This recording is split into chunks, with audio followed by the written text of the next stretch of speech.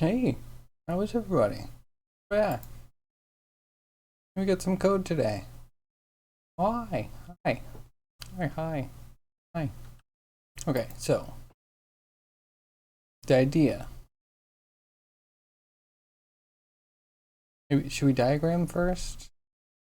Let's diagram. Just a tad bit. Let's see. So if we open a new murder board. Okay, so Tetris like features. Look. Mm-hmm. Off to a good start. Tetris like features. In Macablo, two main branches. Diablo Clone's inventory, right?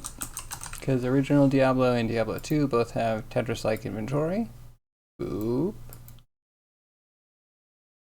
I believe they use a wave collapse for their tile stuff, kind of typical tile stuff. I also have a feature-based tile thing that I have mostly turned off. Let's see, wait. Looking at stuff for like worlds.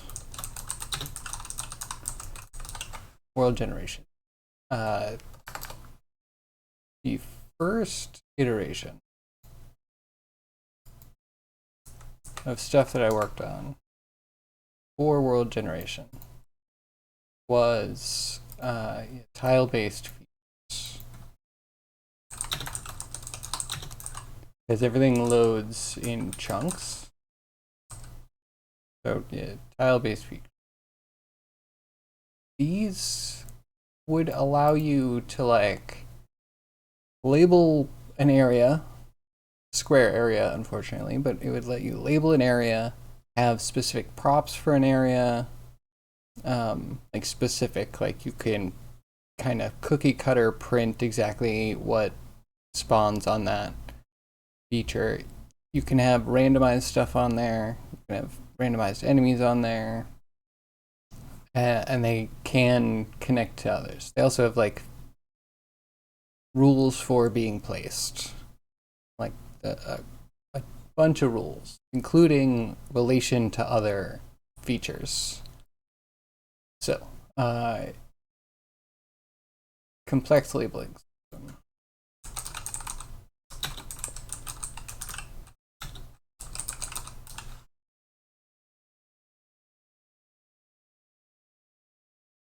Okay.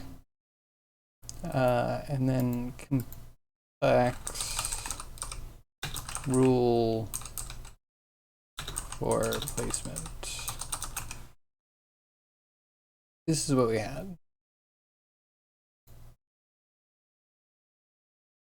So the features would have the placement rules, and then you would pick based off which one could be placed, and then we'd have some priority based off of like a wave collapse. Anyway, that's what we did have. I then took that not out, but like I took all the features out, so it doesn't actually pick anything right now.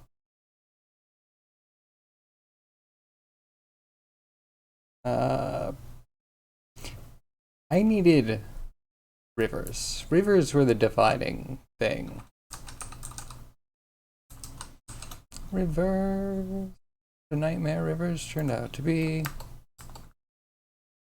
So I got them done with features,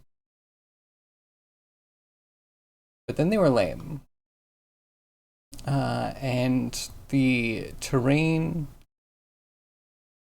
is at a certain density to be able to show certain deformations. It does hills really well. It can do mountains pretty well. It can do like ledges, like decent. A ledge is not a river. A river is two ledges. Uh, so having two ledges within a certain proximity of each other means you need a certain resolution. We didn't have that resolution. Like I didn't find it necessary to have that resolution. And if you do, then like when you're moving around in your mech, things are like bumpier than I feel like they should be. And I didn't really want to have different visuals from collision model. Like I just wanted things to be nice and clean in that respect. So we kind of like have this convergence where we need rivers to be big enough that they take up a certain space, but they also need to flow. And if we're doing mountains, because after you do rivers, you're thinking, well, like, where does a river come from? Mountains, and then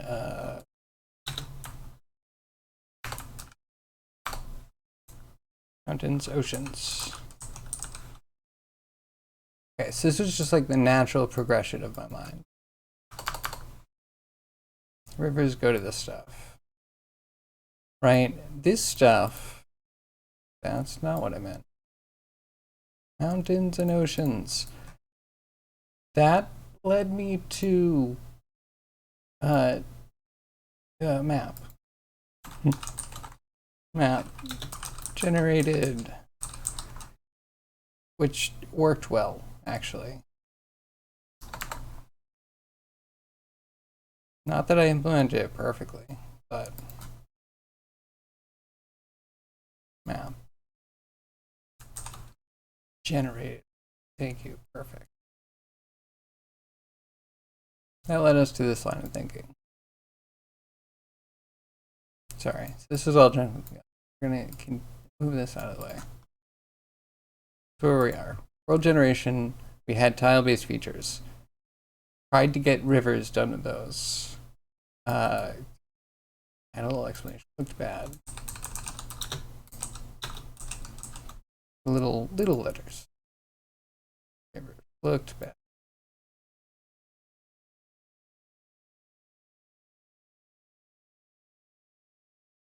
And then mountains and oceans. Extremely hard to do. Oh, I did that thing. Okay, see, we're dog fooding right here. We finding problems. I like the slider. We need to protect it though. Note that for later. Write that down. And then this wasn't looked bad. This is hard to do.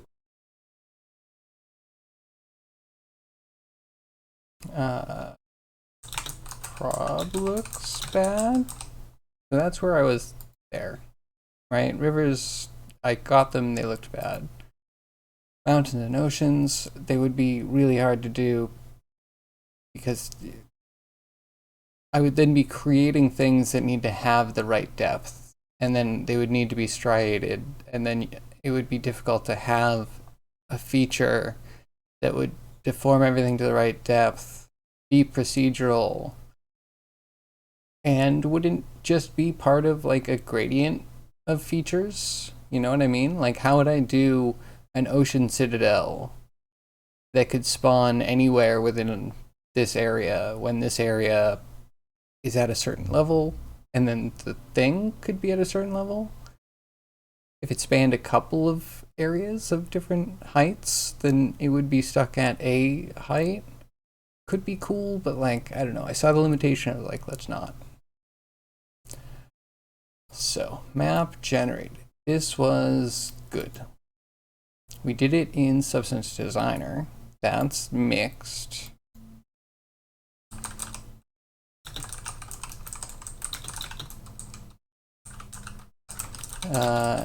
And then after we did that, we regretted it a little bit ever since, because we need to redo it. It needs to be transcoded for proc is procedural. For procedural creation in Unity.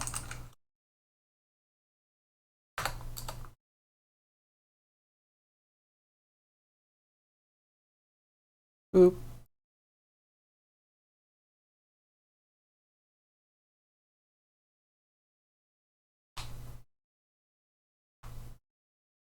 Hi, Atlas. How are you?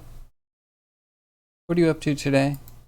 I'm telling the story of how we got my world generation. How we got to where we are.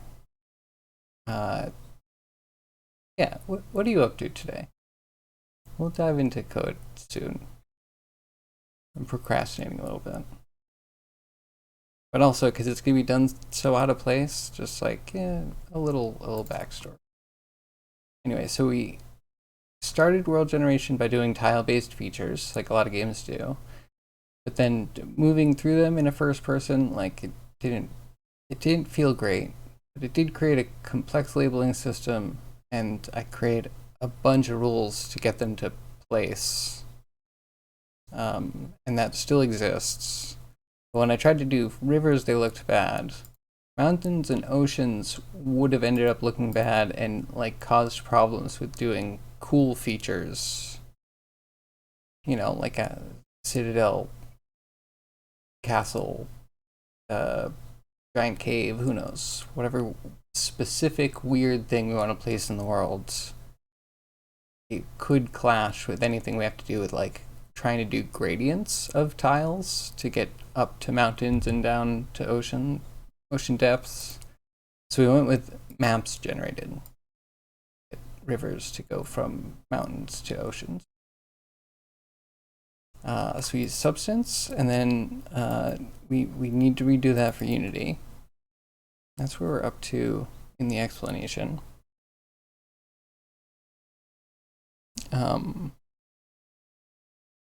Yeah, after this, we're actually almost caught up.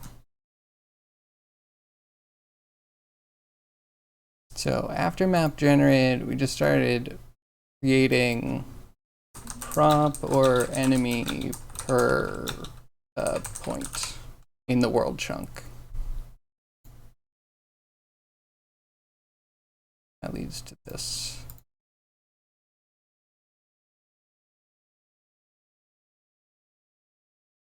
And this leads to some problems where things can overlap.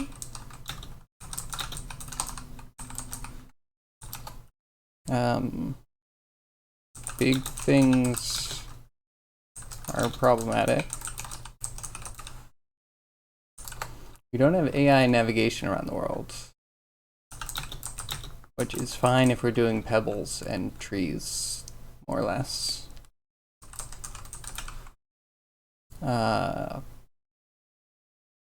Yeah, so we have all these little issues. Not much up today. Existing under projects are turning into endless frustration. I'm sorry to hear that. What to use the ground base in the generation system? Ground base. So, okay, so we have the map. Also have a like Perlin cocktail that we're using. I think we're always using that. That's just like an omnipresent thing. We're not randomizing this, but this is going to be the easiest thing to make it feel like you're in a different place. Okay, so yeah, we have all these problems. Noise height map? Yeah. So my Perlin cocktail is like Perlin at different frequencies added in at different height scales. It just took a long time to tweak to get it to look good. Most of the hills and valleys and stuff you see is that. And then the generated world map has like mountain scale things, ocean scale things, and then rivers tend to go pretty deep, which I think is a good thing because I think we need river to kind of be a sub biome.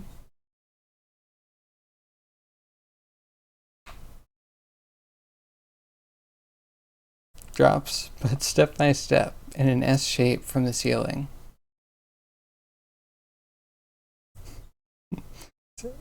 Drops step by step. So like walking down an invisible rungless ladder.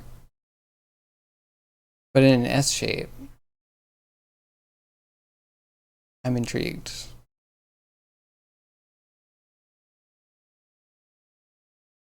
Uh, no, FFT. I've used FFT once.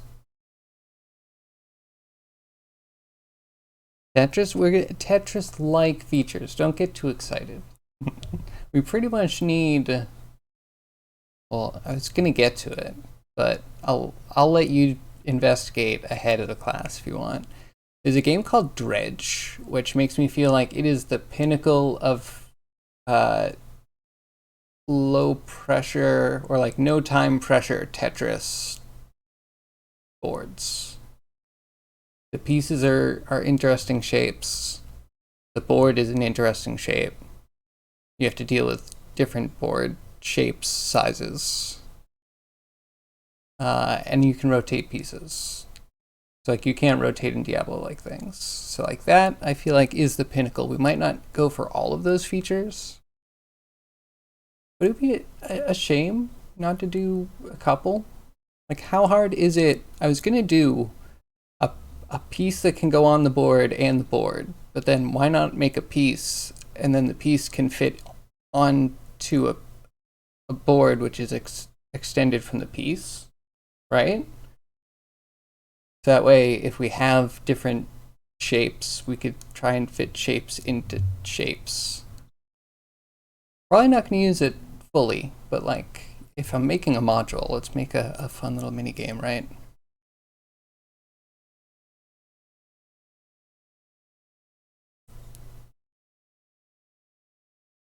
Oh, drops, but step by step in an S shape from the ceiling is Tetris. Right. Man, my head's in history land, trying to recount my path to try and get world generation, or like laying the foundation for it without having a clear long-term vision forward. Anywho, yeah. So we had like wave collapse tile based feature system that couldn't really do rivers and mountains very well. So we went with map generated with a Perlin cocktail, putting a thing per point because the point could figure out a biome based off of the color in the map generated. Then we have overlap, no AI. Big things are problematic. Next thing is instanced stuff.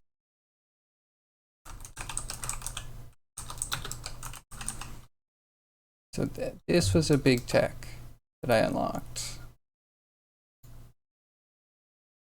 It happens by chunk and needs maps.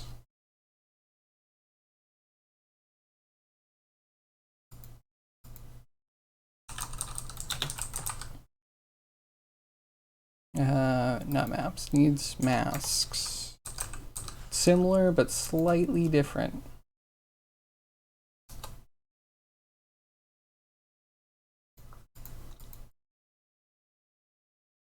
So instant stuff needs masks both to cut out the props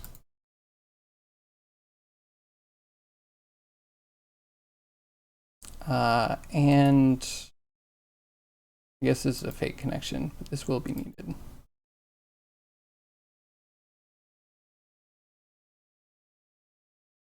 Yeah, I think we just need lots of masks for the instance stuff. And then you get Tetris-like features. Inventory and world placement, because our world is still a grid. And like this will give us the ability to do like mask out props that are big so we don't overlap things. It will allow us to then turn that into AI nav, things to avoid, right? We can maybe think about adding some other features, like maybe saying it as a height, so jump jet enemies can actually get on top. That shape is also what rivers prefer when they get into flatter areas. Yeah, they meander quite a bit, right?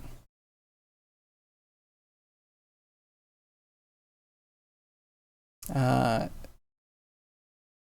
so yeah. So like the map should take care of rivers and do organic shapes. And then the Tetris-like features should help just block out like buildings and stuff.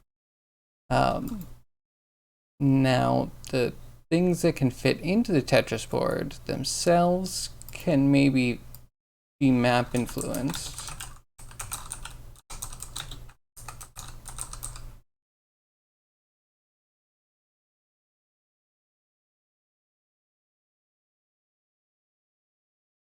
And they can also, I guess, mask out stuff.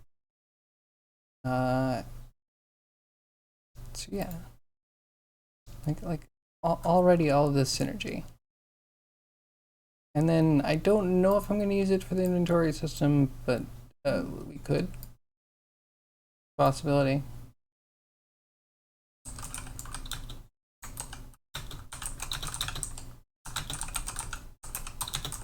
So much benefit, right? Stuff not in an infinite grid. I'll take it. Okay, so yeah, this is the idea of like why we're doing this and what we're trying to fit in. Now, like if we lose the inventory bit, I think it's still really important for world placement. If I follow through and it works.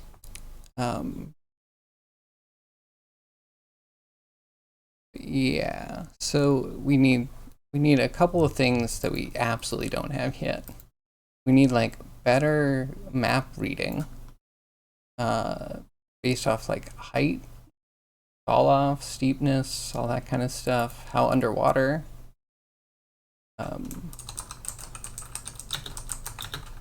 So detailed map parsing, and maybe we end up taking this from the map and storing it in a Tetris-like grid.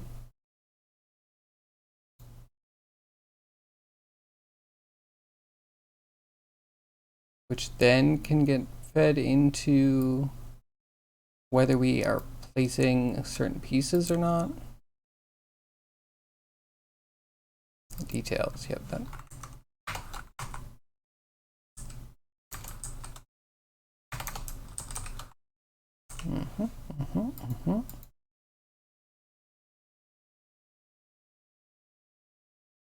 And then the instance stuff will get masks from here. It's brilliant. I do need to figure out an entry point. And I think we start with map generation, though we'll do that as a different module. Because we also have to generate the maps in Unity. I want to deal with that separately.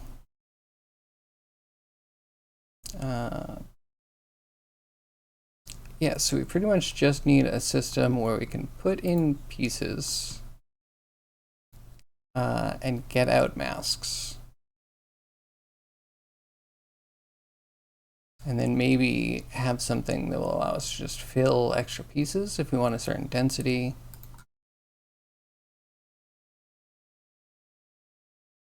Yeah, that's kind of the idea. And then yeah, the next step will be that map stuff. Save this, sure. Assets.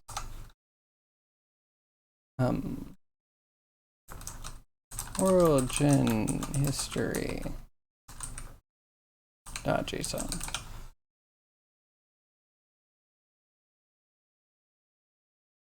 Make sure that actually worked.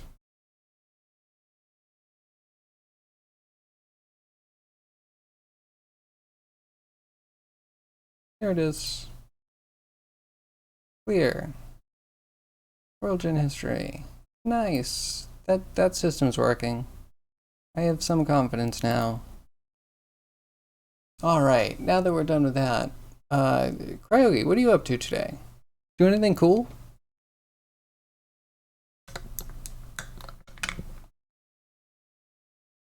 Also, Catless, which project's giving you a hard time today?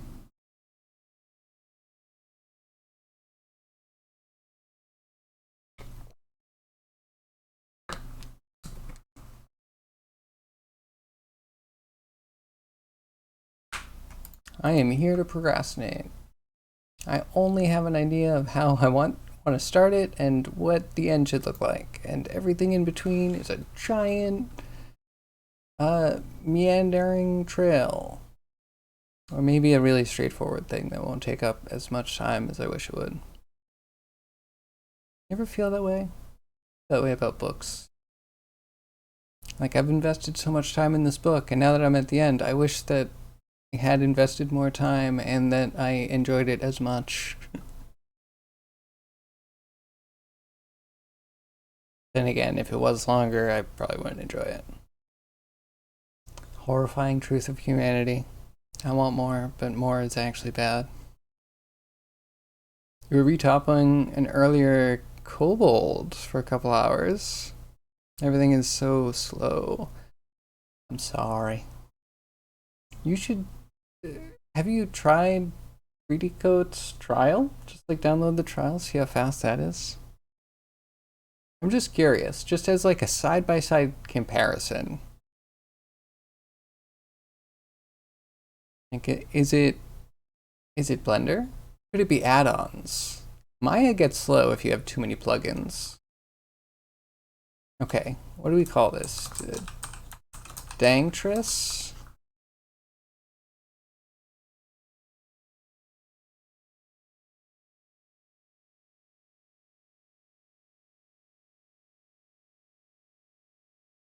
Yeah, okay, Dangtris it is.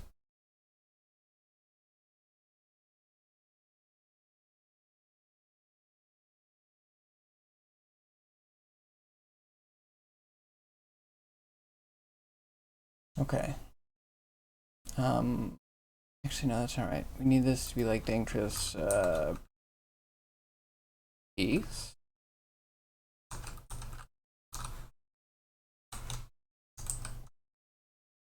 And then, yeah, the file needs to be named the same thing as the class.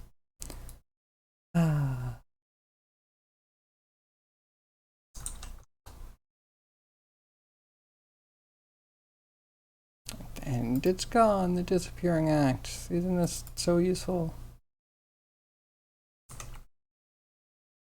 Okay, so we have a piece. We'll have a grid later, but the grid will be extended from piece, and that'll be like our little secret.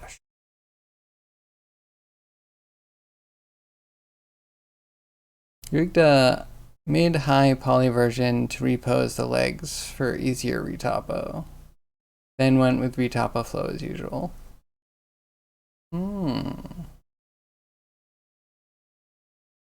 So is it slow just because you have the mid-high poly in there?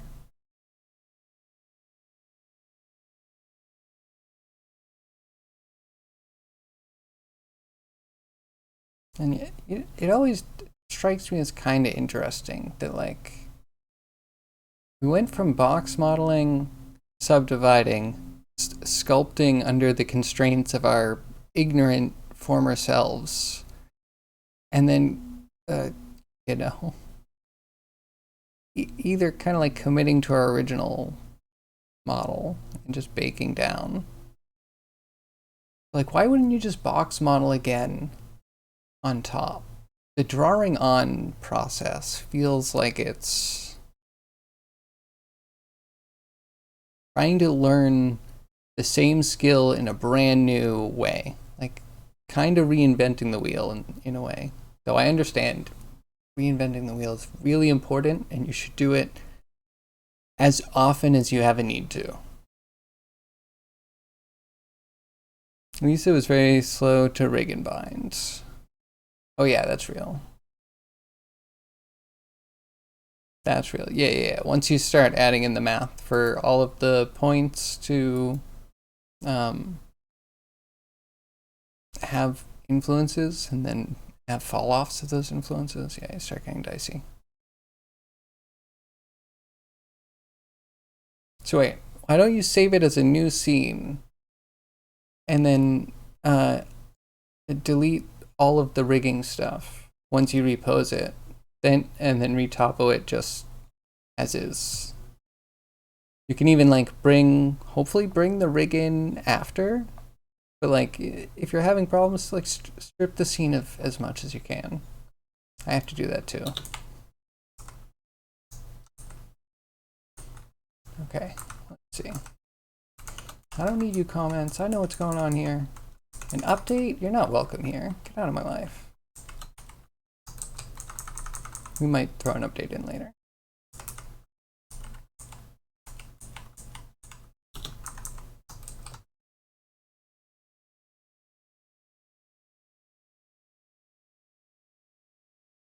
You're trying another rig add-on and it took a few tries to make it not die?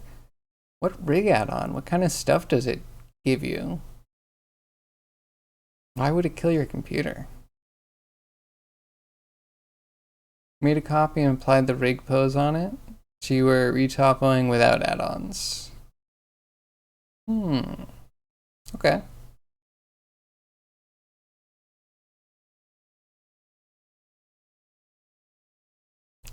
You know, I'm curious. If you ever want to send me a model that you want to see auto retopoed, let me know. Or send it over with a nice message and I'll send it back. Without active modifiers. Okay, I see.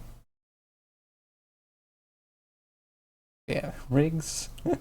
Oh, there's like this whole thing in Maya about like you want to do your animating almost on like a bad rig because you want to get a lot of positions and timings right. And then the cinematic rig, like the one that you actually want to render, it can take a while to move. You know? You don't want that lag when you're actually working. That's a whole thing. And how like you make cool tech and then you want to optimize that cool tech. So interesting, especially when you're like pseudo programming. Like you understand how all the engineering in Maya works to connect all the stuff, but like you then need to debug not code but nodes and under the hood crap to make sure you're using like less math operators. Very interesting.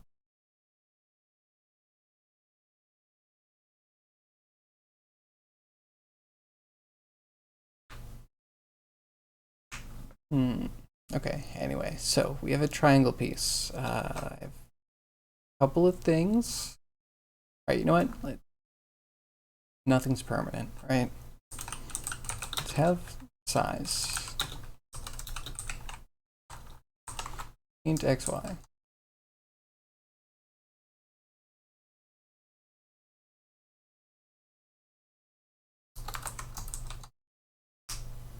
Okay.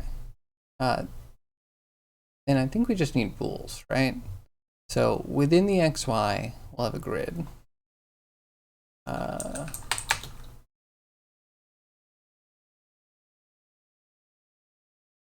Like, but it could be an int, and we could just have that little bit more information.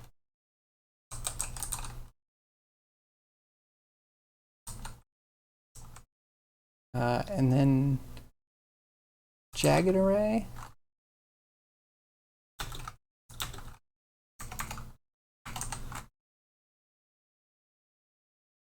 So I might want to make an editor script so we can fill out the shape.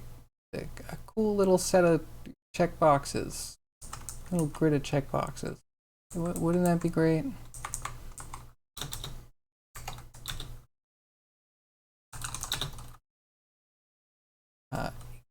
New cool.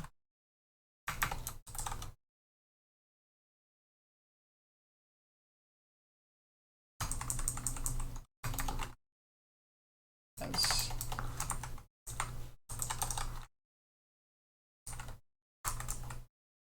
yeah, that's the one. That's why it's yelling at me. And going between mel, C# can sometimes get a little hairy. The rig itself shouldn't be heavy, just the dense mesh. Maya until I think 2023 also couldn't really do dense meshes. For ARG, I'm a little salty about that, but we don't need to talk about that right now.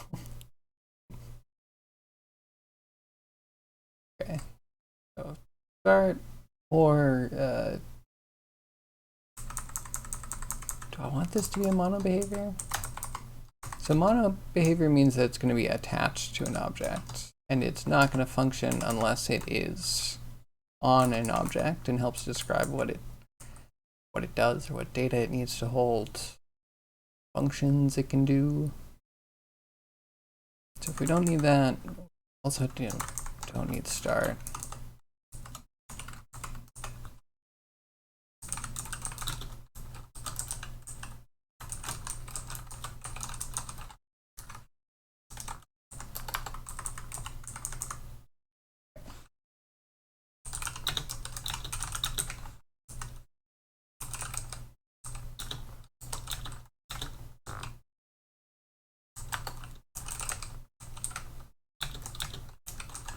Okay, set the things.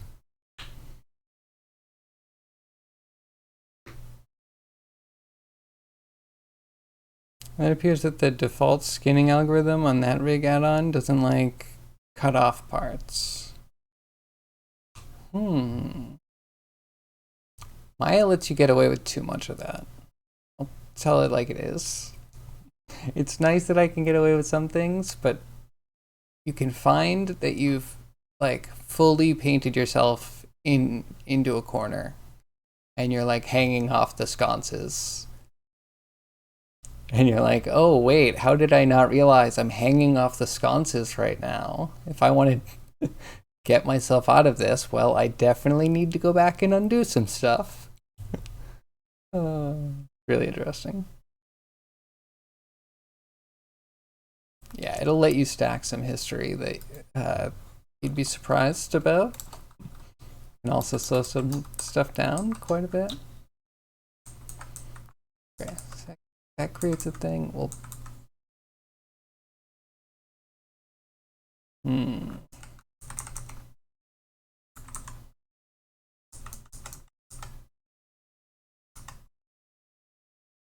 How do I want to save it though?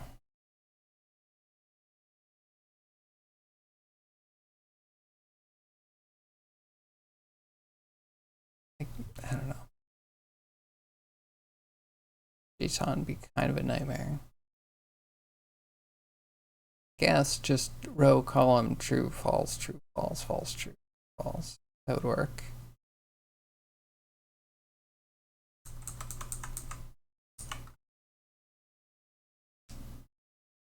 Yo, Grimy, what's up? Good to see you.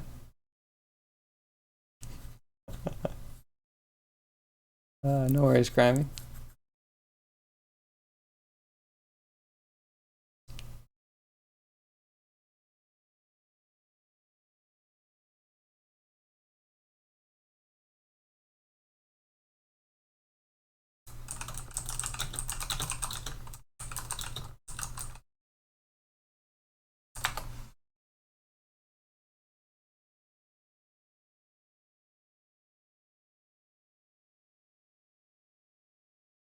Okay, anyway, we don't need to deal with saving right now, right?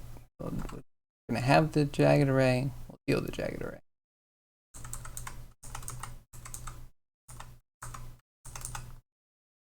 Okay.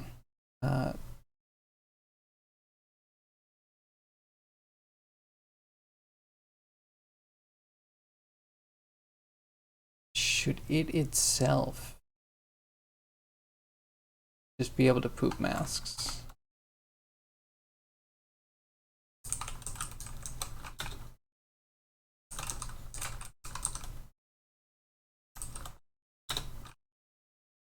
Okay.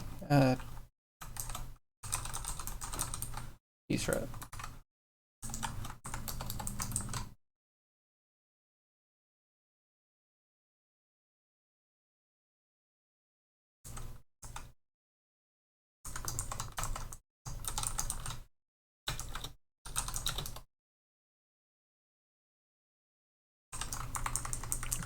We shall name you the rep.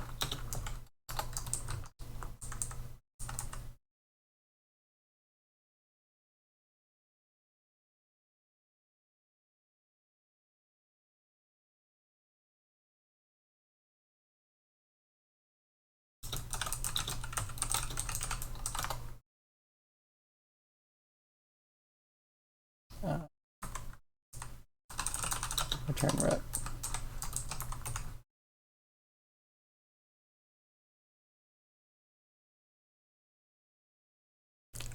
It wants a size, sure, X and Y.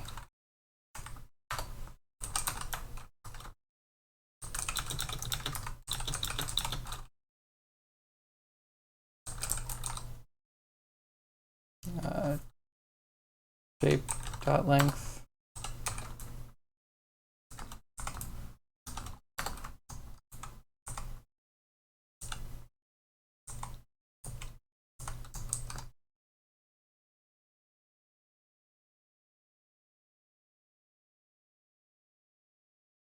Kind of missed the mark off.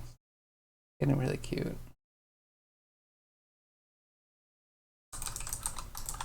Anyway, shape.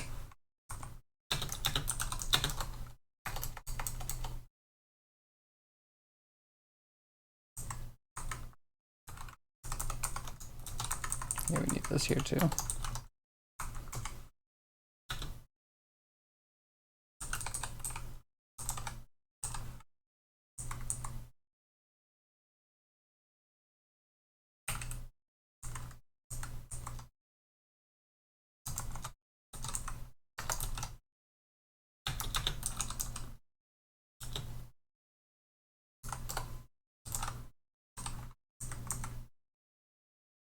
This will be X, then I'll go through all X, then we'll make new Y length for you. Right?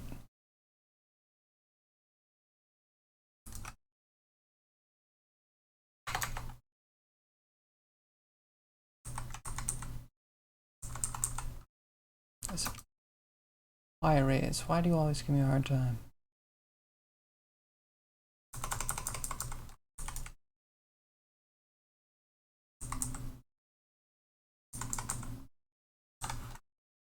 Yeah, that's the one. It's like a deflated one, and then we inflate it in the next piece. Okay, so they should all start false, because bools initialize false. They're highly negative things, booleans.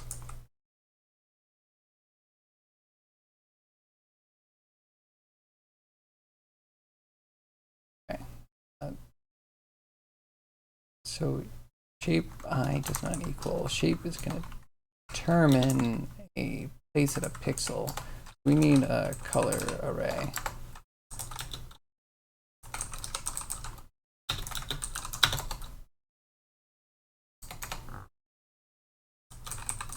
New color array, please.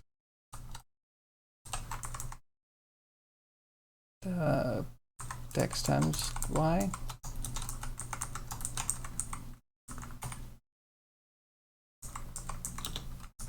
I can math, I promise.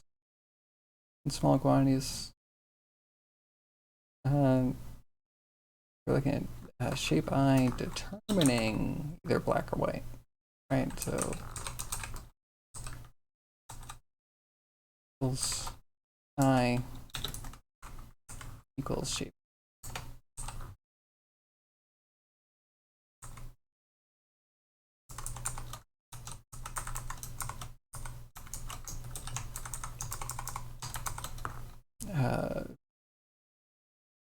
This is where it gets dicey. I don't like using J. I'll use J for now. And it'll be there forever, but know that it bothers me.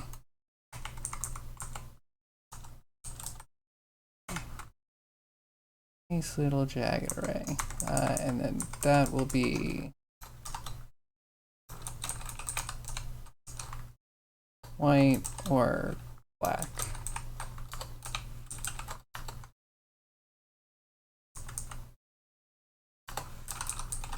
Then red dot set pixels.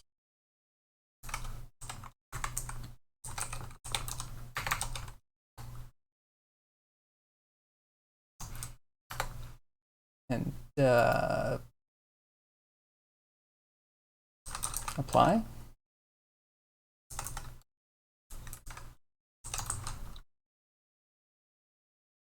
See if that works. I might want other things like map level, readable maybe.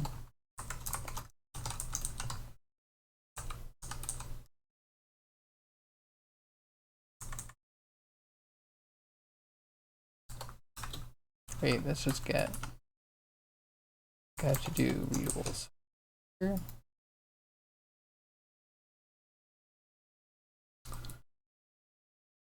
Peak.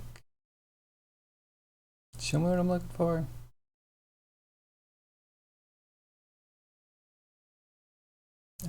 Count. I don't want any of this. Just readable. Let's get. How do I make you readable from the get-go?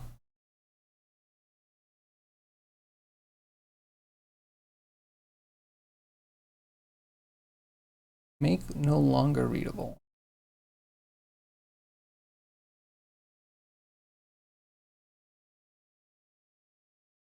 Okay, we Darren, we bold. True.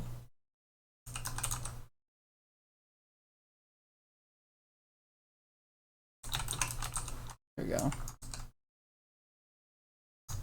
Yeah, we can label this. I think we can just use one in a label.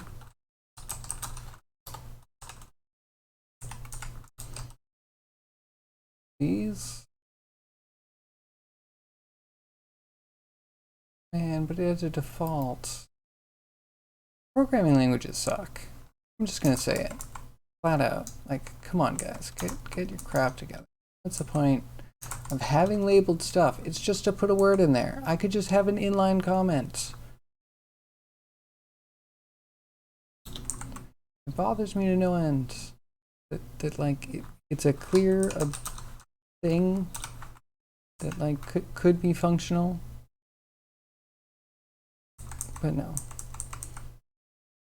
Let me put a little cute little note about what the variable name is. Like, come on. You're starting to label them. Let me do the arguments out of order. Get your crap together. Let's actually have some freedom here. Anywho, I think that's all I need. Just so I can read the whatever I need to later.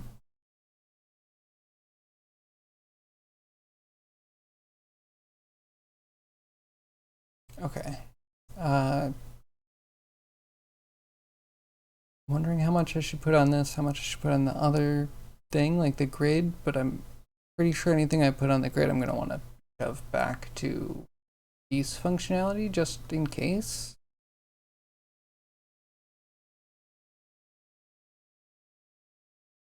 Actually, I wonder if nested grids is how they did the like socket system in Diablo 2.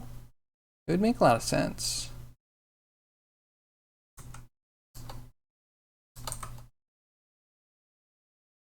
Yeah, I might not need to extend it all.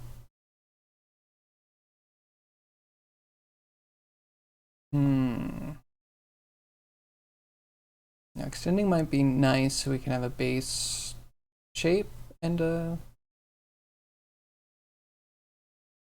I guess we can have an updated shape.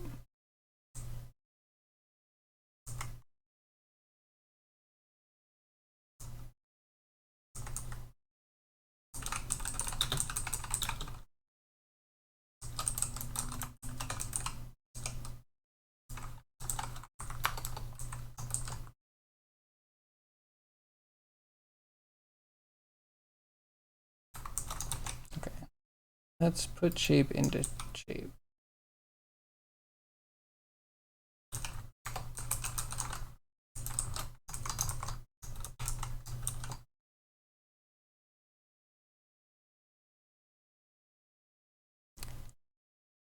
So it's kind of vague. We might have a couple different shape fits. But one thing I'm thinking is if we're looking at a specific region within shape.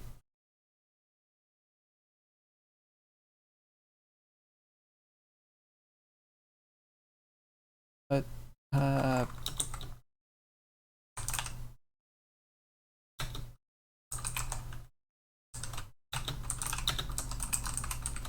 start X and start Y.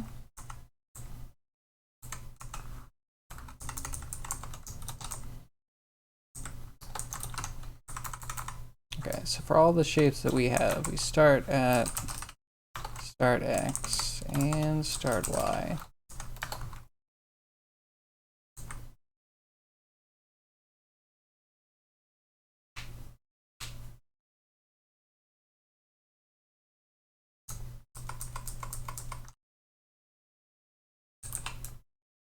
And we'll check to see if piece is filled already.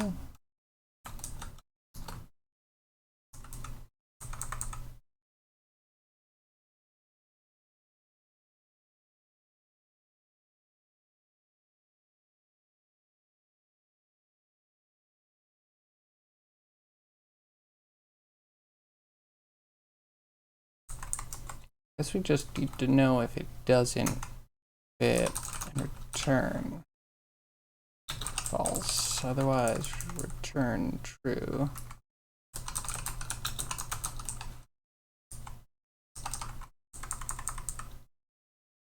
Wait, so we should see if this is no and the other shape is yes, right? Because we want to fit the windows together. So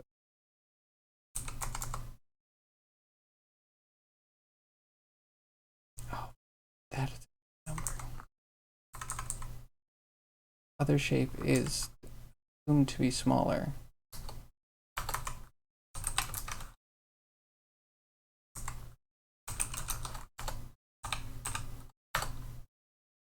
Shape dot length is less than shape dot length minus start X. False, too big.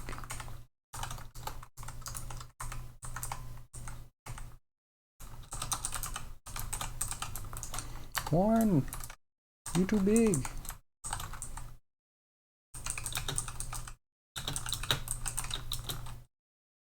Nice sad face. Then everyone knows. That's superior UX right there. Do I have my clipboard? Gotcha.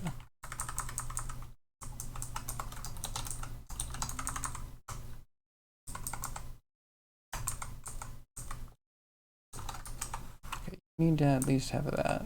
And then you, I mean, it's a jagged array, but I'm not using a jagged. Who would use a jagged? Only a madman would use a jagged array in an actual jagged format. That's not necessarily true.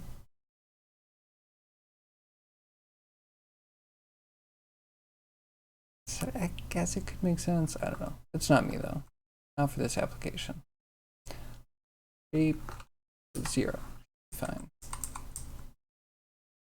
Because again, we're going grid-like, and it's always going to be a square, and then we just cut out things that aren't the square, right? So if the other shape is less than shape 0 dot length minus start y,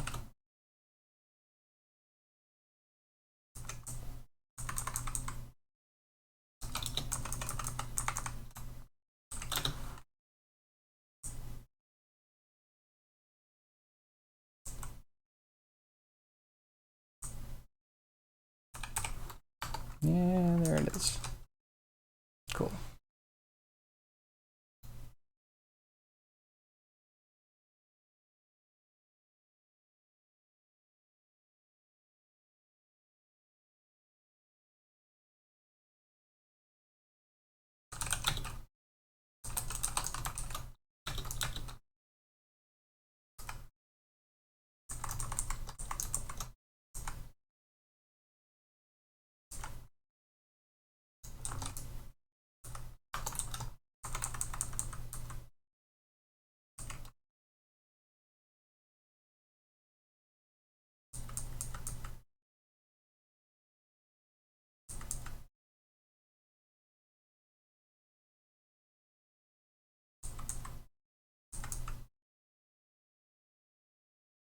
No, I don't think we need another J.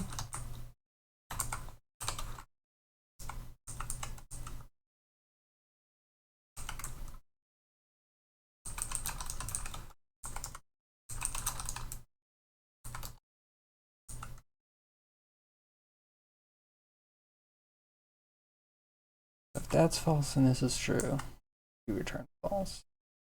Might also want a surrogate shape.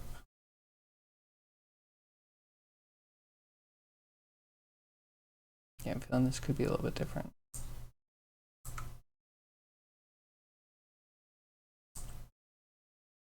Man, my ADHD is crazy.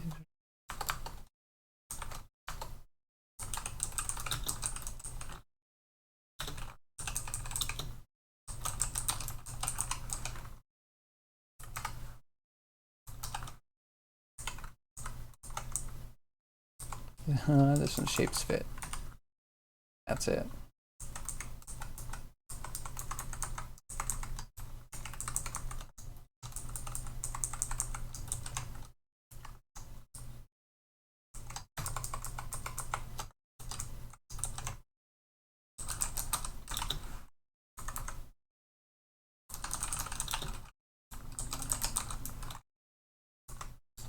Shape fit.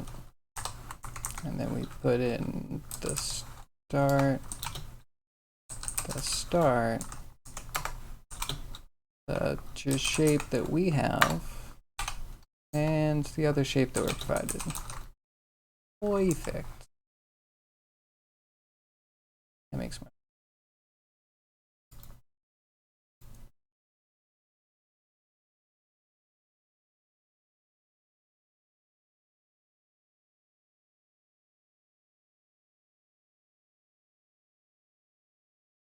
I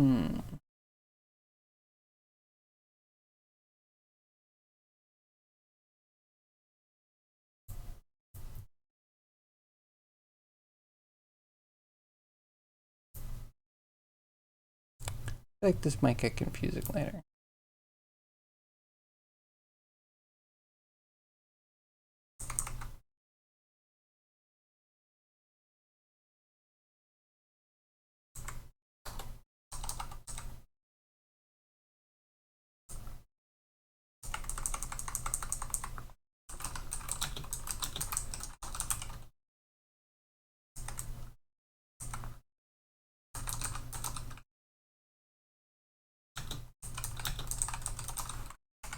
Okay.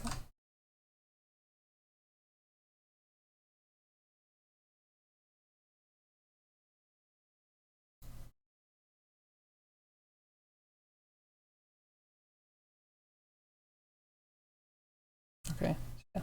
There's the false. Otherwise, obviously it does fit. Shape has an open.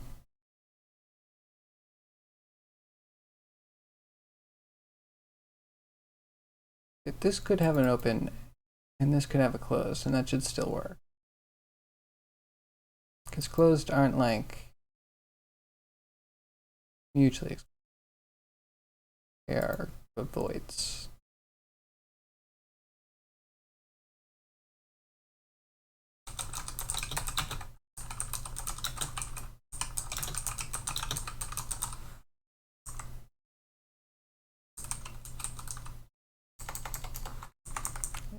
Other piece, within piece. Ooh. I used a summary. Cool. Wow.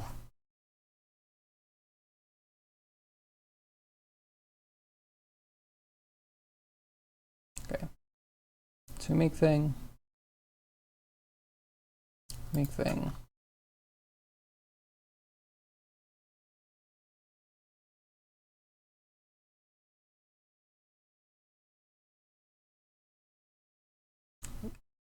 Feels okay. Let's make sure it compiles, I guess. You like to yell at me today, Unity? An airing of grievances, if you will? No, you're good. I'll take it. Okay, so triangle piece is not a mono behavior. We don't need to put it anywhere, but we need something to ultimately use it.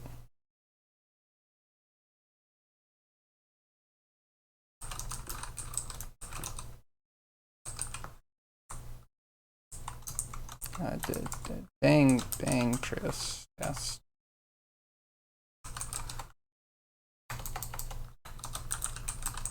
Environment. Sounds very professional. Consummate professional. So we will have a grid.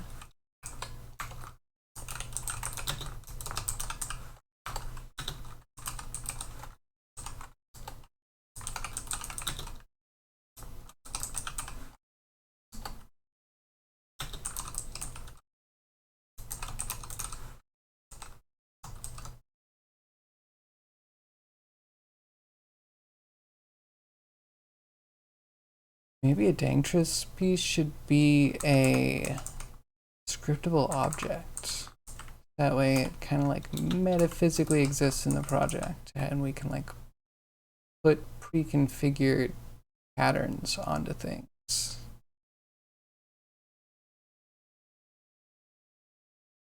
Then yeah, if we have enough functionality around the piece, and if we have a manager of some sort, that's enough to expose, get what we need for worlds. Though maybe we should get it up to the point where we could like do the Diablo 2 inventory. I'm on the fence about rotating. If anyone has opinions on rotating.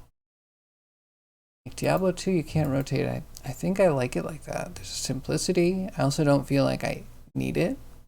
I feel like I can usually reconfigure things to fit everything. Might be doing that at the cost of complexity, or at the cost of needing to keep it simple. Cleaner.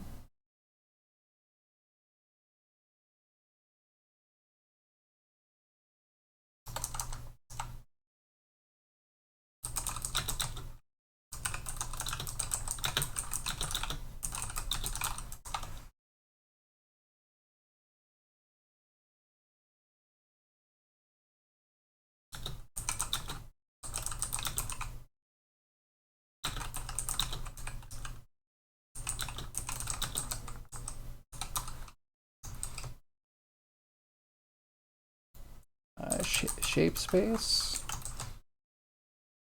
That feels smart. Okay, that creates the picture.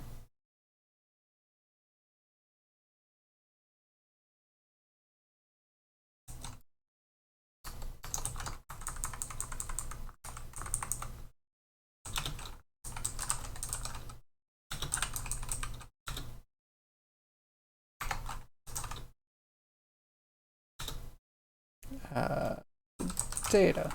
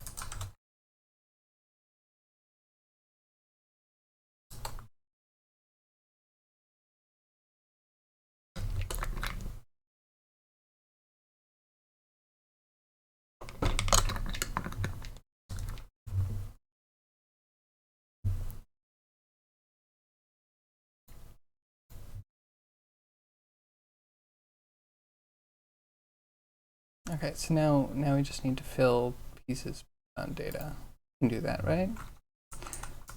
That creates all the things. Now that we have all the things created, we just fill it.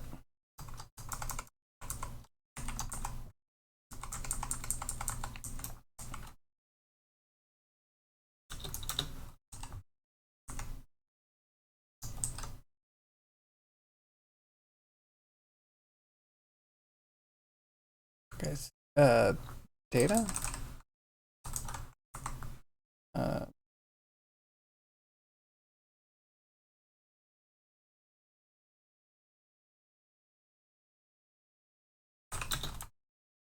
I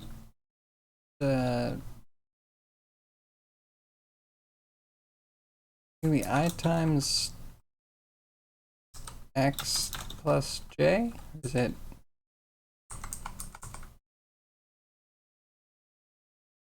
Yeah. Yeah.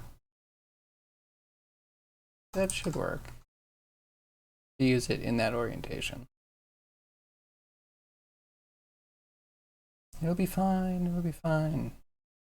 I think, I hope.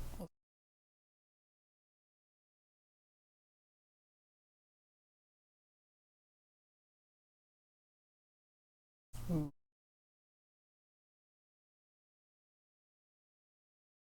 I kind of want a thing to like make fake pieces better. So we're gonna like draw the texture on it,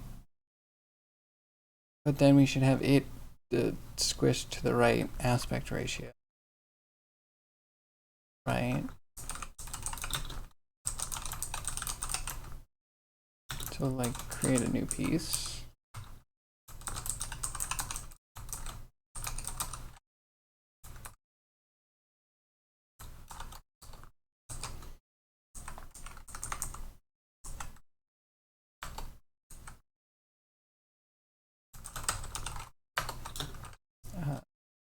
New go.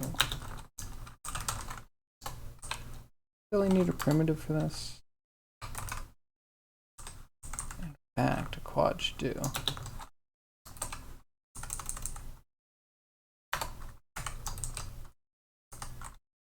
Okay. Get rid of the squiggles. Need the squiggles.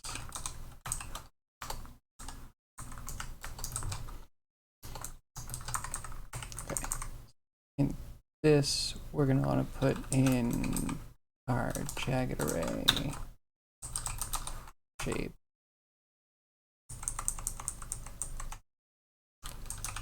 And the size.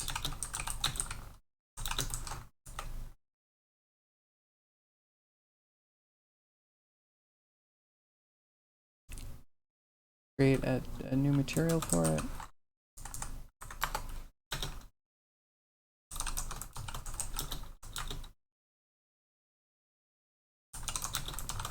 There we go.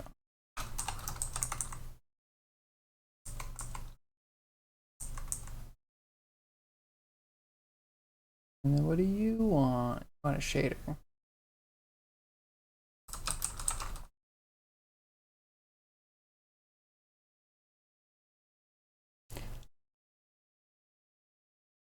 Maybe we just use a generic.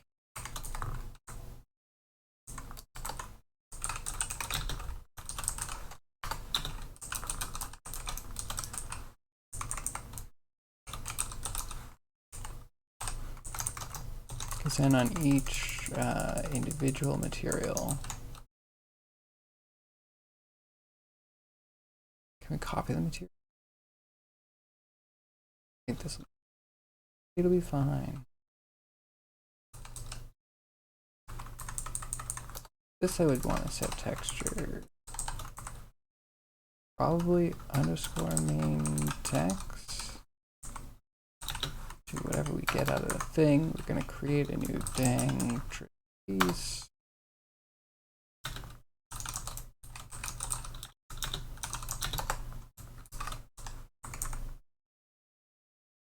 XY shape.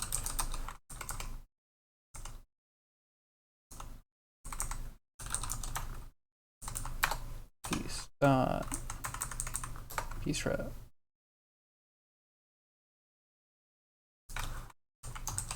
Function of course. And then we need to set it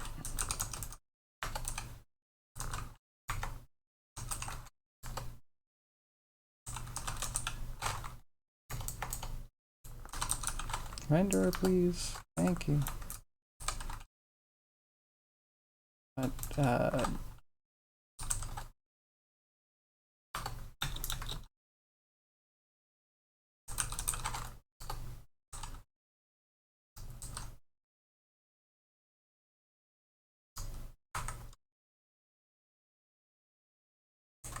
do it like this.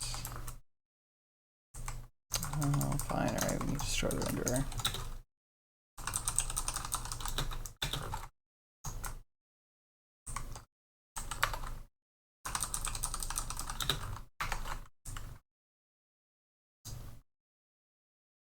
So material equals that. I forget. This material does that.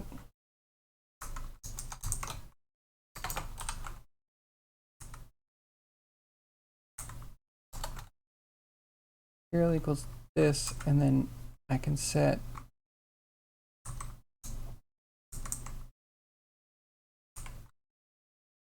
okay. This dot this.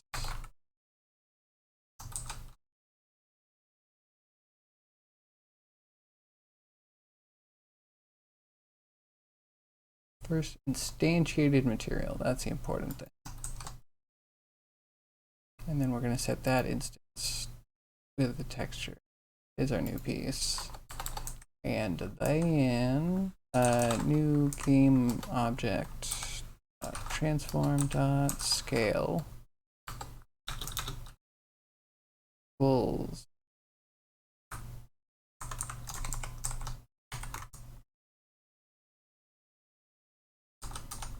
divided by y.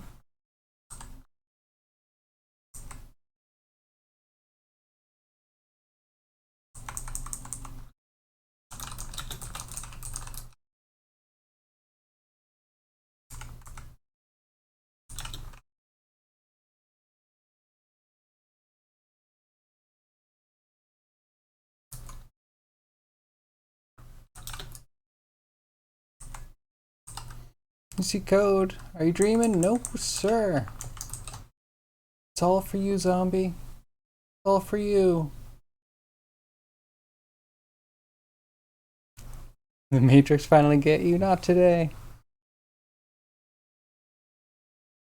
How are you, zombie? What are you up to? Are you doing the code? You doing a clicky clacky on the keyboard?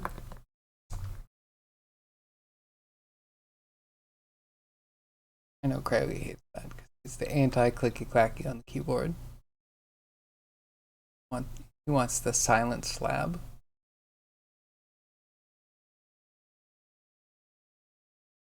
Trying to find motivation. Cool. What's the goal? Or is motivation the goal? Once you get the motivation, what would the motivation be used for? Okay, so that creates the thing.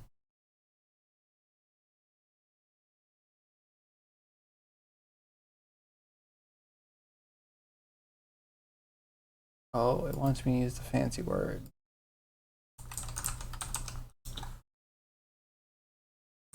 Right?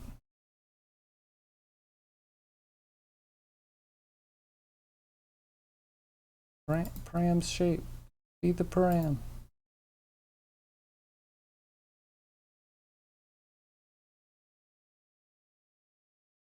No, it should be. It's just shape. Shape. Shouldn't that not just be the thing? Oh. Single line of data. I don't regret this later. It's the kind of thing I kind of do regret.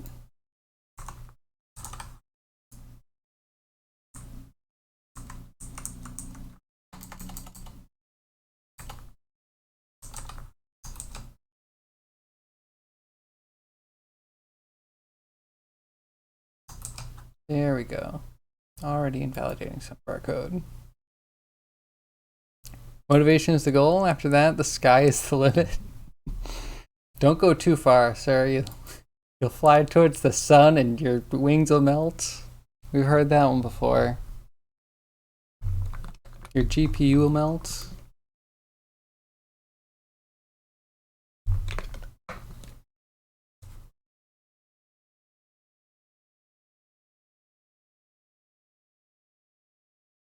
Zombie only flies at night? Good. Excellent.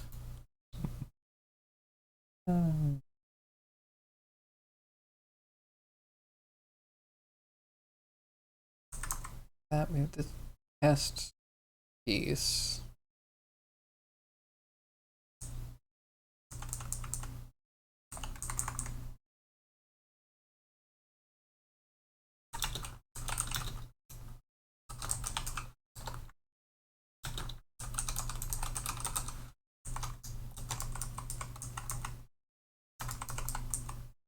Oh.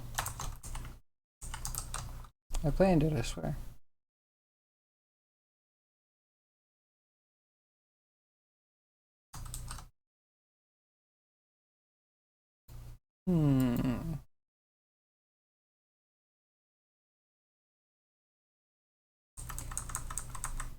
Zombie, would you ever make your own game? Or is that blasphemy? Forget I said anything. I never asked. Why would you not mod the world? You know what? Forget I didn't say anything. Who am I? Who's this streamer guy? Who's in this little box at the top of my code? Wait, that's not my code. You think you would? Well. What kind of game would Zombie make? I'm intrigued. Getting started is your problem? I have the opposite problem usually. Usually I'm really good at starting things. It's like so hard to continue things.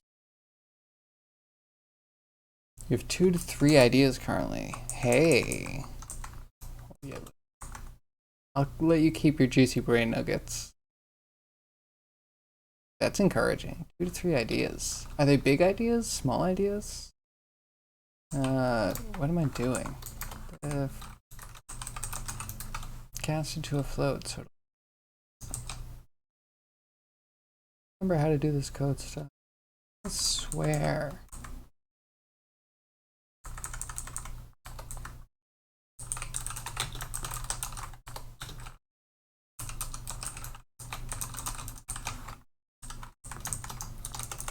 Okay. I'm gonna create a new piece. We're gonna say that it is a 1 by 4, 1 by 5.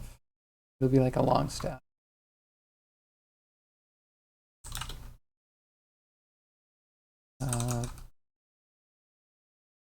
There's no good. Is there a good way to do this? Cool.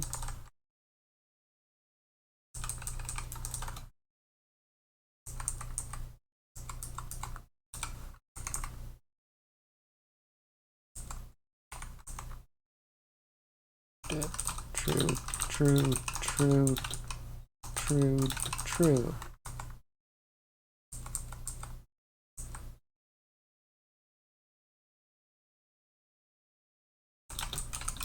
And then we shove that into our test piece.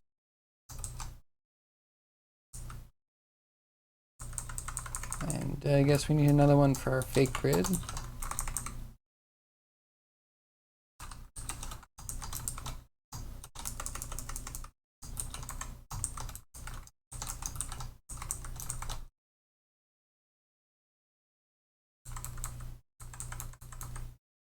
Oh yeah, okay, you're just grid.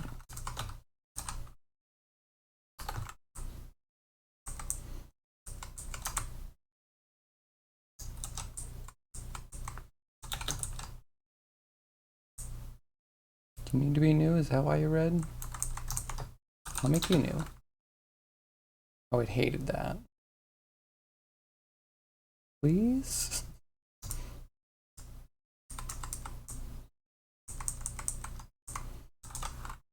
You want the thing? I can give you the thing.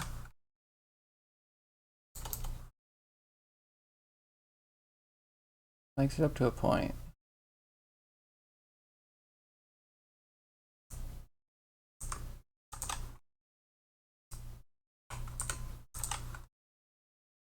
Yeah, okay, yeah, that makes sense.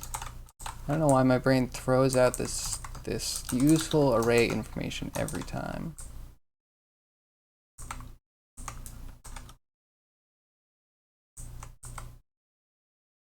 Oh wait, we didn't do that one. You to be new. As if it can't tell.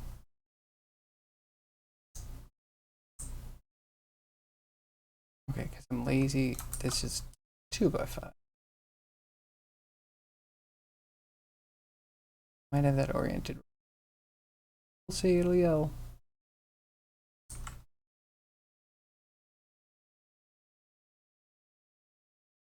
How do you yell? Your latest would be the most realistic, you think? A remake of Lemmings 3D, but with zombies. Oh, that'd be pretty good. Instead of a door to another dimension, you'd feed them to a hospital or a police station or something like that. Oh, that's fun. I like that. Replenishes lost zombies for the next stage. Oh, yeah, that would be pretty decent. That would be a good thing, and you could just use Unity nav mesh for that. It would just be like throwing a bunch of props together. And then I guess having some things that either kill zombies or have them get distracted. Like don't go too close to certain things because zombies will just like peel off. That could be really cool. Wouldn't they be after brains? Like a mall, concert, or sporting events? I mean, that seems like the big times. Seems like a later level. It would start small. Every stage got bigger, got a bigger goal. Start at a small house, end up at a stadium or so. Or an airport. I guess, yeah, a stadium with a live event. But wait, what's happening at the place doesn't really matter, right? There's no interactivity there. So yeah, you could just say airport. That could be the biggest. Because it has the highest potential. That would be cool. What would the hazards be? Would the zombies die or get distracted?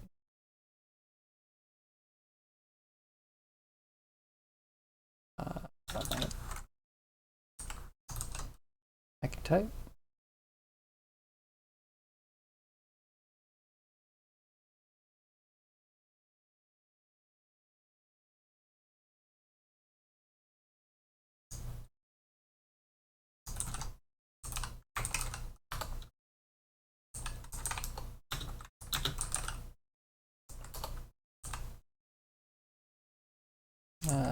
Mouse position. I think we need to get like a camera.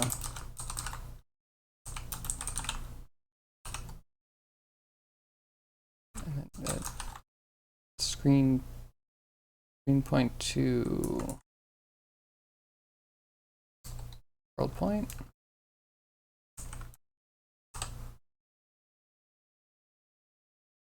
So that should at least follow the mouse around.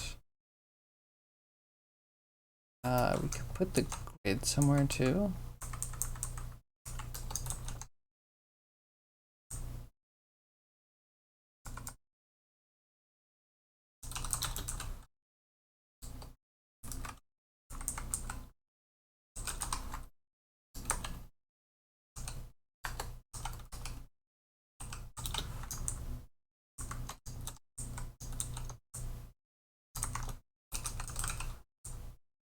And see arbitrary number.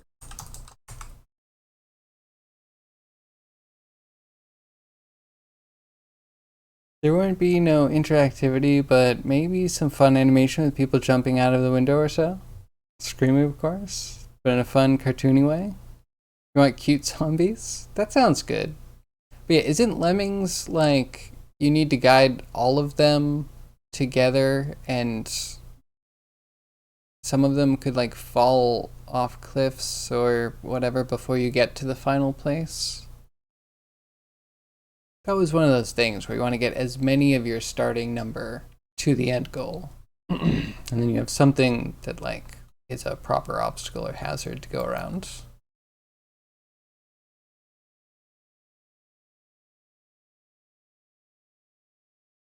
Okay, I'm not gonna lie, I've never actually played Lemmings. I've only seen, I don't think I've seen it played.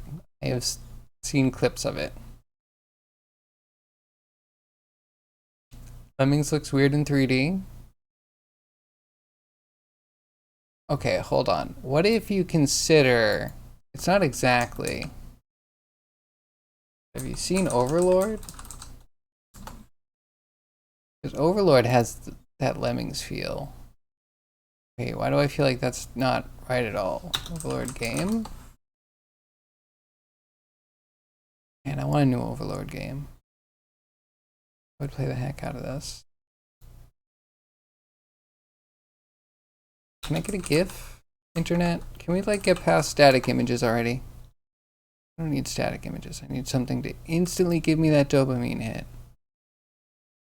And as soon as I put GIF in, it's like, nope, we're gonna give you this weird new anime thing. Okay, never mind. Video it is.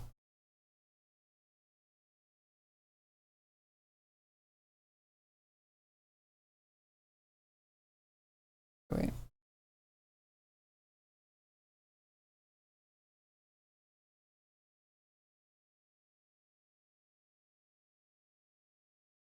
Okay, so they're like following him, but I remember there being a thing where you'd pretty much stand back and you would like control them and sweep the countryside.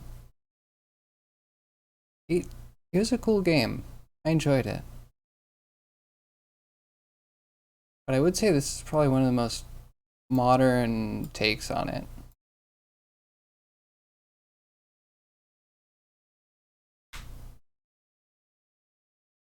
You only played the 2D versions? That's fair. Let me remind myself what it looks like. It's the little guys in the really long shirts, right? Lemmings the game.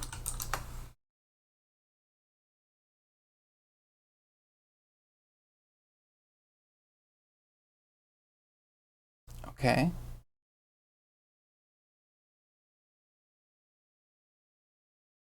Okay, show me an obvious hazard. Okay, I'm realizing it. I mean, why do I feel like there's no gameplay to this?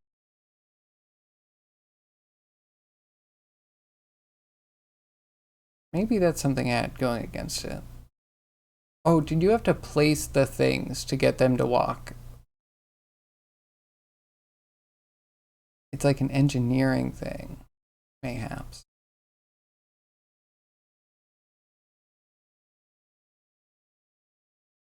Oh, and you have builders? Interesting. I know nothing about lemmings. I know absolutely zero about lemmings.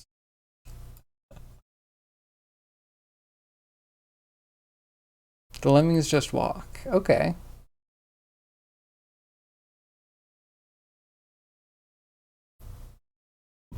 Lemmings 3D was a bad game with a very bad control scheme. Obstacles send them back in the other direction. You can give single lemmings tasks, like dig, or give them umbrellas to survive long falls. Okay. Okay, that sounds kind of interesting. Hmm. There have been some more recent remakes. Still side scrollers though. I mean, yeah, I would hope. We have more pixels that we can use to represent lemmings with. Or we could just make them really impossible to see on a 4K screen. Or tell one lemming to stop and send all other lemmings back, like a wall. Interesting. So it sounds a little bit like a logo turtle management game. If you get the reference. A scratch cat or whatever intro to programming thing. Navigating a maze.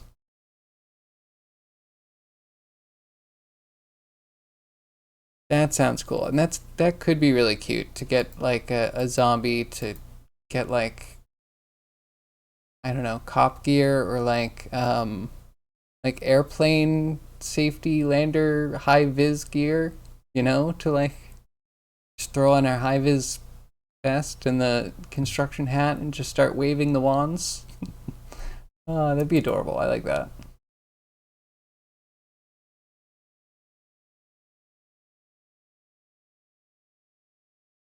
I have to wonder if multi-layer levels would be playable. Oh, that would be really cool. That would be really cool. Even if you just did it like Little Big Planet, where most of the time you're forced to one of the planes. Not really like two completely separate planes, but just kind of like there are walls that sometimes you jump back, a step. Could be cool just to give it more visual flair. Oh, or even if you do it a bit more like a fluid sim, so you have a certain number of zombies and you have small gaps, then it takes a while for a large number to get all the way through. So it could be easier to manage. Or one zombie rips his intestines out to make a rope for others. Oh, that's a good one. Oh, I mean, if we're gonna go really grody with it, you could always have them like holding each other's guts. You ever seen the little kids that they all hold the leash as the school takes them for a walk down the street or whatever?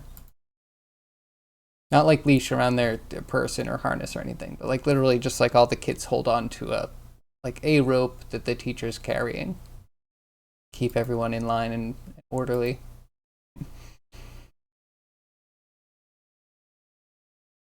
This is Lemmings 3D. Alright, I will prepare myself.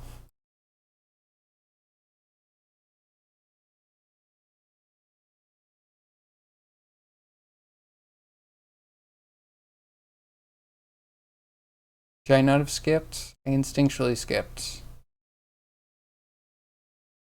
It's the Wadsworth constant?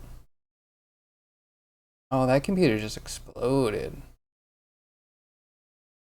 Okay, why does everything look good except for the lemmings, which are overly lit? Could you not have rendered them in the same scene? Or like with the same lighting setup?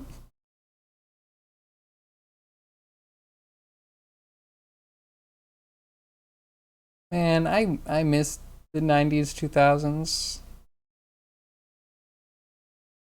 Can't tell me this isn't charming. Not that I want to like pay to watch hours of this, but like so good. There's something about not spending a million years to make a perfect thing. Enjoying something that can be made kind of quickly, relatively.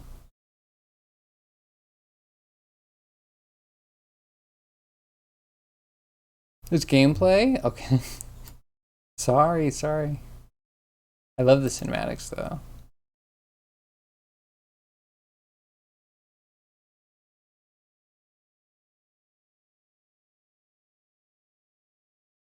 This isn't the worst.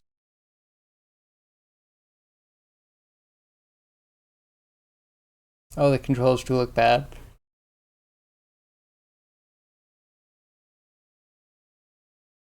Excuse me, big yawn.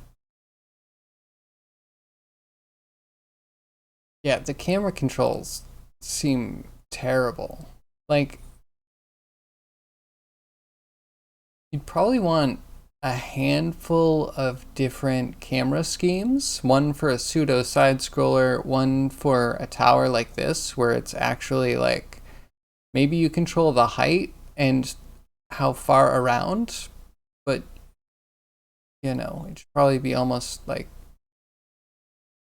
focal point on the center of the tower, right?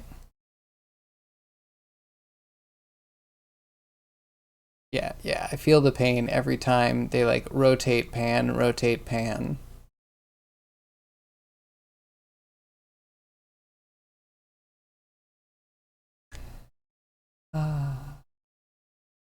This would be great though. Okay. I'm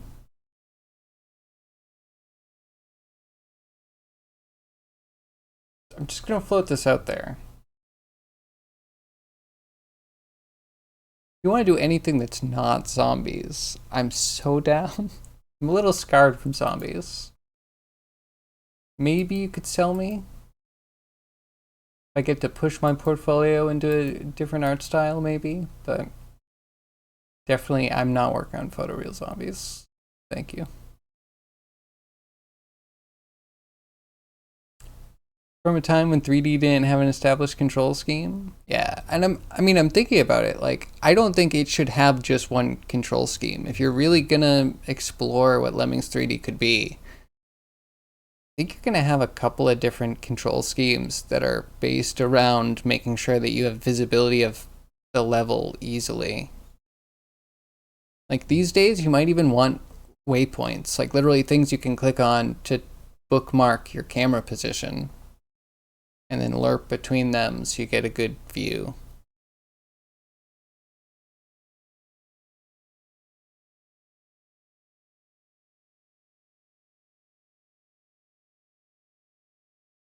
But they marketed the crap out of that first person view? Yeah, that's probably true. It's not a bad idea. Like this in VR would be amazing. Like you might laugh, but actually this in VR would be pretty darn cool. Looking at the little tower with the little people walking on it. Kind of the perfect scale for VR. Zombies only because well they're dumb and they just walk. You kind of want a Stitch Punk theme. Make them out of yarn. I'm so down for that. I don't know if you wanted me working on it, but that's my opinion. Whether you wanted it or not. Put a fake thing. We have a thing.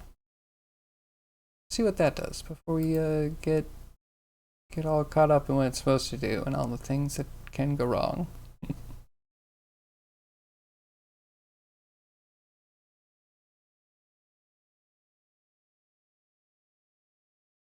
You don't even know if you want to work on it? That's so funny.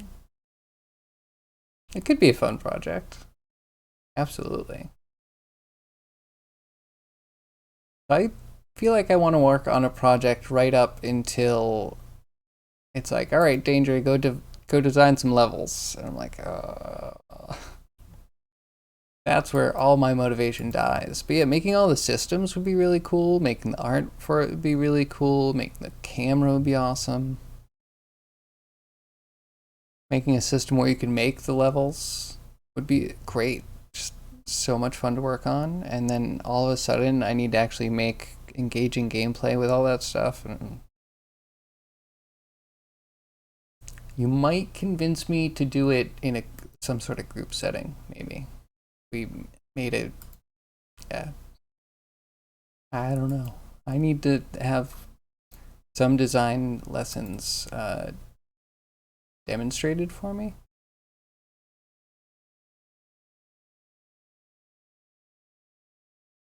Okay. Materials the only.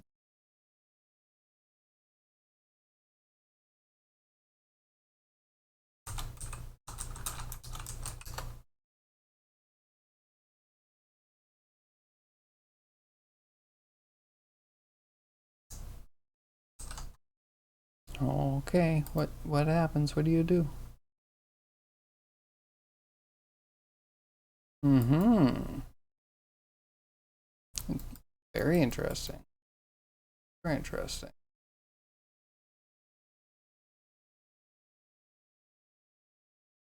No errors. Cool. Cool. And I didn't print anything out, but something exists.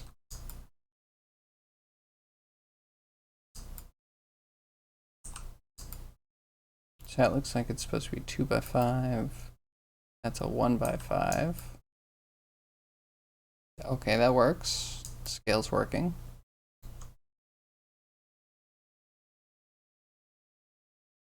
Did I have update? Have update moves it to the position of the thing. Do I have to swizzle it?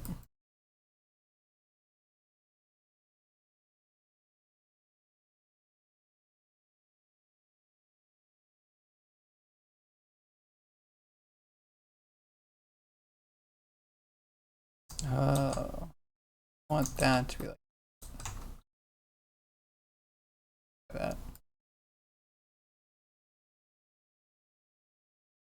And the textures look horrible. Could also be worked on, I guess.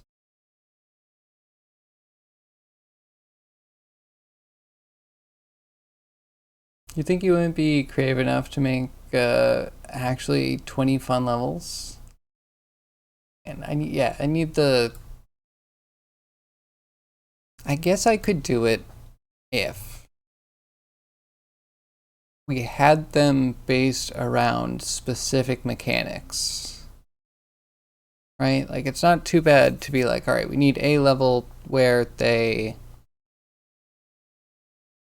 I don't know, can fall into a pit and you need to make something going over a pit. Like, okay, sure, do that. And then, the next one, do we have something that, like,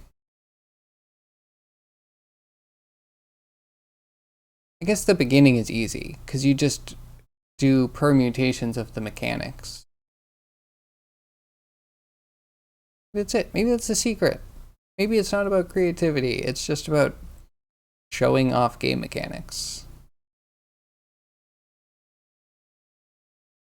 It's not a bad idea. You'd be done after 3 tutorial levels or so. But then we just need more mechanics. So we have the people that guide, right? But can we guide to keep zombies from going places, but maybe also to prevent the zombie vacuums from taking people in a specific direction? I don't know. Because obviously you want to reuse mechanics. Everything should be connected. I guess we'd really need to write down everything you could do with a zombie, and then you would need a level for everything you can do with a zombie. And then a level for every alternate use.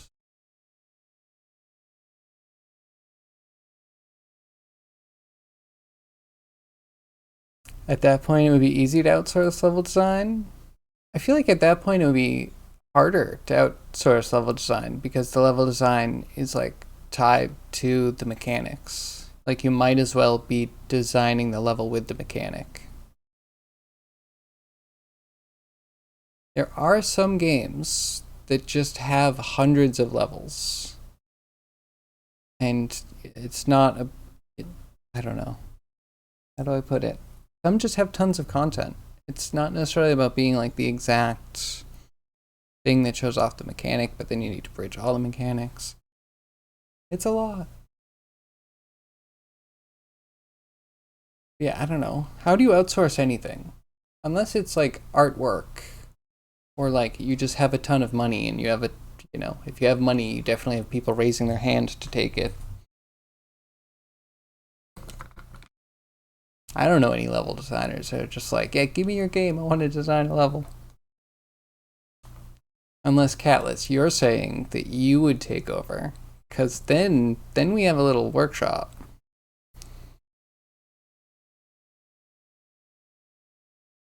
Add a level editor and declare the game as a sandbox. It's not a bad idea.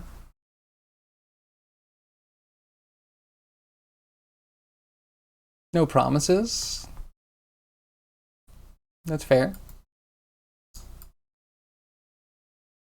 I might be worried if you were, promising so early on a game that no one else is committing to yet.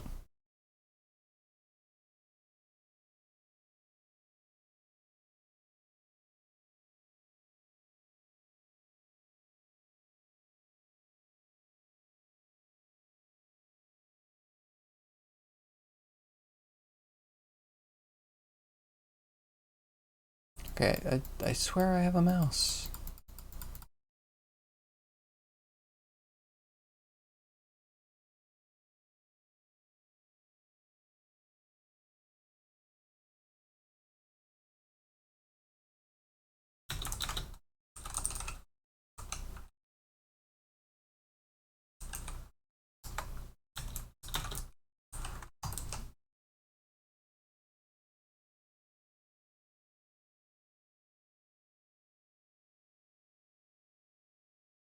Making some zombie models could be fun though.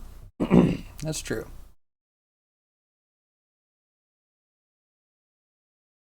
There we go. Click. It fits. It's perfect. Yeah, I think they have the same texture. That's a problem. So, material equals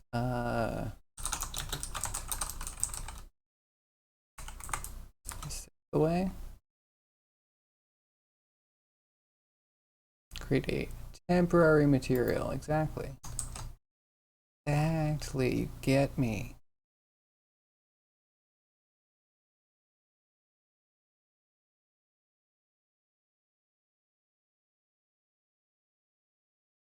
Yeah, those are all true. We'll do fancy shapes later.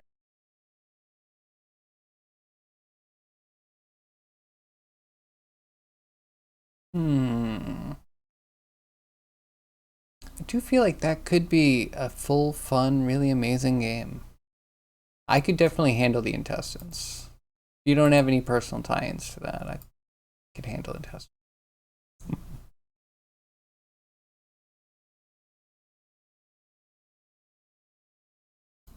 Yeah, why are they all the same? Please make pretty material. Thank you very much. They're all true. It's all true. Every word of it. It's true, it should be white. There's only one white. Or maybe there's two? It's like a strip.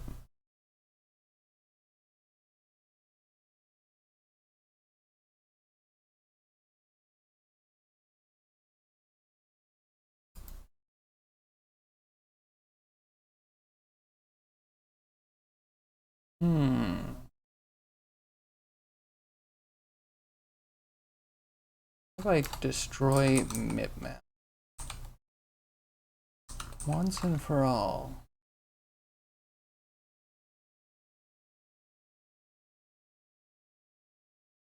Or do I have to turn that off and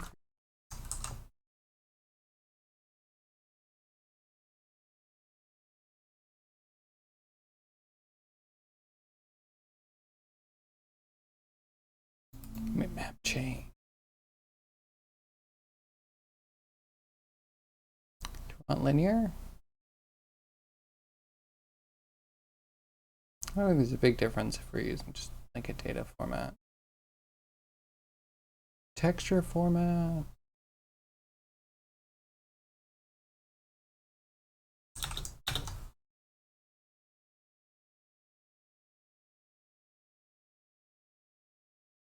Or I could be lazy. Hey, what's experimental? Get out of here. I don't want experimental.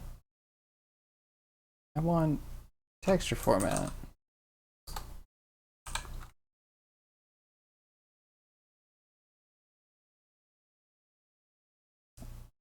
Alpha only 8-bit? That sounds clean to me. And false. No mipmaps. Don't need those here.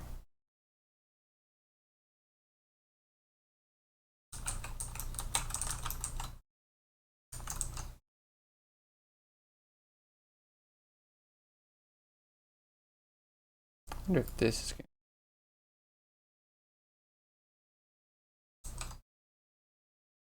to make no longer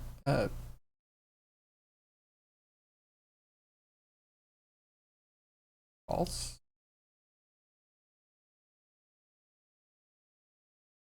It's normally readable, right? Whatever, throw it out. We don't need it until we need it. Stitch zombies. That's right, Stitch zombies. It could be really cute.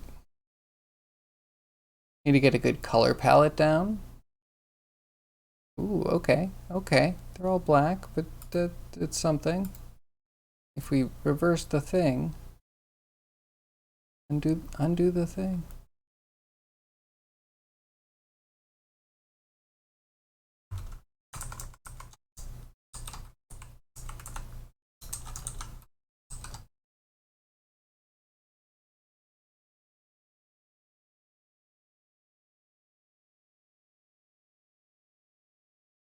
Stitch zombies. What proportion do you want your Stitch zombies to have?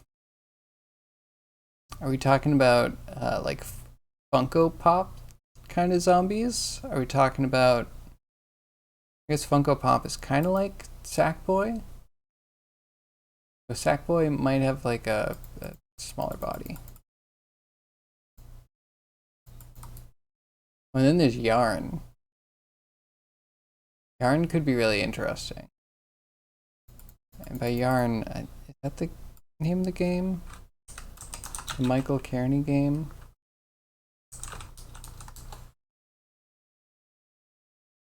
Unravel. That's what I'm thinking of. Wait, right? Yeah, Unravel.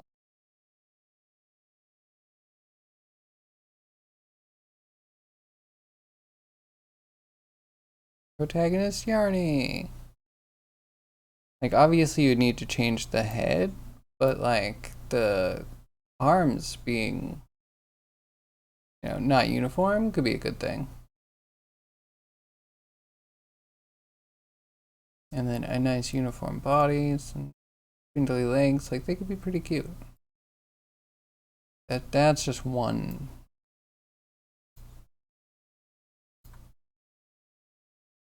Are you always black though? Really doing something.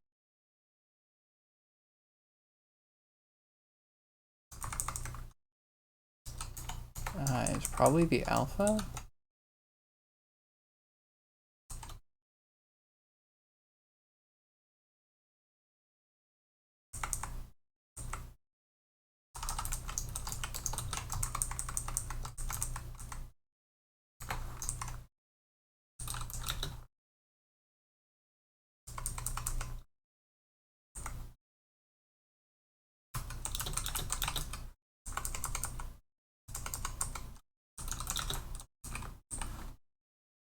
New color.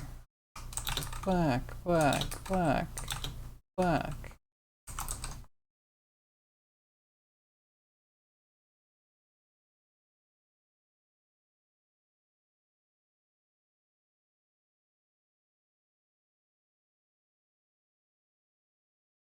Haven't thought that far? Just a random idea popped into your head? Unravel was a fun co-op game? Was it? I never got to play it. That was another one? Yeah, Unravel looks cool, I never played it. And then obviously there's Little Big Planet. And yeah, maybe we could just go Little Big Planet. Though I'm sure they have a zombie. Because they were all about customization.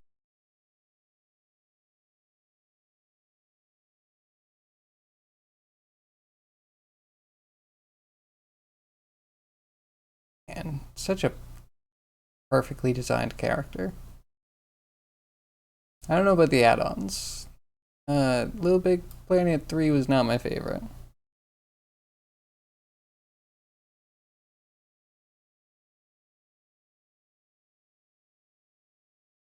Little Big Planet, so many hours? Yes.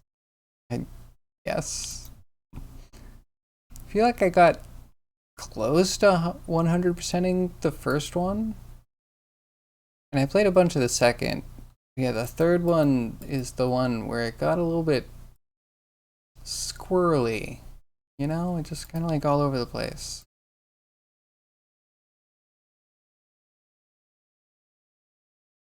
That was a go-to game when stoned with friends? Yeah, sounds right.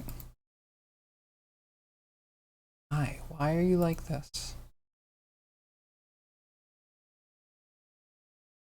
Set the pixels, apply the thing. It's gotta be the alpha, right? I just want the alpha. Please, it's tiny. Can I just get a red? I get R8?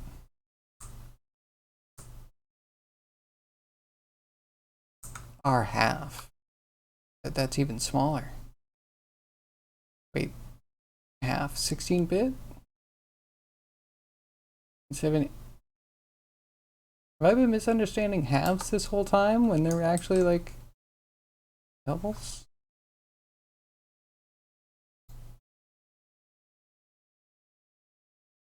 And the soundtrack was awesome too. Yeah, it was. Nintendo has a couple other yarn-styled games. Yeah, I don't know, but that's in Nintendo Land. Uh, I don't know. I have not had enough sugar to make the medicine go down for Nintendo. Nintendo never seemed palatable, unfortunately for me.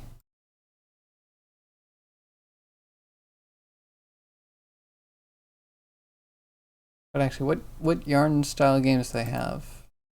Oh, actually, okay. So they have Kirby and Epic Yarn. I had a friend that was so excited for that because he was a big Nintendo fan. Really excited. What happened to that game? He picked it up on release day, which he was probably like the only one. At least the only one in a large radius. Uh, he like rage quit really quickly. He was like, "This is legit a baby game. Like other Kirby games, you gotta believe me, guys.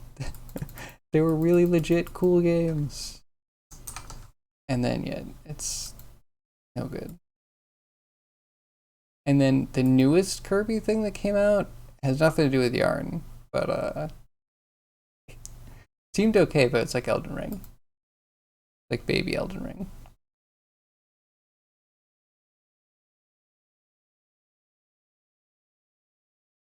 Okay, wait. How do I feel like we're not properly duping?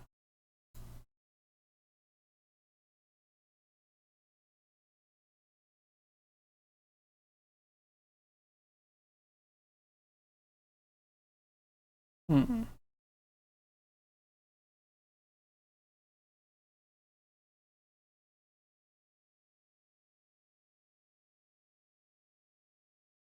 Oh, what is this?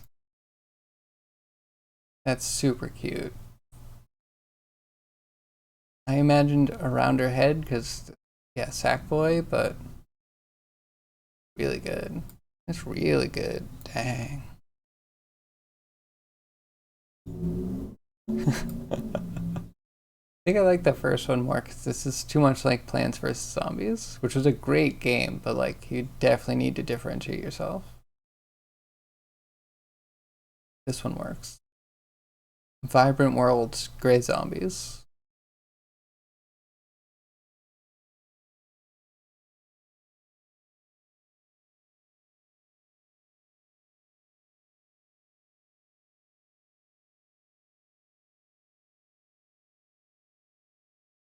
Setting texture.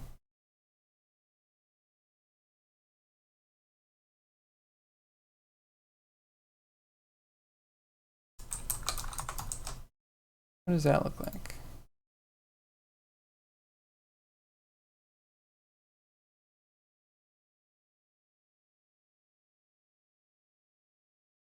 Yeah, that would be pretty dope. I like that. Just gotta figure out the right mechanics. Okay, this could be a bit much, but we probably have the processing power to do it. What if zombies, because they're yarn-like, right? If we're just going with the Stitch zombie, uh, we could have like spikes or crochet hooks, and if they go too close to the crochet hook, they like get hooked and they can continue on for a while, but they unravel. And if they have to go too far, yeah, then they disappear and you lost a zombie. Does that make sense? It could be kind of cool. And maybe, I don't know. Maybe it's a dud. I don't know if there's anything good to go with having strands come from the zombies besides being like a visual thing. Having them all trip over each other would suck.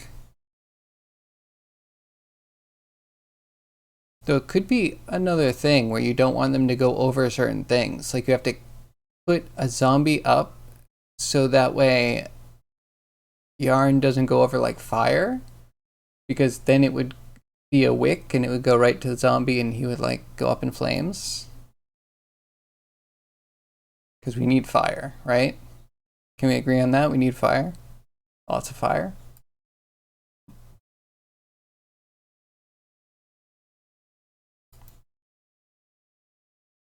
You have this picture of a machine in your head. A spiked stitch pig unraveling. Thread goes into a machine and the other end of the thread comes out and gets spun into a spindle to form a big piece of baked bacon. So that's the end. That's the end goal. I kind of like that. It's pretty funny.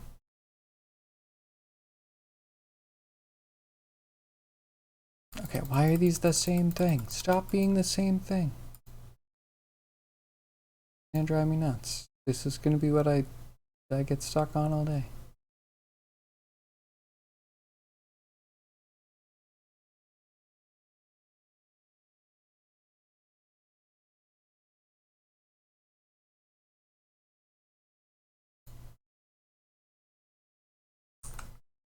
Need like a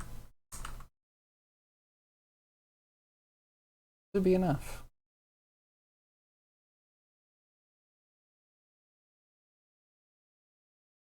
Set the material, but are we setting like a shared material? Because it's instantiated, so it's not shared.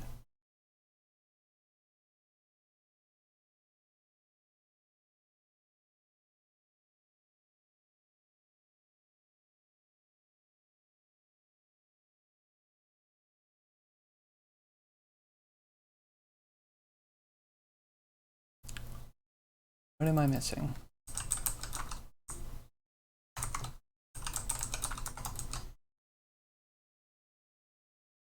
This should not be that difficult.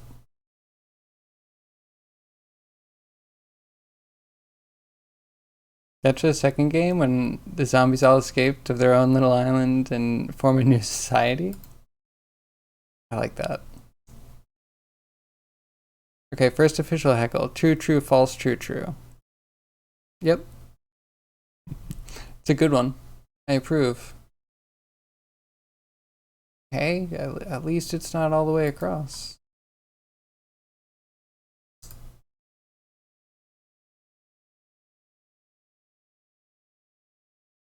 And it's wrapping. Okay, how do we stop it from wrapping? Texture. Sort your shit out.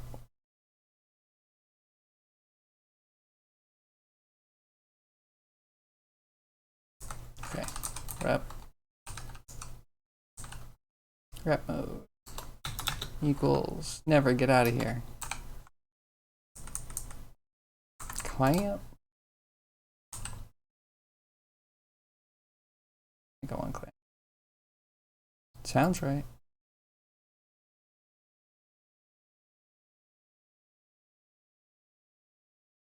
And for that, you can steal the gameplay of Baldi's. I don't know what Baldi's is.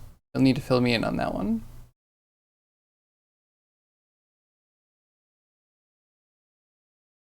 I'm intrigued though. So wait, what does the world look like? We know what the zombies look like. And I know I would want to make a vibrant world to go with gray zombies.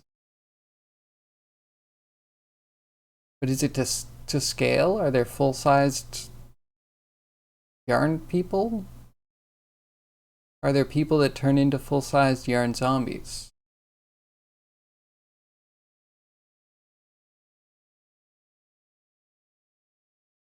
Oh, it's from 95. That's a good year.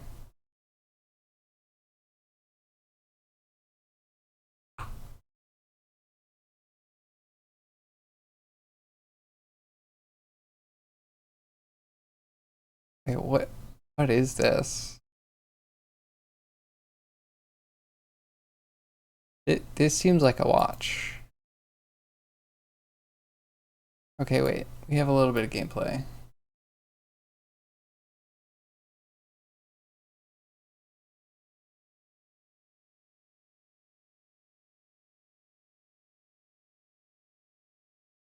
Huh. Huh. Interesting. I mean, I guess it does look look a lot like lemmings. That's the point, right? Let's see if we killed the wrap. Okay, no wrap. No wrap is good. Why are you like this?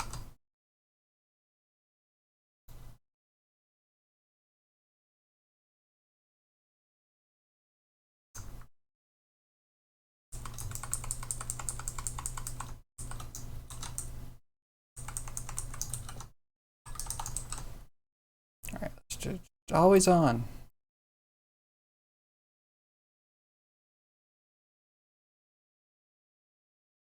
Yeah, you might still need to kind of explain Baldi's to me. Is it just a dwarf fortress that like runs on PS1 or something?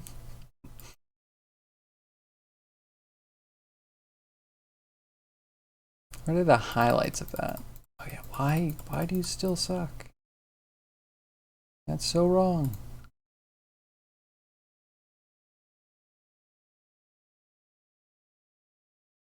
Like, if they are all the same color, they should all be the same color.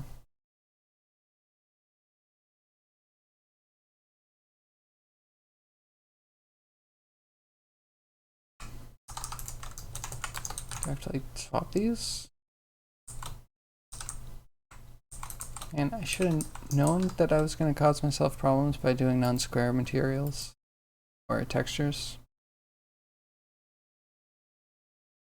Kind of hard to explain. The Baldies have formed a new society. It's basically an RTS, but you can't give real orders. I see. I mean, sounds like Dwarf Fortress. Isn't that a thing? Like, you give orders, but if they're too stressed or something, they do whatever they want.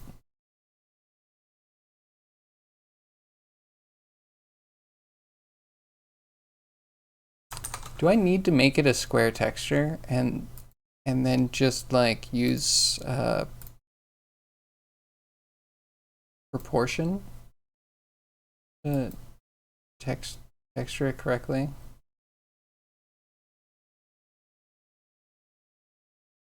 Oh, well, hold on.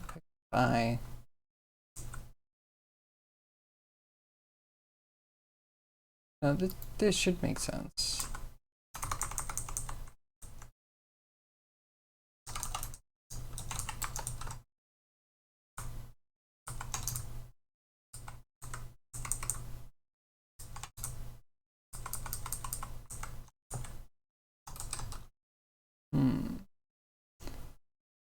Why this broke? Or is it me? Maybe I'm the garbage person doing this in the wrong way.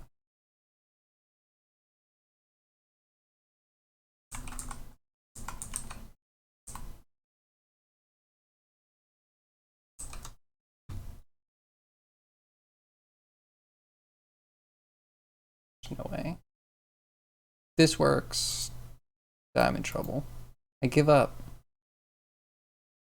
I'm about to make a horrible decision.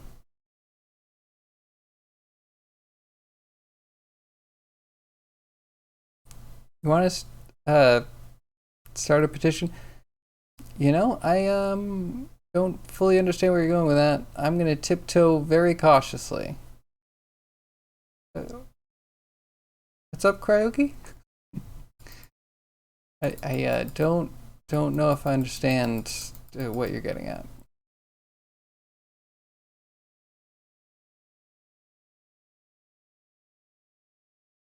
Okay, so instead you give out jobs to Baldies, pick them up and just drop them to the place where they should do their job, or drop them into the ocean to drown if you get bored.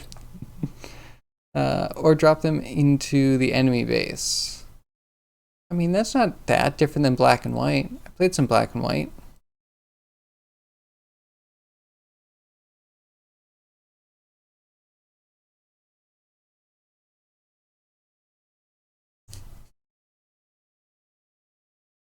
Okay. Okay, fine. I'm glad that didn't work. Don't you love when you know, reality holds up the way you expect it to?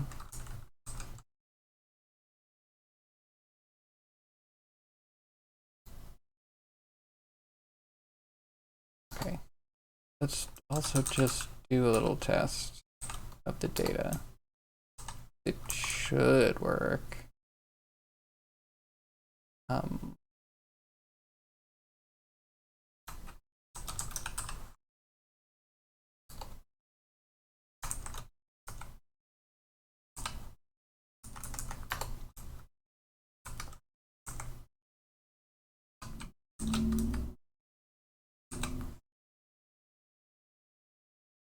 Then we put in one shape and then the other shape. So test piece.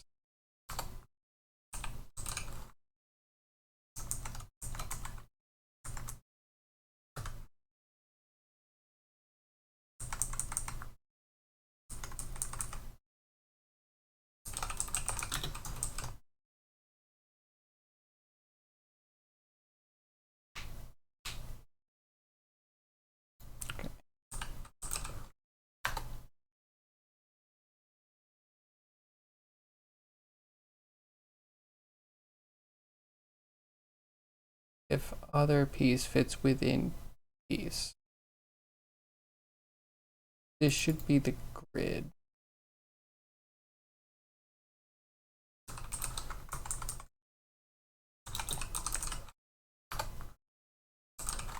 This piece dot shape.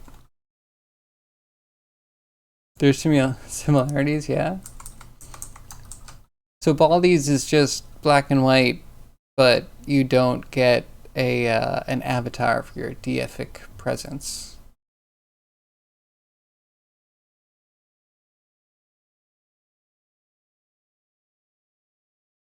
They're now deprived of their Pornhub content. Man, I feel really bad for them, and at the same time, it'll be really interesting to see what happens. You know, what do the statistics do during this period of extreme social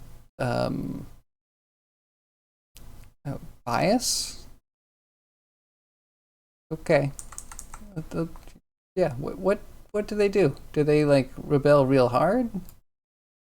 Does crime go up? Do we see more violent crimes? Do we see nothing? Do we see like fast food sales go up or something? Who knows?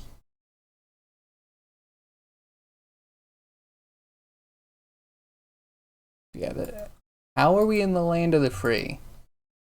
How are we in the land of the free if we're taking away people's abilities to do things? You can't go here on the internet. I don't know. It triggers me a bit.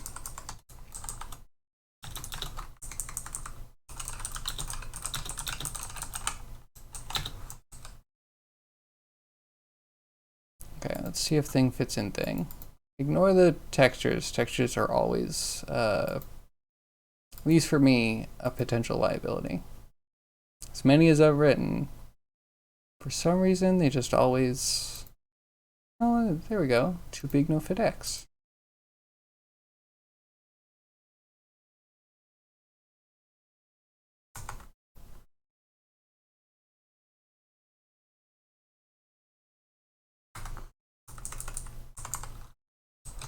Okay.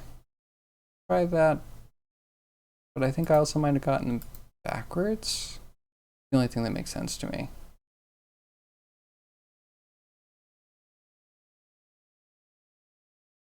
And that is too bad, actually. Now that I'm thinking of it, Pornhub has been used for many things, what I'm going to say. So there was a time where skateboard content was being put on Pornhub, specifically because I forget who they were trying to avoid. But they like didn't want advertisers or something to be able to make money off of their skateboard content. So like their epic long video they've been taking years to make, they like decided to debut on Pornhub, so everyone has access to it. But like, you know, there's no ads, there's no, you can say no grossness, but like there's no corporate grossness around your content. And there's a thing, right? There's a thing about, I don't know, I guess companies don't go to Pornhub. If you wanted to do your like Nintendo piracy videos, like you would probably put them on Pornhub because, like, do you think Nintendo lawyers are hanging out there? I mean, they probably are, and they probably will still give you the C and D, but I think that's where you evade detection for the longest because no one expects that content to be there.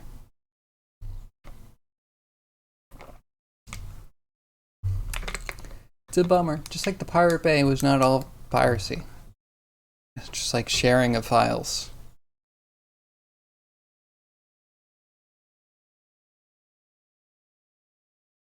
I wonder how extensive it is too. Is it like a specific site or is it just everything? Do they have a new net nanny division?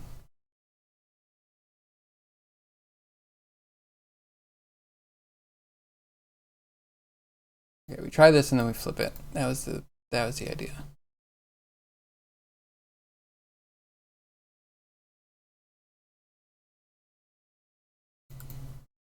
We tried it, now we flip.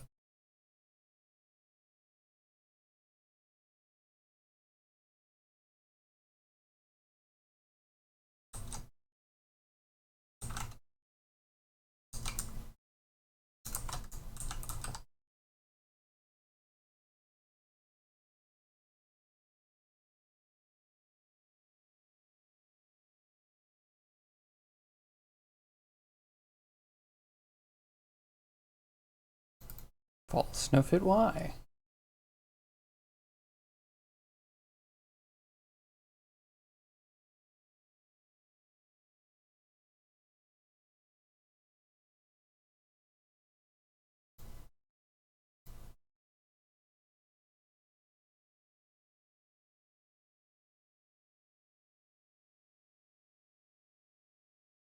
Putting it sideways.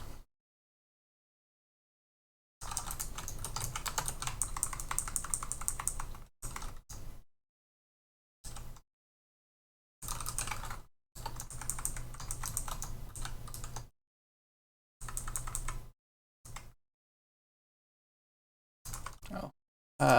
Let's also do this so it's not a problem. Later, once we get the size correct.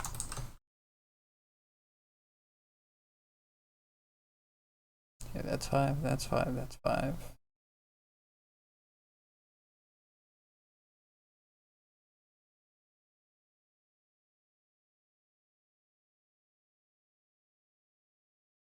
And this should be 0.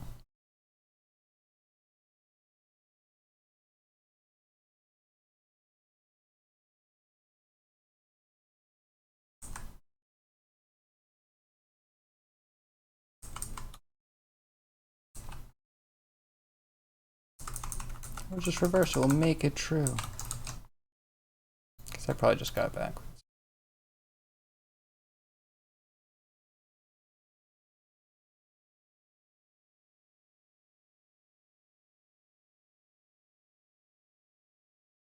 Then the mother company probably just filtered out the router IP ranges in Utah. Most of the parent websites of Pornhub aren't accessible anymore.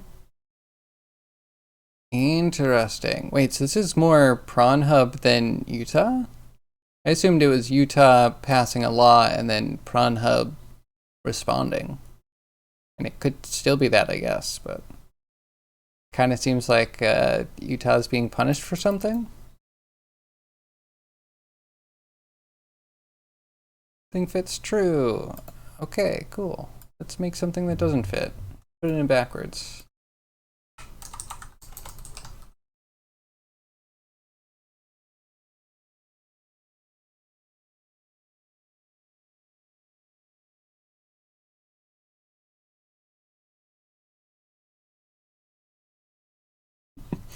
With the mother company. Too big, no fit. Good. Perfect. Perfect. Exactly what we want.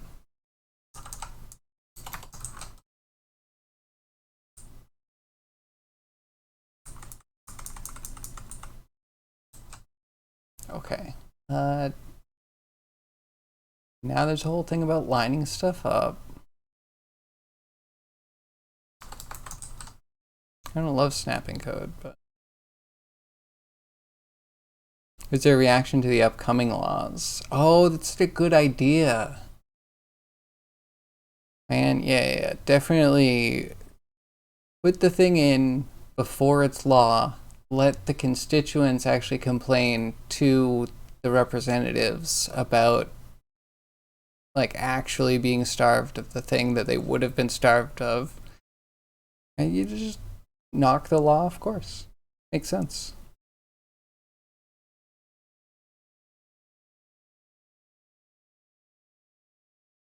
Though, yeah, imagine if Utah's just like, we're fine, we're good, we don't need that.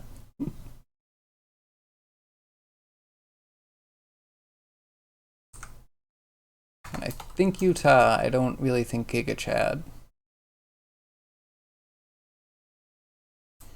Also, don't super think Riz. That's a new word I learned. I think it's dumb, but society is moving forward.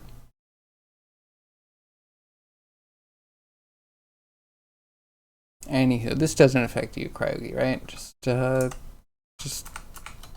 one internet denizen feeling for other internet denizens. I respect that.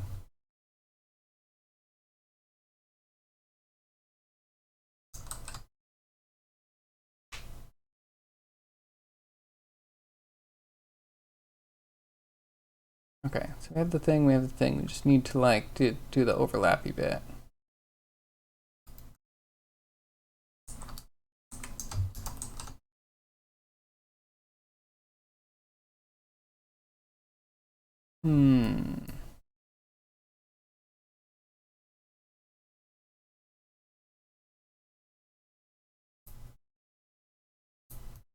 Why is this the hardest part for me? I mean, I've kind of done it, but I feel like it's the hardest part because I've done it and it's been such a pain in the ass every time.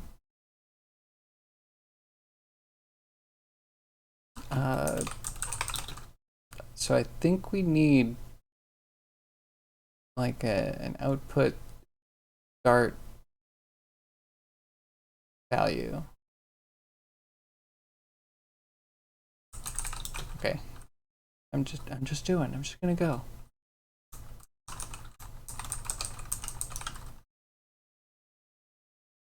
It's confusing. Okay, so if you're placing with your mouse, right?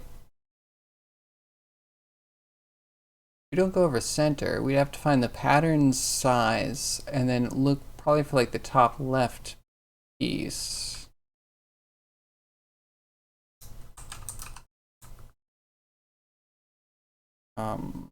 Mouse pattern?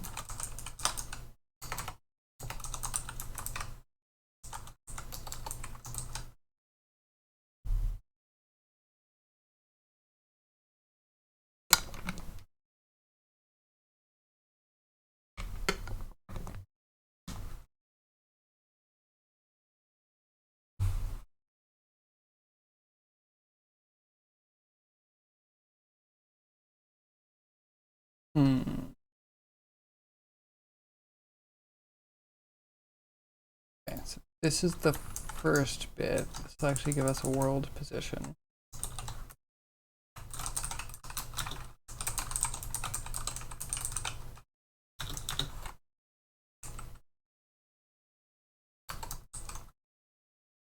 And then we need like a size per cell.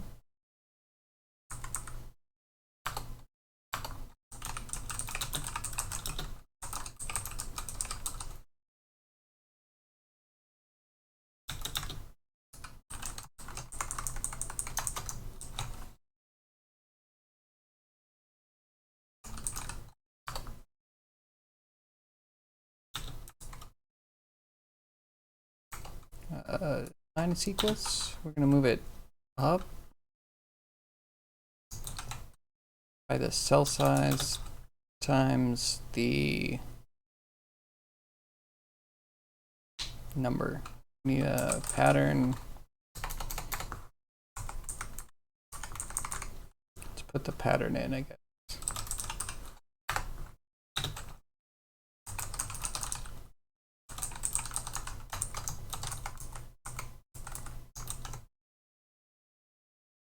Just cell size times pattern holder dot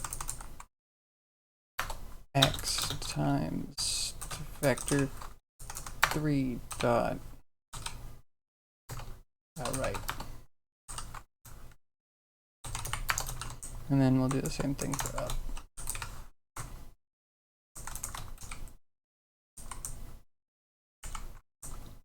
And then it needs to be half rounded down, I think.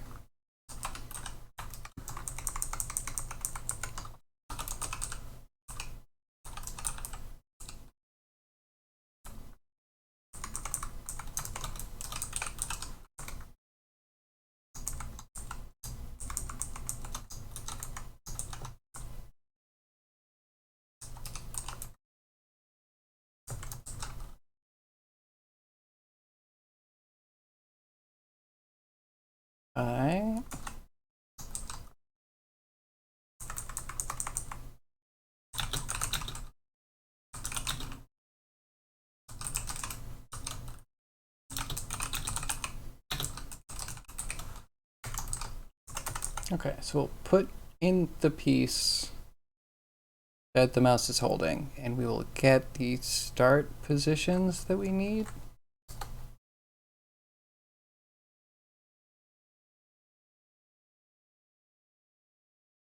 Okay, so then start x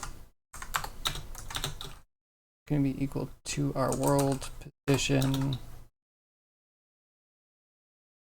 divided by cell size. And then there might be an offset in there somewhere.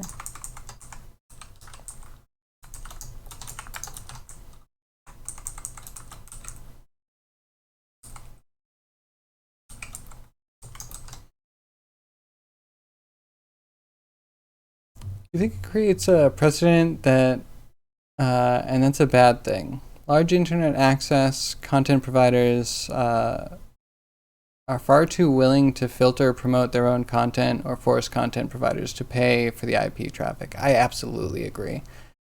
I feel like to keep a free world, we need to keep free, net neutral cyberspace, I guess. I mean, it would be nice if the UN and any other body that had power in the space would declare that internet and access to the internet and maybe even low-powered computing was like a modern necessity for humans.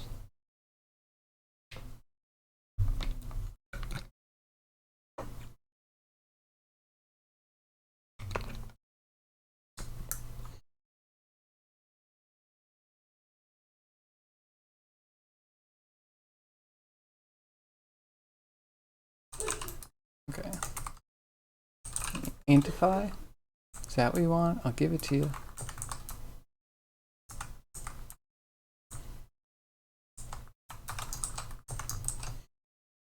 Okay, start X, start Y.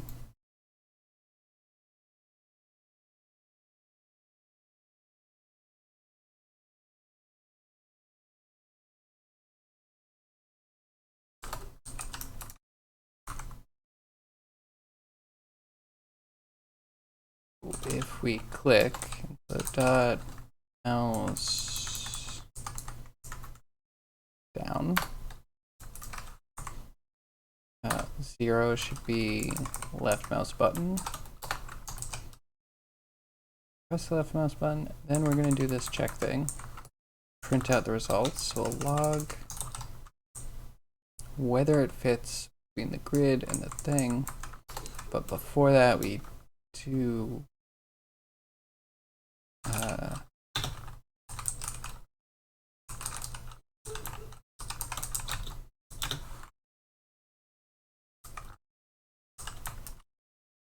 like this, just like this.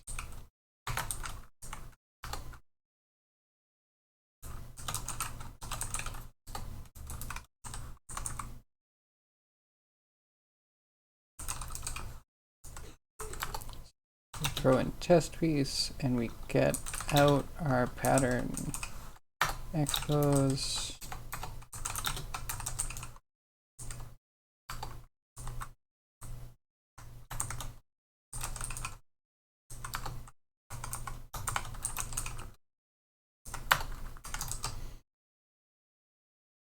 Okay. Okay.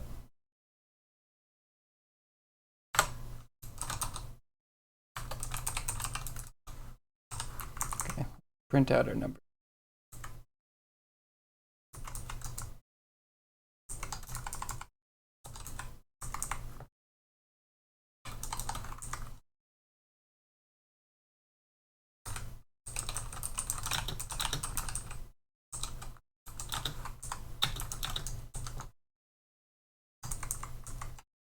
Oh, bad habit.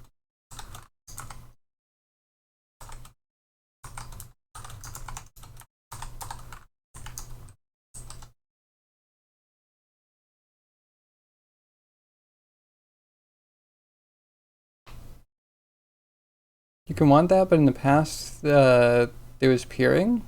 Lots of parties decided to let other parties' data travel over their networks because their data travels over others' networks. Now, most large parties have private networks in data centers to and from the internet providers to circumvent those peering paths. I mean, yeah. I was talking more philosophically, I think. Free access to open, net neutral cyberspace is, yeah.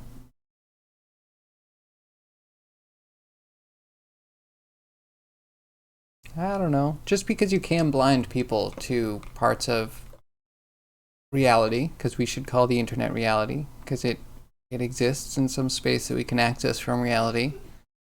I don't know. It seems wrong and deceptive.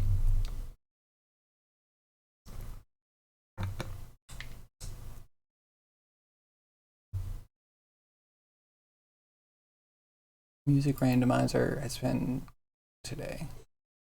All right. Anyway, so when we click down, we do this, or we print out this.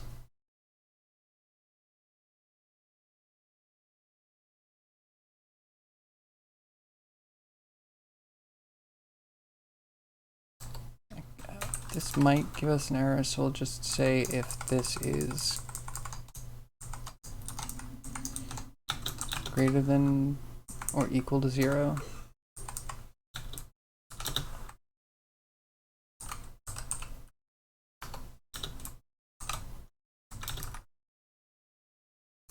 Okay, so I'll only check to see if it fits if it's within the bounds. And we might have to do an offset, but we'll test.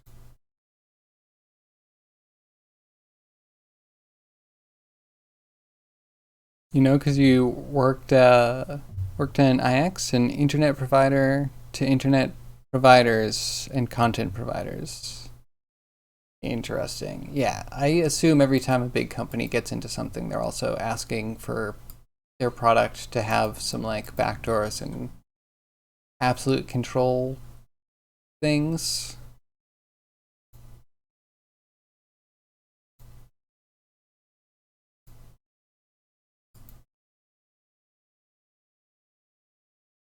Okay, I don't know where I am, and I don't really care to figure it out right now. But like, it seems like it works. Okay, so that fits.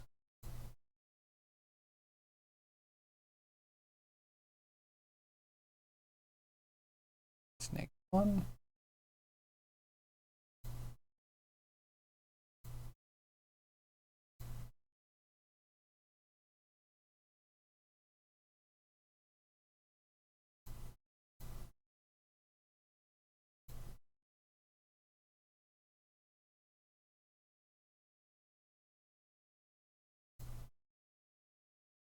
It doesn't fit. It's Apple.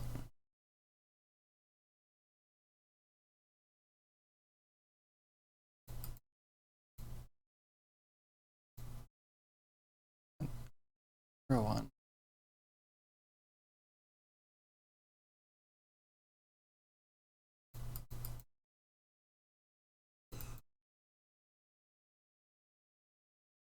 Yo, one 0.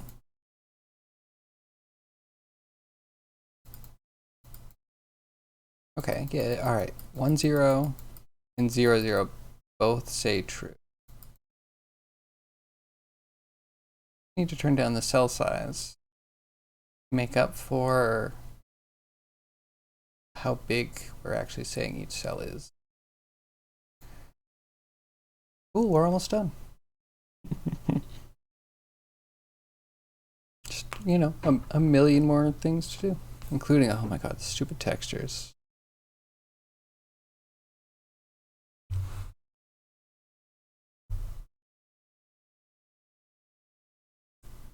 Doesn't even closely look like Tetris. I'm sorry. And it definitely won't look like Tetris until we get the texture thing right. That's a truth.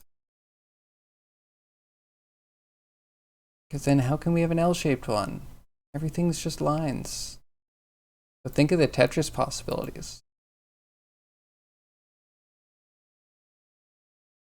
What if Tetris was the opposite? What if the point was to get as many pieces in without making anything consecutive?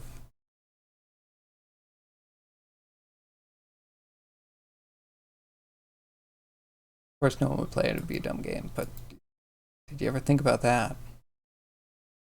5D Tetris? Is there a 5D Tetris? Which dimensions are we talking about? So 3 dimensions, let's assume, I guess. We got normal space, like up, down, left, right, forward, back. And then 4th dimension is usually time, right? So, I mean, in theory, a lot of either turn-based or real-time strategies are also,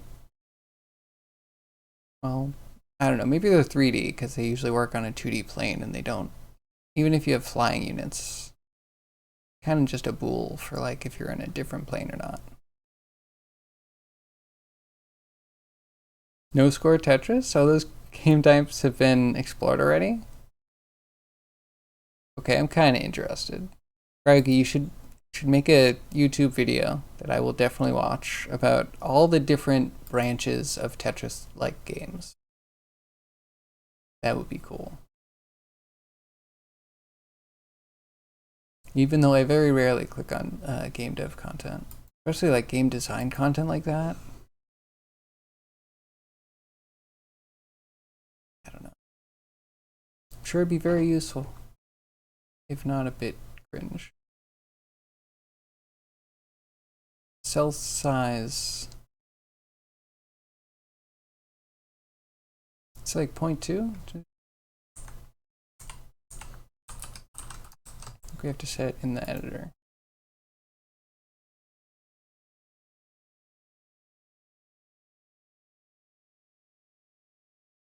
We're not actually using the cell size to set the size of the object.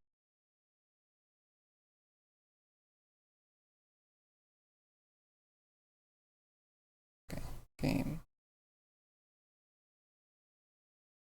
That's 3.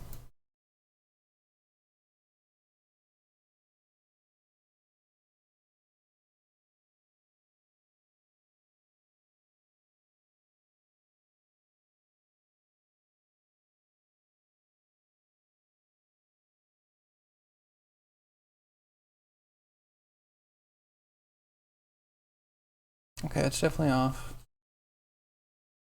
by a bit.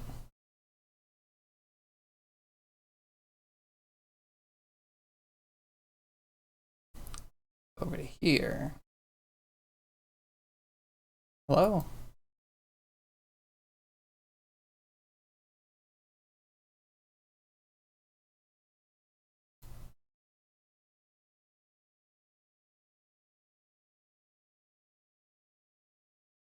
Yeah.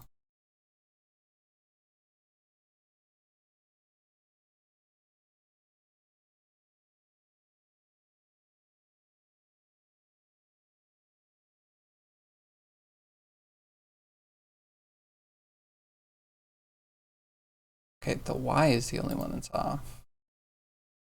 I bet they might all be off. We gave them a chance to.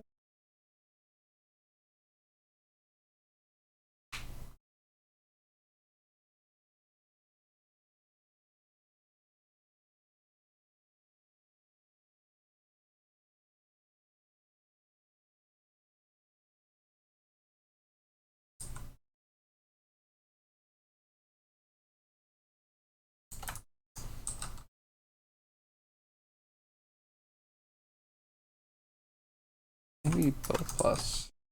Maybe. So what other types of Tetris are there? Are there any other successful types of Tetris?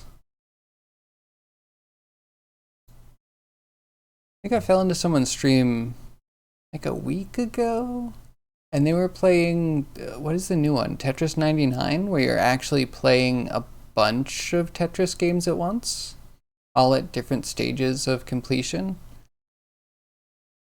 Or no, it seemed competitive because there was like leaderboards. So I don't know if you're all switching boards at the same time and leaving problems for each other, or if it seems like you just wanted to clean everything up. It was probably the most entertaining I've ever seen Tetris. They've already changed the kill screen speed because the rolling playstyle people could play on the kill screen forever. Okay, it's kind of interesting. I mean, so speedrunners definitely influence a game. That's a thing. Uh, does it evolve without speedrunning though? Or 6. That's absolutely wrong.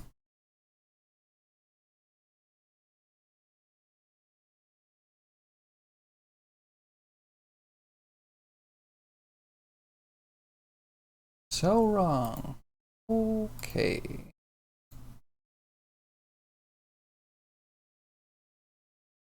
What if X is correct though?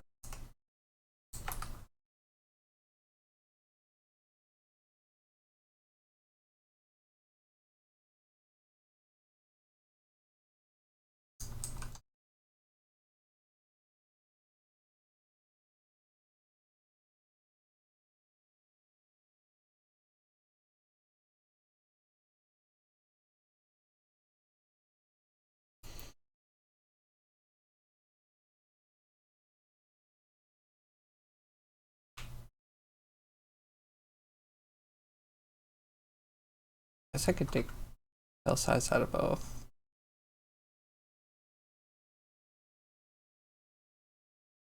Guess we technically don't need that.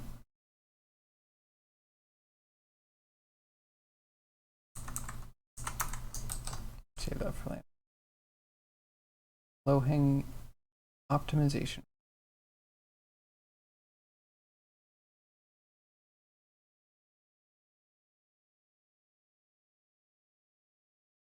Good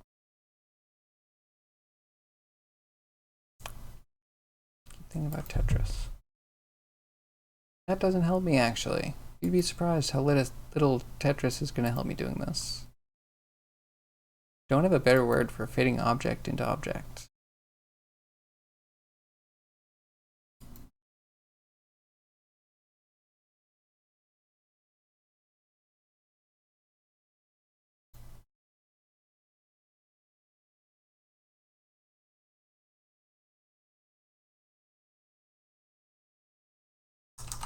Okay, let's do the full thing, but that's very weird to me.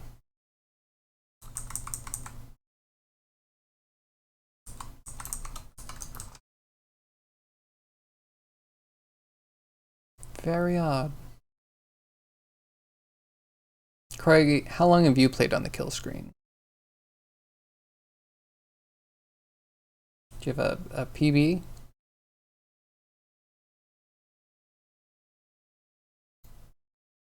Ooh, okay, 0, 0. That's still 0, 0.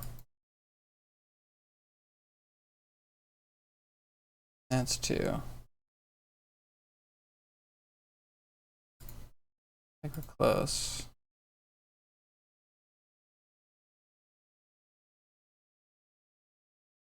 Oh.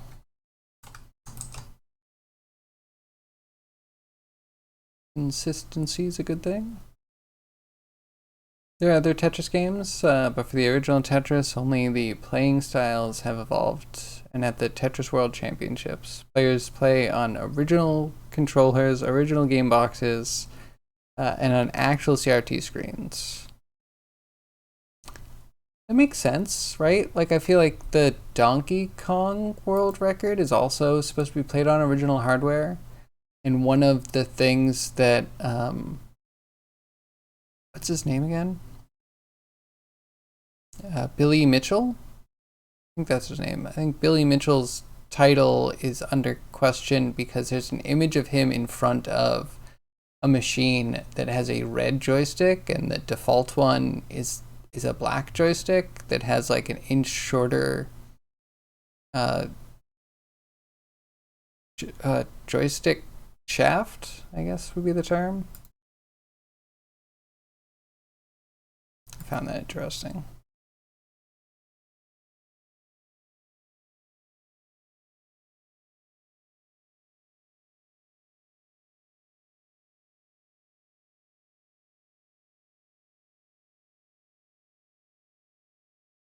Why does the origin just feel like it's so long?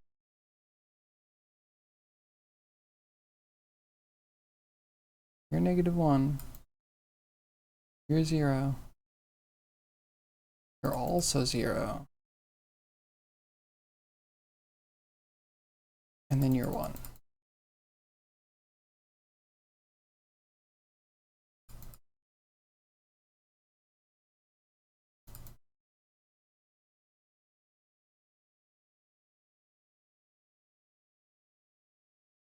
Like it exists for too long, right?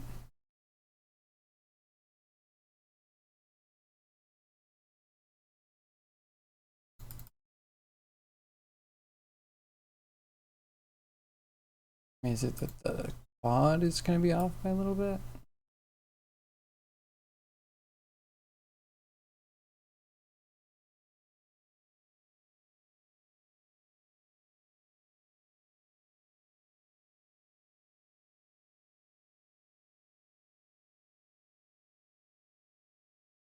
Between 1 and -1 is way too big.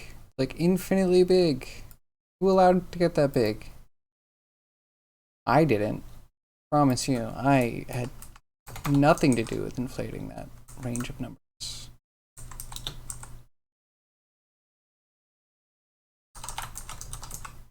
Okay, let's try this as 1.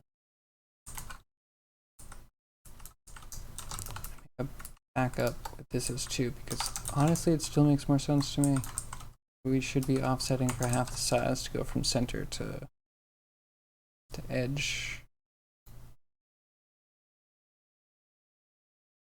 Maybe we're not offsetting the grid. Maybe that's the real problem. And that's why we should offset by the full thing.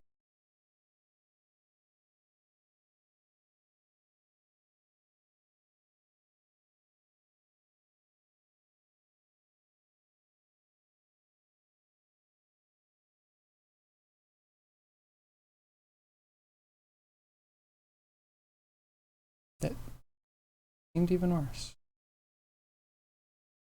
That's -1. That's 0. Maybe that's good.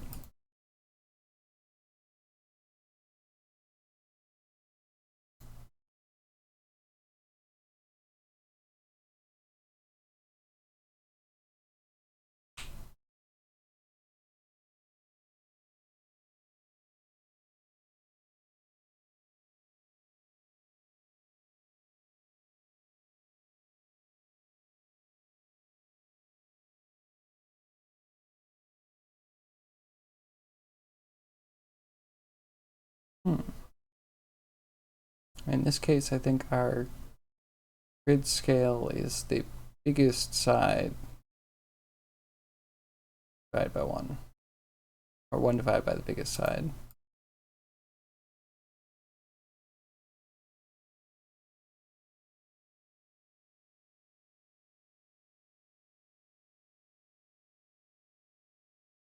Oh, did you mention Ding Liren in World Chess Champion?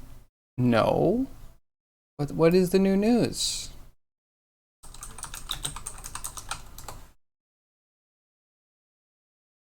What is...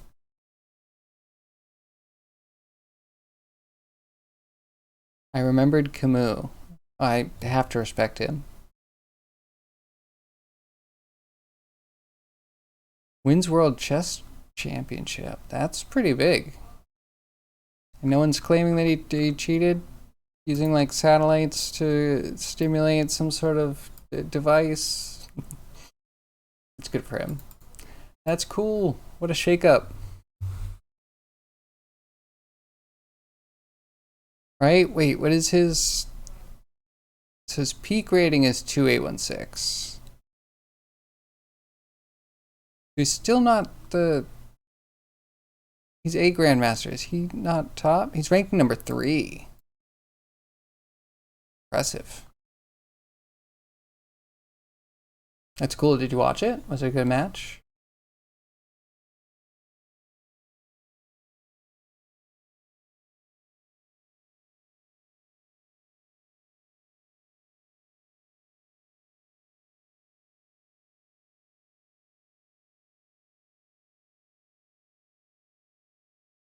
But this is what creates the Tetris pieces.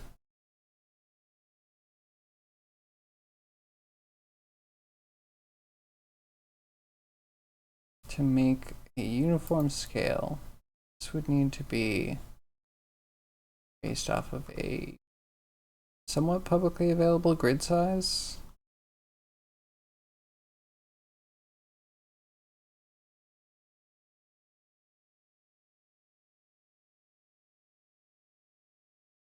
Anywho, alright, wait. Think about my actual goals here. So we have a thing, we can see if it fits.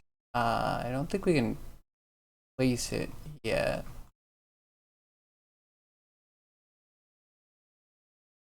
Might extend this just to put a like current shape top of it and not clutter the base piece.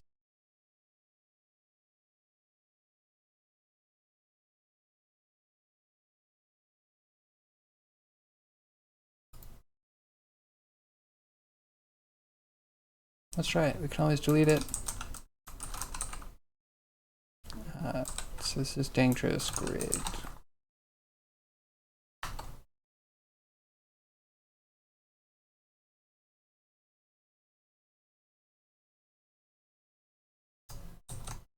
Oh yeah, right. Thank you for opening that without opening the thing that I just created.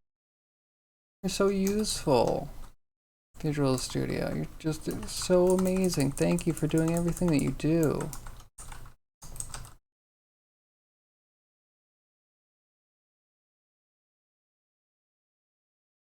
Okay, what are you yelling about? It wants a constructor. I'll give you a constructor. Give you like 3.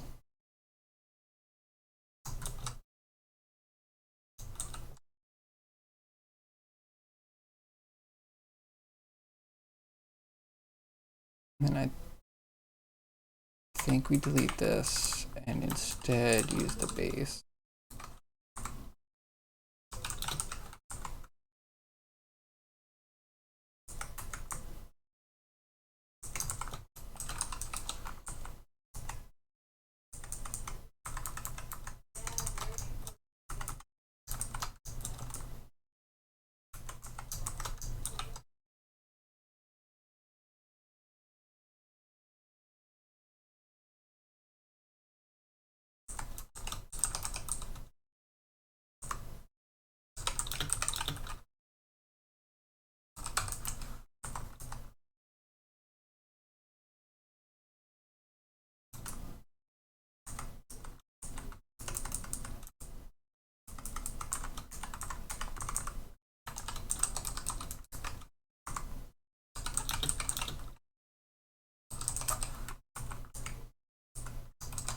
There you go. Stop complaining.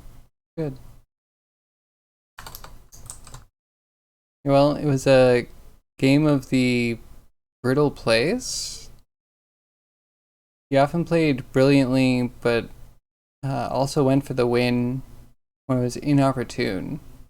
Interesting. A lot more decisive games, but still equal after 14 games. It was decided in the last game of the shorter format.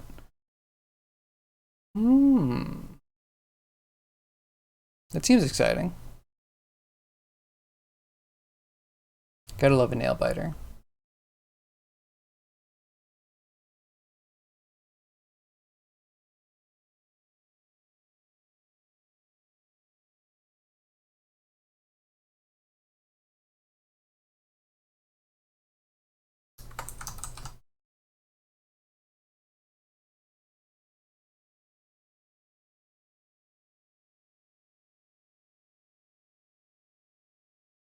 Alright, so wait, what did I need the grid for? I'm gonna put on thing.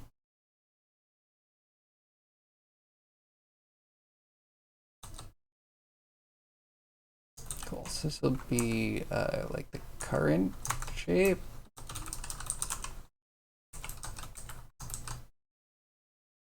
So that way we can have like a base non-square grid, I guess. Let me just throw up dredge so I'm not talking about nothing.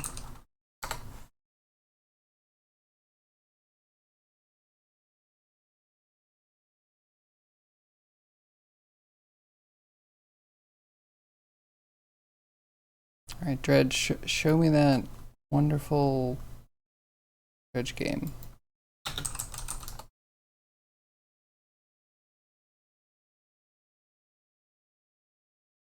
All right, here's a decent image. Okay, so the shop is kind of as expected, right? Just a grid.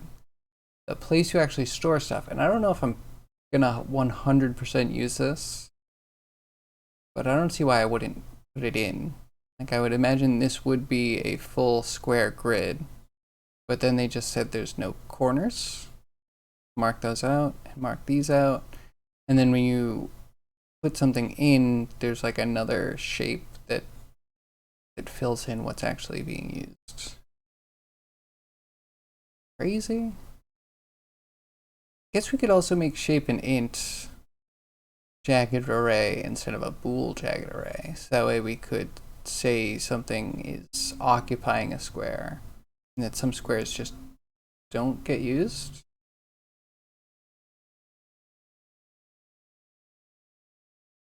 But I have a smooth brain and we made it this way.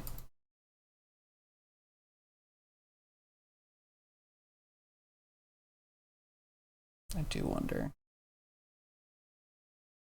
Like, there could be something cool about unlocking some of the grid, like the base grid bit. I don't know.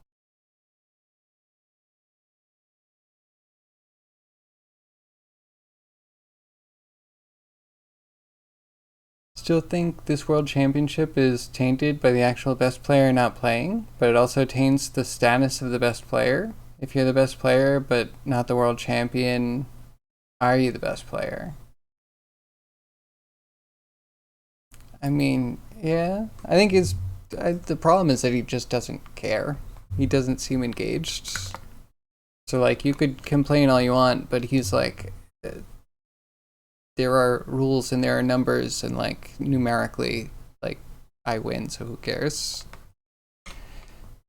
From a standpoint, in a world that really only cares about making number go bigger,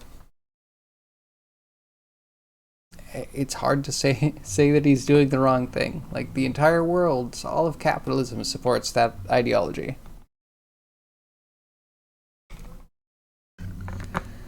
But I also agree, like, it kind of ruins it, right? If you're gonna have like a, I don't know, like a speed run fast of a specific game, like, you wouldn't leave out the top player because, like, obviously his speed run's better. Like, maybe a little bit different. Obviously there's RNG and the ability to actually perform, I think, changes between video games and chess by a ridiculous amount, but you know what I mean? It takes the spirit away. We need spirit.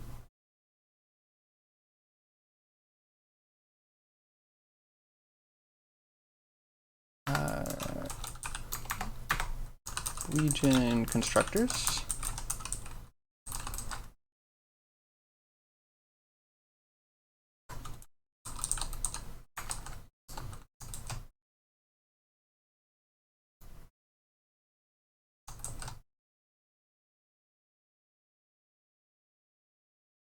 Does shape fit? Aha, okay, wait, here's the thing. Looks good now.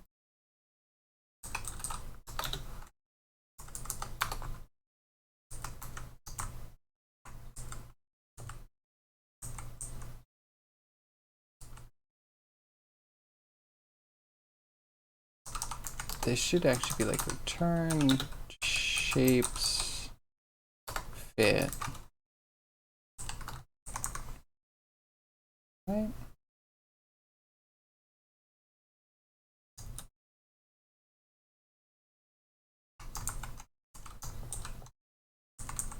And then instead of shape, we use current shape. And then we can also have something to actually put the thing in the thing.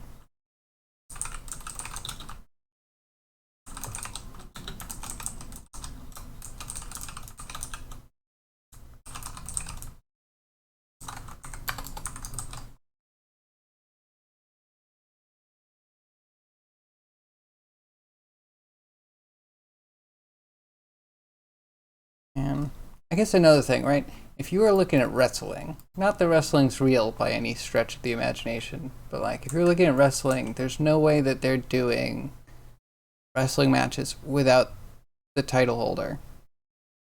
Like legit, the point is to take down the title holder, and the fact that he could make a mistake is important to play out.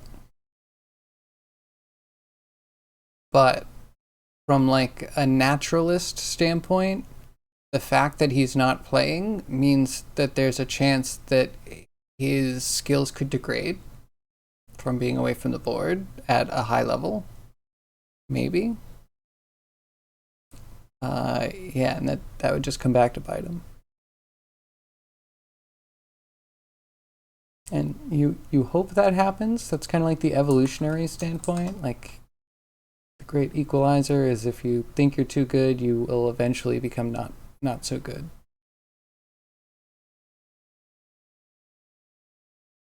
Not that super made sense. There's some wisdom in there somewhere. Just wash it off and polish it up and put it on a chain. It'll be good. His view is that there is a place for classic long form 5 to 6 hour chess, but shorter forms are more interesting because preparation is less important and bare chess prowess becomes more of a factor. I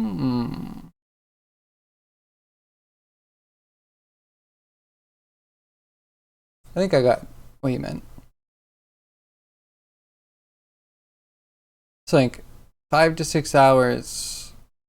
Yeah, for my brain, I feel like there's very little difference between giving me 5 to 6 hours and doing a short form because I will just get focused on what I know. It's like really easy to tunnel vision and like just given an infinite amount of time, never being able to see the thing that you're trying to see.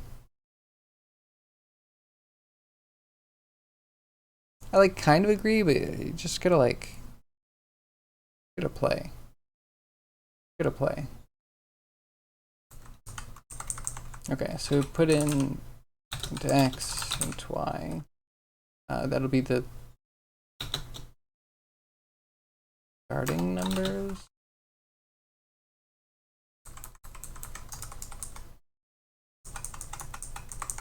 And then let's put in a piece.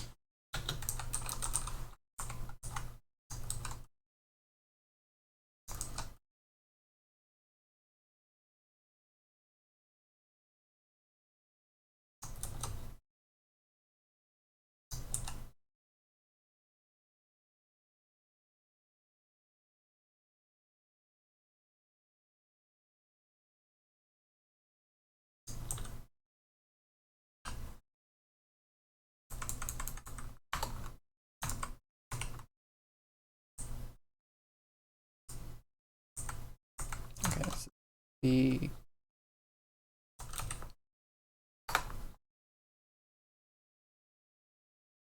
so if current shape isn't filled, we need to do a check here. I feel like we should just put the thing in.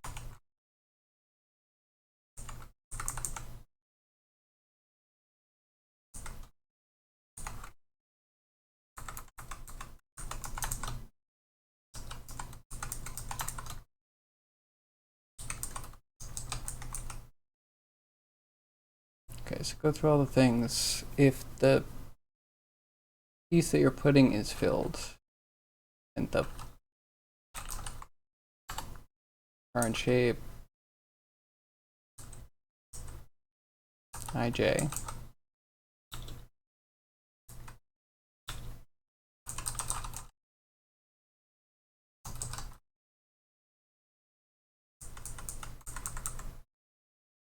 I kind of want to be able to get things from a point.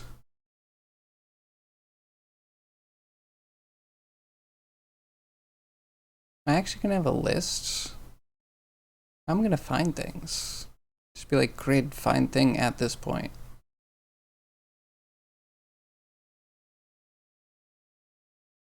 They know like hundreds or even thousands of games by heart. Carlson even knows the chess game played in the Harry Potter movie after seeing 2 movies. He knows the game played from 100 years ago. Everything played from over 15 years. But sorry, I'm coming at it with like chatter in a speedrunner channel kind of vibes. Knowledge isn't everything. You need to be able to apply the knowledge, and even having the knowledge, there's always a chance to make mistakes. I guess there's maybe a little bit of forgiveness in chess, where like you could probably make a few mistakes and still win, but I don't know. There's a reason we don't take the first output of a statistic and say that's the one. It's either 1 or 0. We're like, well, out of 100. Because you don't know. Who knows? He could be sick. He could have a virus he doesn't know about. His head could be foggy. He could be hungover. Who knows? Could be anything. Trying to take out the human element seems just so strange to me.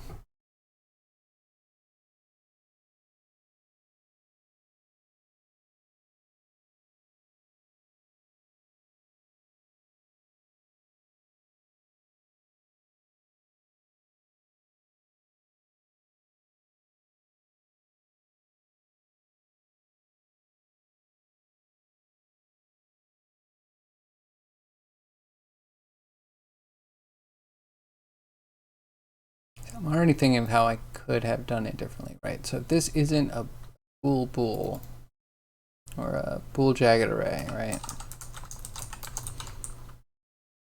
This is instead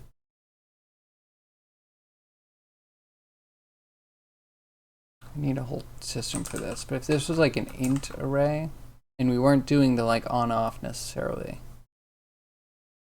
or maybe we could do both. One is just a reference, and then we have a list of everything stored in the grid.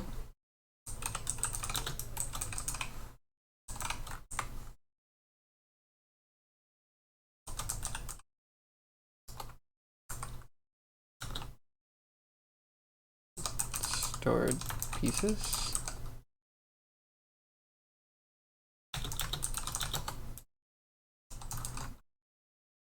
Okay, stored pieces.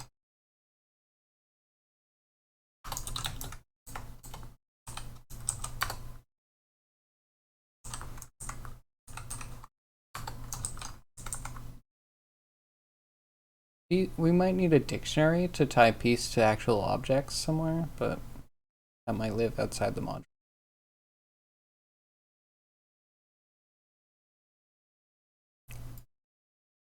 Maybe.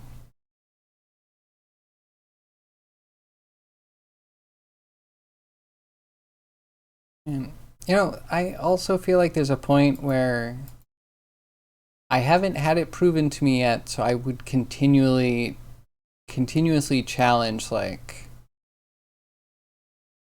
maybe not like those abilities, but you can say a lot of things and people will exhaust themselves from disproving you before they disprove you because it's possible. Know what I mean? Like, who knows? Maybe he's fallible and we just haven't found the gap in the armor.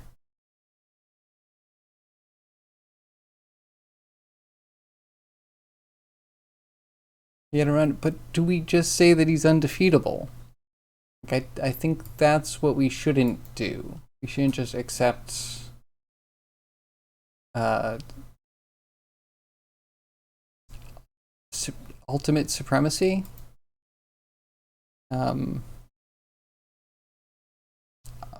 Like omnipotence, narrow omnipotence. Like he's not omnipotent. He can't just do everything. And you can also claim to know a lot of things, and then I don't know. Humans forget things too, right? Why is that not a factor?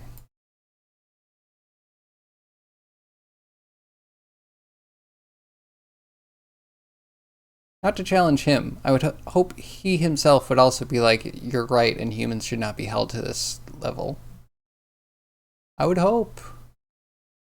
But who knows? People like to argue. He loses sometimes. I mean, well, that's good. But yeah, I guess it's rare and he probably keeps his numbers up, but like, I don't know. Maybe it's also his job to provide the losses for people to learn from. You know what I mean? When do you relieve yourself of responsibility from making the world a smarter place?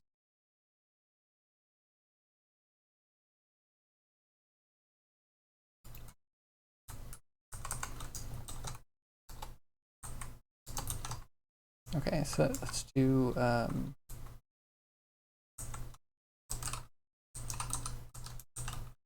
stored by position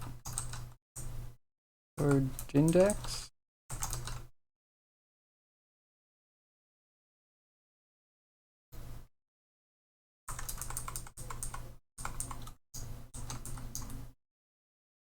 Oh no, I don't want current shape. We need stored by ID.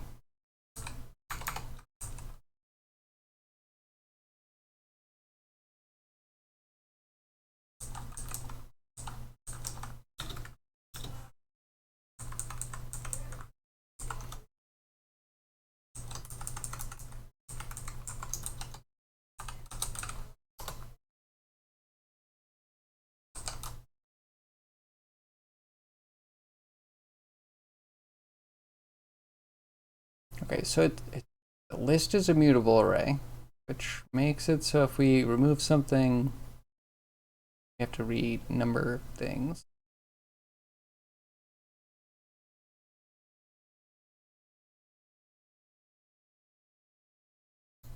That's not a bad thing. Maybe we actually do need to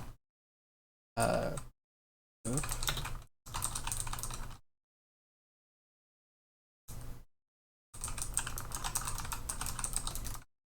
Alright, move thing.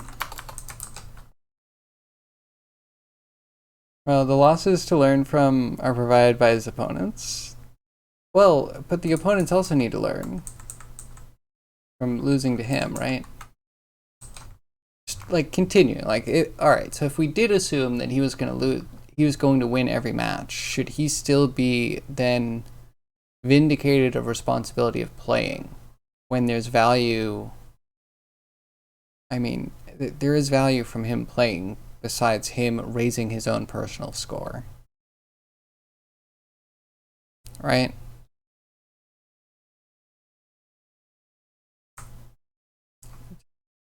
I'm crazy. Yeah, I don't know what I'm talking about. Okay, there we go. Move thing from grid. I guess we'll do int x, int y to pull whatever it is from the.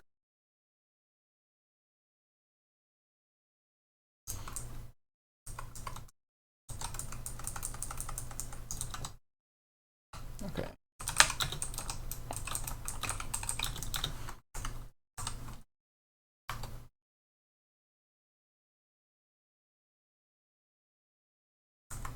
And then we don't have ij.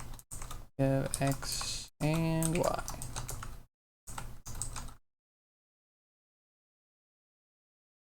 And chess engines have had a big influence on the games played, right? Everything's gonna have a computer feel to it. I think I know what you mean though. Wonder. It feels like the world does lose a little bit by having someone with such skill not actively using that skill. There's probably a lot to be said. Probably a big cloud, lots of arguments. But talking about like a gut feel right now. I find it interesting. Not that retirement should be an impossibility. But maybe it should be from things that are ranked. Maybe you should have to retire.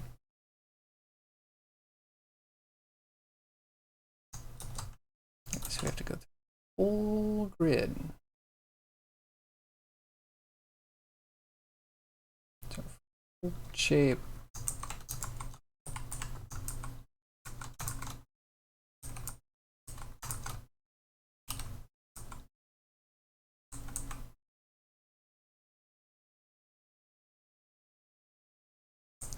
This might not be the start.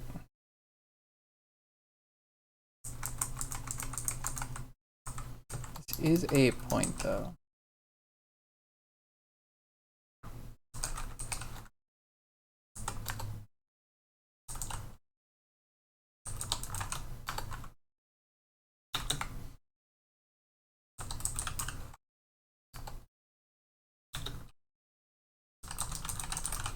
Moving piece. Add a guy. So we will need to redo that, and then anything that has a higher number than this will need to be reassigned.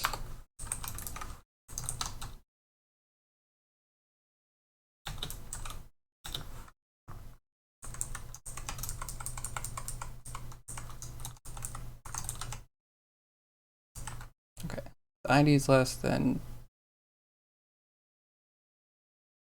this, then that means it comes after. And if we're only removing one thing at a time, can they all just be minus minus? That is disaster. Like I kind of feel like they can be, but it might also be a trap. And then there's chess 960, where the back rank pieces are randomized. Wait, what? I haven't heard of this. With some rules, so there is no preparation possible. It's also called Fisher random. That's cool. Okay, so you might find this kind of a joke. I used to work at a hobby shop, and there was a game that existed, and I've never seen anyone pick it up. We had a poster for it. It seemed like a cool idea. It was called Nightmare Chess, and it was an add-on for chess. Oh, it's Steve Jackson Games. Love that guy. So Nightmare Chess was supposed to like add cards to chess to add additional like gameplay. You get to use a chessboard as like the playboard. Yeah, I never played this. Always looked interesting. I loved the Jester image. Really cool. I kind of wonder if this would just feel like playing Yu-Gi-Oh though. Your opponent's move is cancelled. He must make a different move with the same piece or with another one. If he used a card, he may take it back. Yeah, it feels like it would be just like, I play my trap card. My trap card responds to your playing of a card, whether it's a trap card or not. Anyway, yeah, I never played chess enough for that to ever be a thing. But I wonder if there's some chess champs out there that are like, I need my additional rule sets.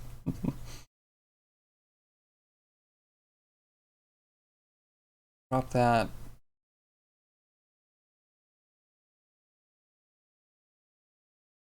Wait. shape.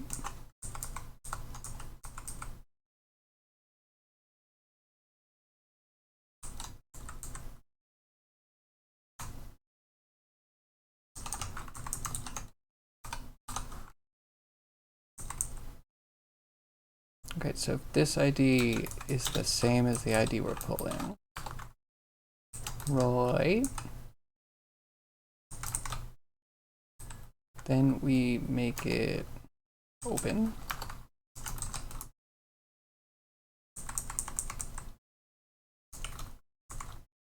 This is like -1.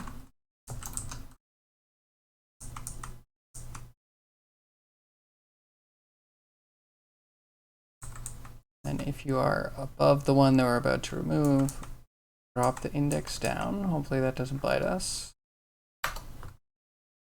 And then finally stored pieces. Remove at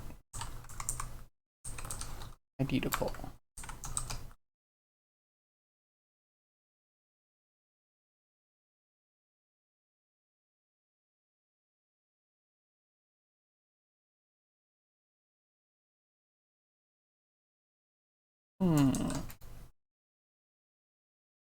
Yeah, see, Tetris totally doesn't need this. This functionality is...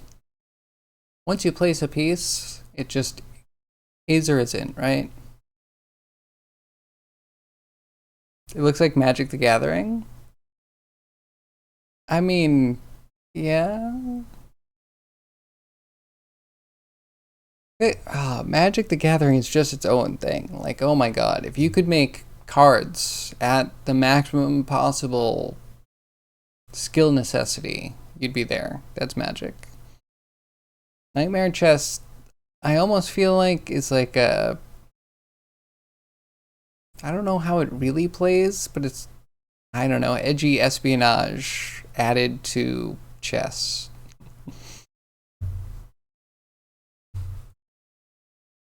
Holy crap, suggested retail price is $35? I don't know if that's worth it. There's like no way.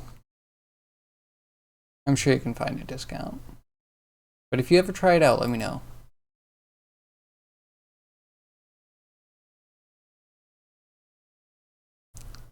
Actually, I'm kind of surprised it's not a video game. I feel like having extra rules on top of a chess game would make a pretty decent game. There'd be lots of people that play it, right? Good chat out. Does anyone want to step in? That's fine. Riley, I'm sorry I exhausted you. Okay, so now we have place and remove.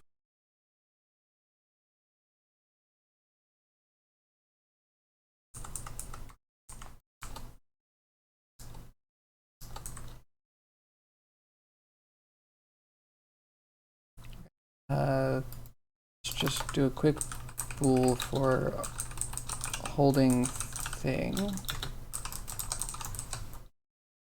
And you know, I'm almost chatted out. I'm hungry.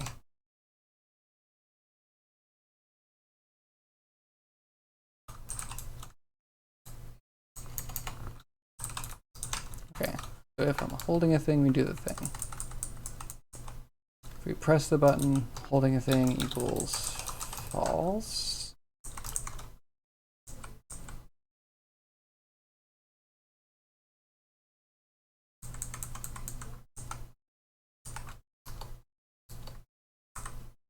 Okay, so we have position for mouse pattern. We need to know if there is something at the pose.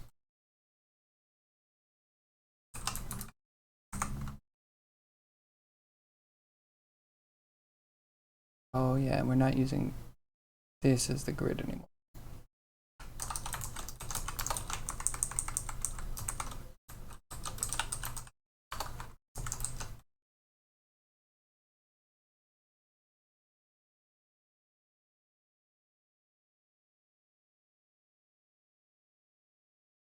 Then copy pasta this a little bit.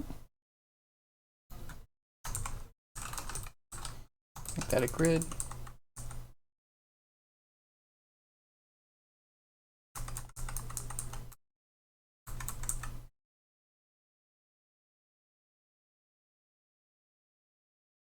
I mean, here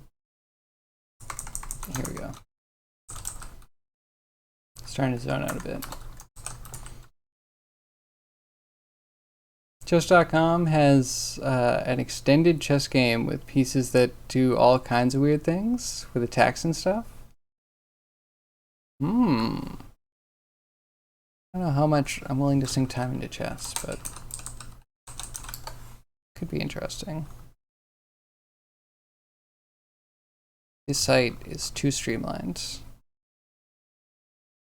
How do... Oh, okay, so there's puzzles, Puzzle Rush.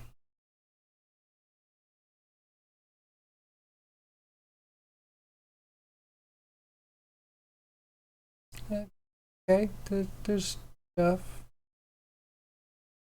Rules, tools. Quite a site. Quite a site.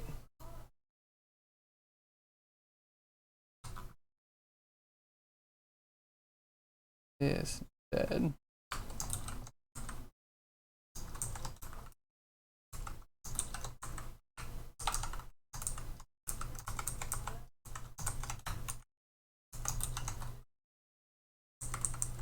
Menu.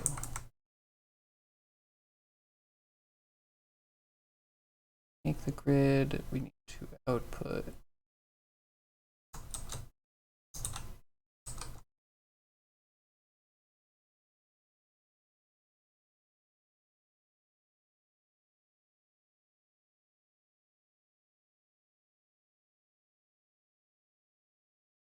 Now the grid itself.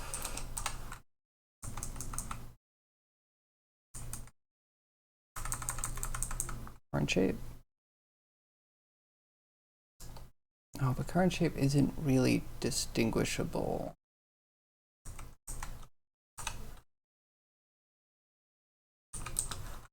Start ID by pose.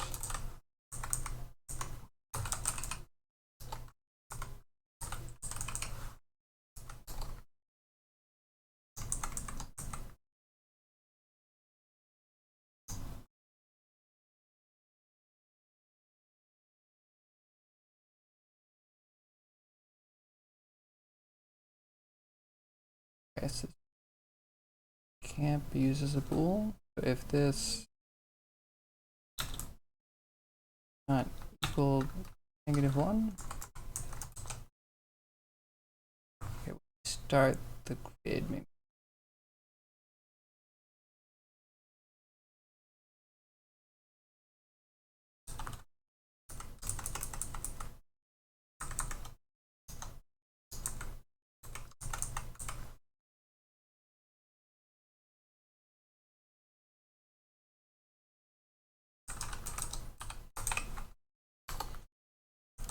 Place thing, and the thing is chess piece.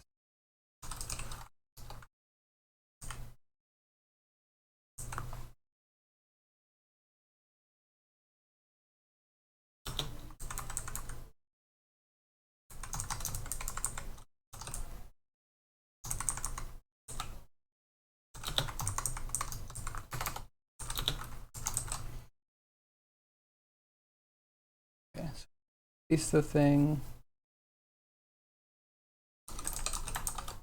Otherwise, we reverse this. We actually drag it around the screen. I hit save. What are you doing? Why are you loading? Visual Studio freaks me out sometimes.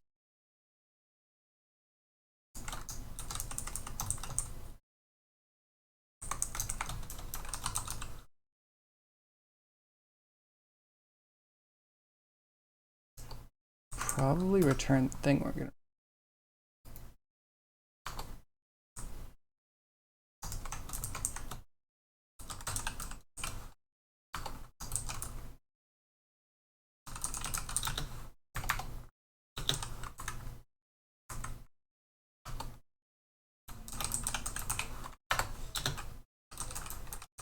Okay, return piece is gonna be grabbed from our stored pieces.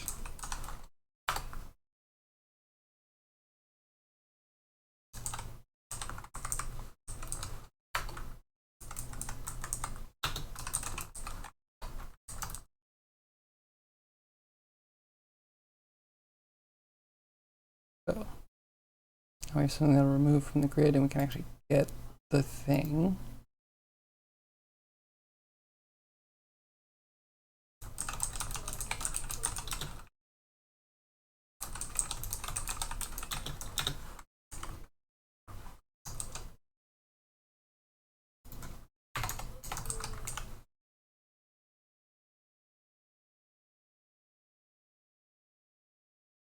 Oh yeah, you are the piece, not a game object.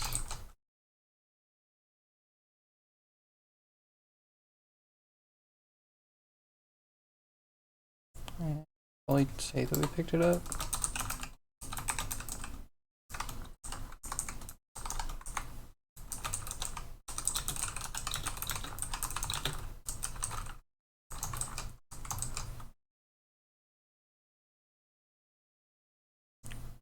So if we click down, put thing down. Otherwise, pick thing up. So hopefully this works. Doesn't work. We're gonna have to debug some stuff. We didn't put any debugs. Very few, just the ones to see if I succeed. That's classic overconfidence.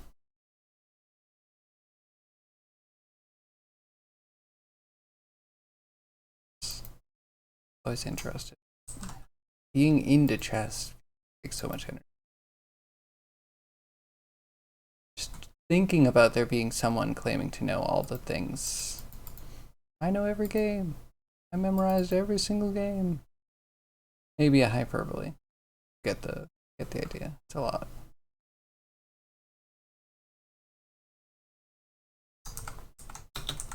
Okay, so this needs to be greater than 1.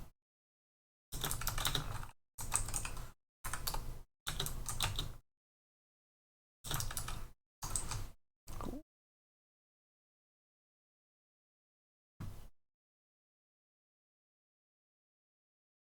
Wait, how's this start? Because I feel like I wasn't holding anything.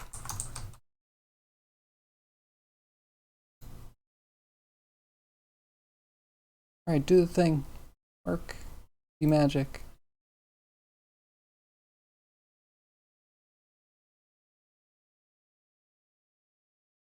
No ref.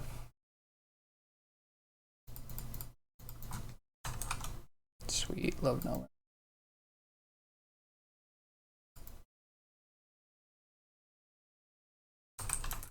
ref. Okay.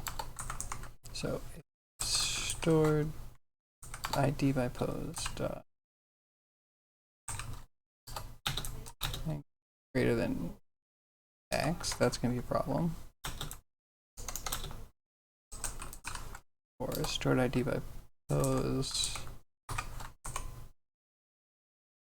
0.length greater than Y.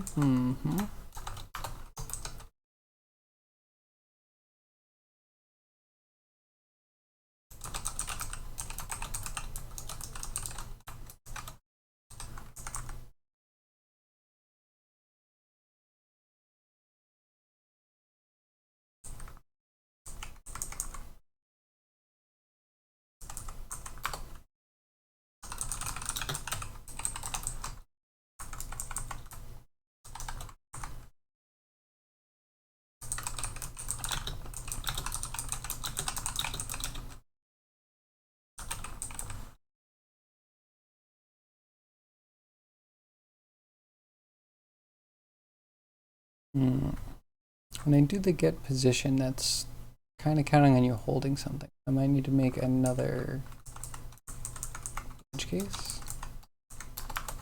Catch when you're not holding anything.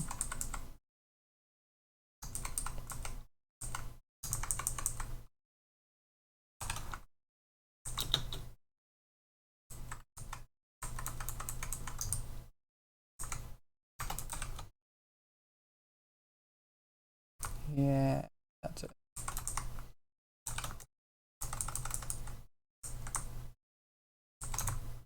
And you're a 0.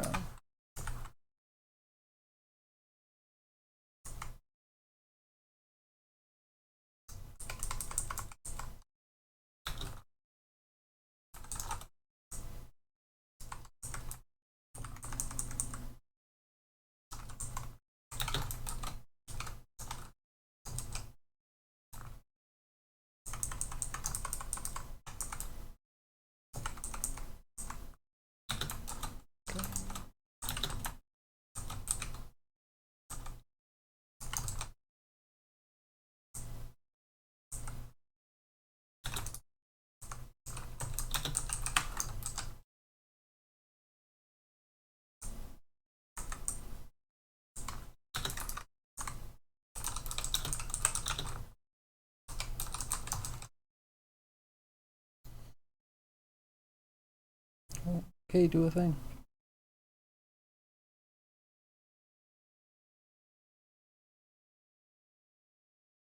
We get this much working. We need a little bit of polish tomorrow, and then we need a function to,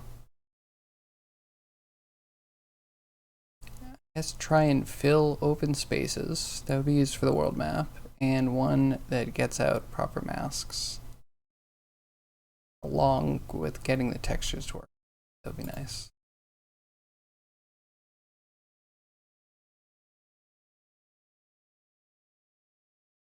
No ref, great. How you no ref?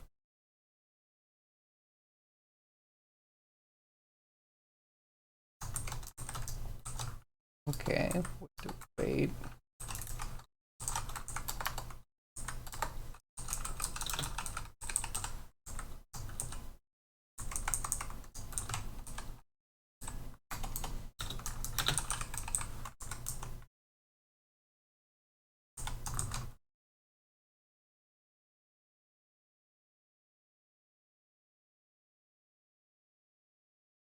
Okay, and then up here, that not arrow.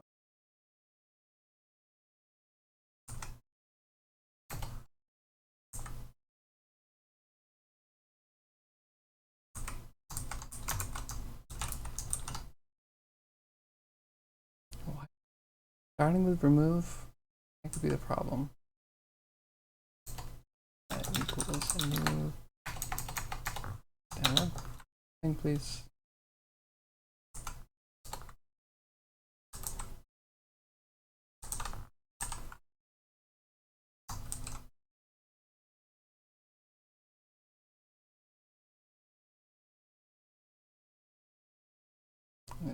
Is the grid so our own this dot x, this dot y.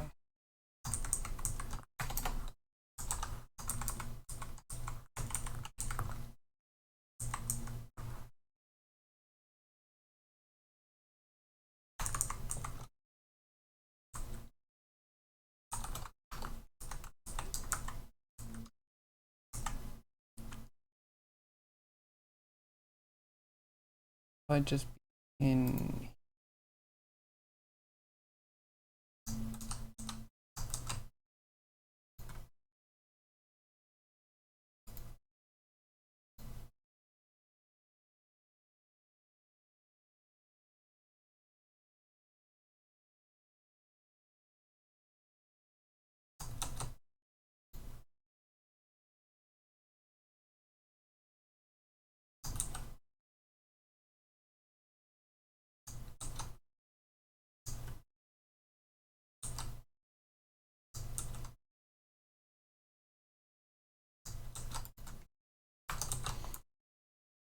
and store.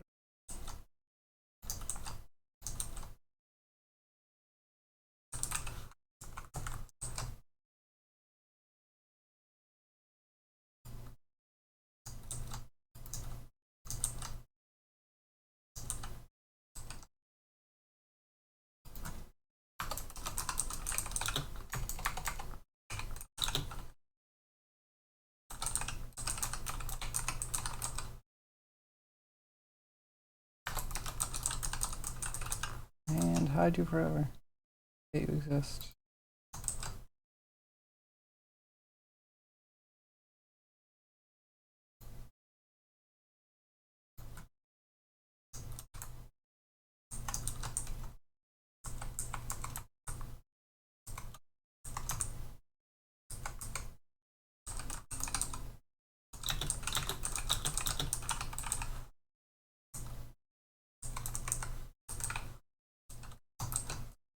Code by policy is not that.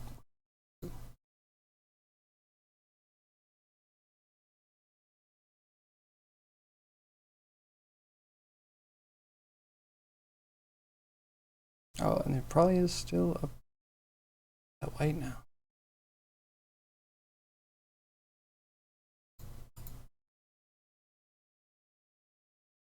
Thank you for this. What is it?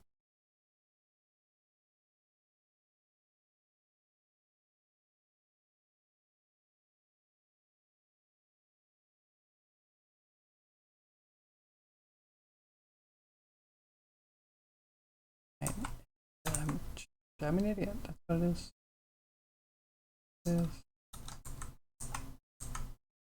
Take the beginning.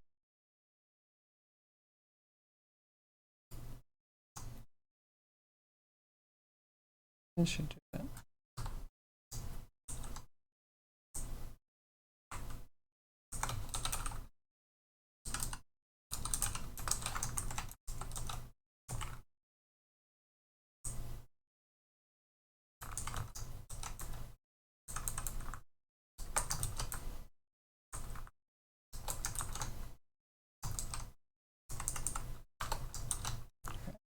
And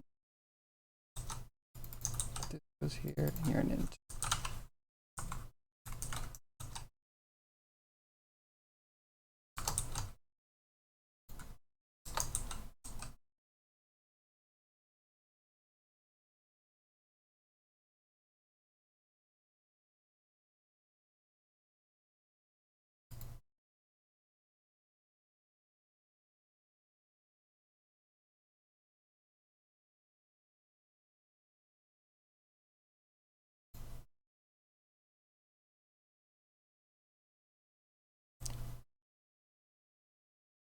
Keep picking things up.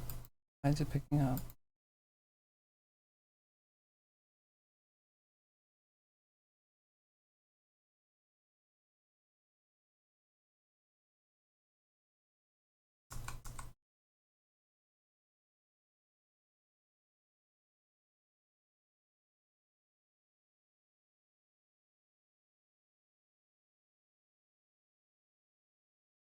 Through all of them, make them negative to start with.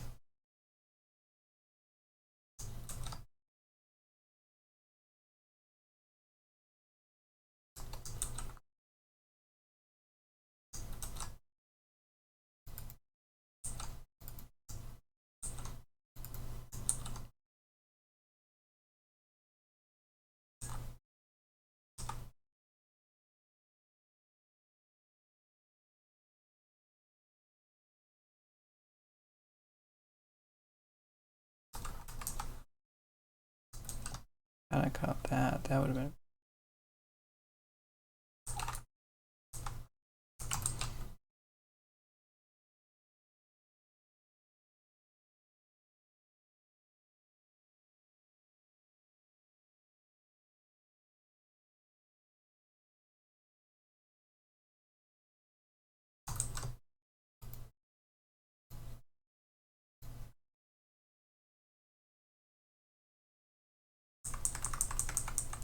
You're like -1.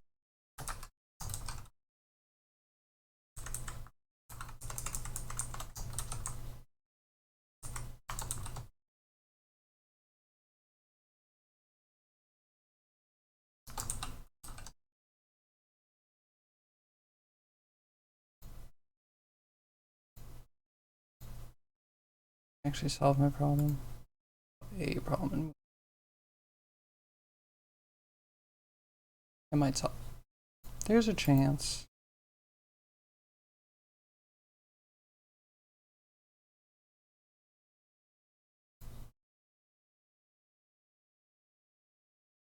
Why I picked up. And then AX that. I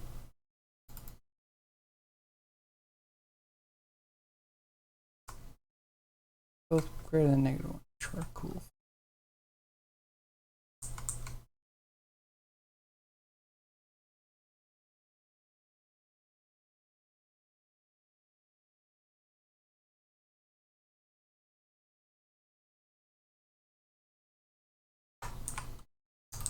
Equal.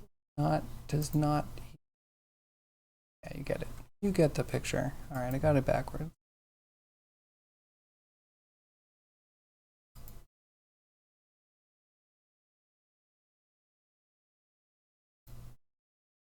No, still says picking up. Oh, well that worked. Why does it start picking up?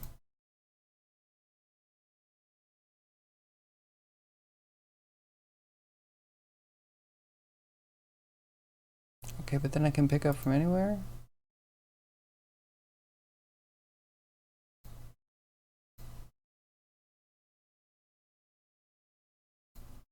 It's something at least.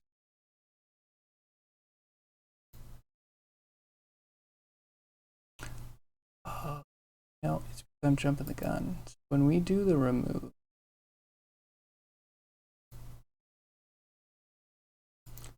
this will say if grid pickup is not null, then all this other stuff is relevant.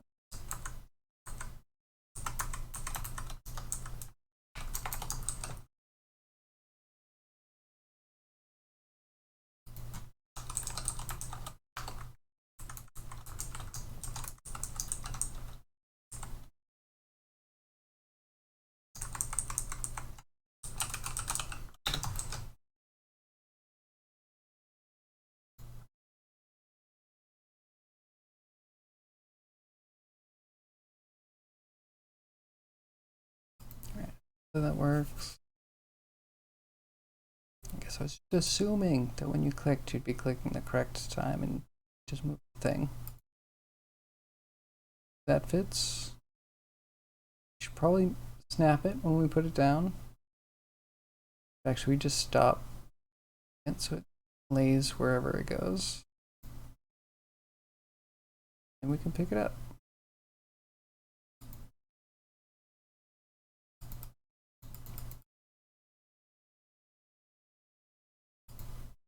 Ah, cool. Okay. Well, yeah, I can actually, like, alright. Never mind. Premature.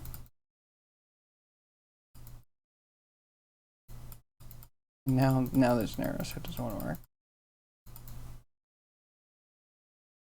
This is the first error.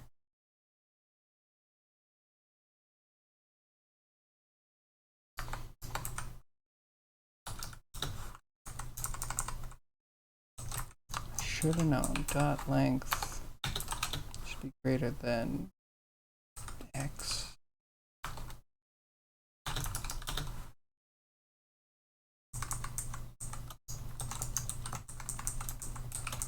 I and you get a little stuff.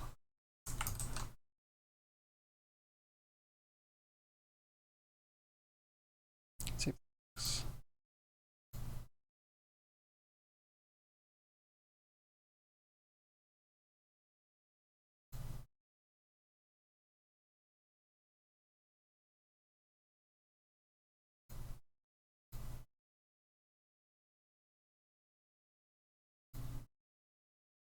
Valid expression.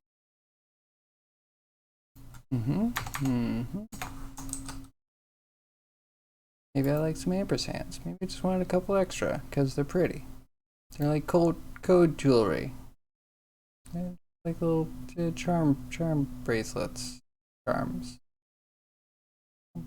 Yeah, it's a thing. Okay, we put it down. It's good. Pick it up. It's also good. We can't put it anywhere else. Put it on the grid, it's fine. We click wherever we want. It doesn't pick up.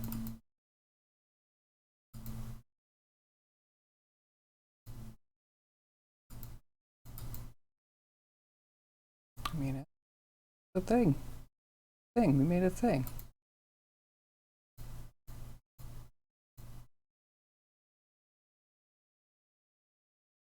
Okay, and then the grid is off by a little bit because it has a size and we're not accounting for that center.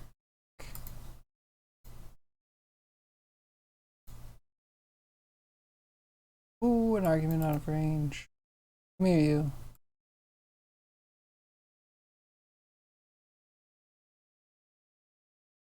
Is it really here? 105? Cap? Yeah, 105. Okay.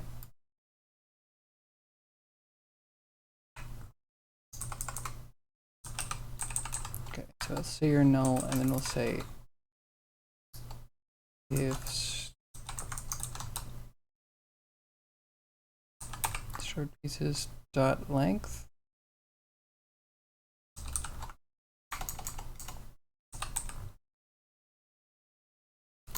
count.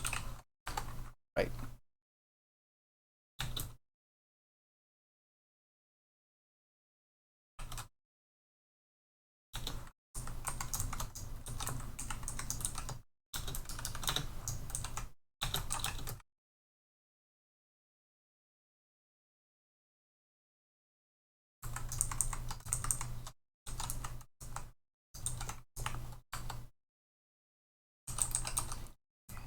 else. Where are we? What do we move from the grid? Return, probably.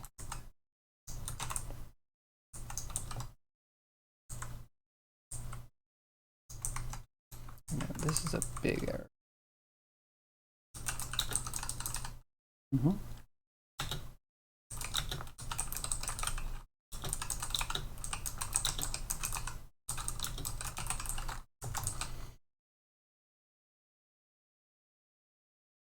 And hopefully this is enough. We don't really need ties to like world props or anything. Just like making sure that we have a good pattern for the prop that represents its footprint.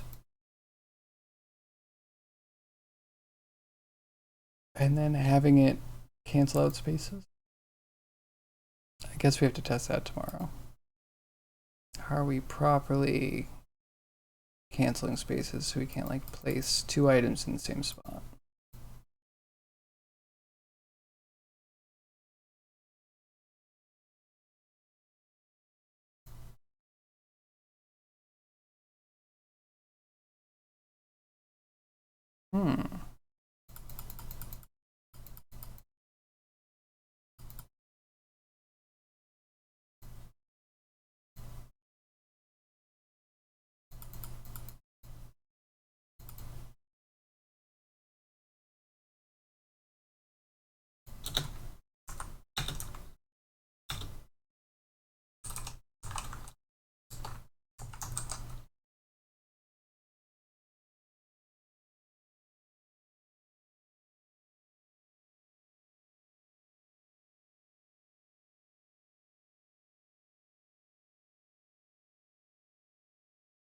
Add the piece, add ID. I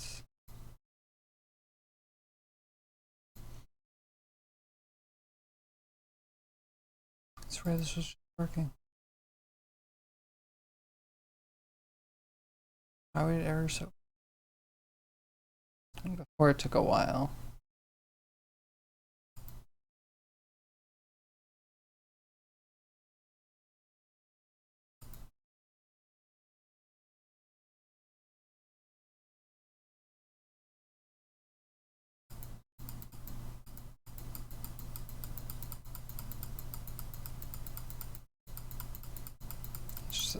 There's nothing.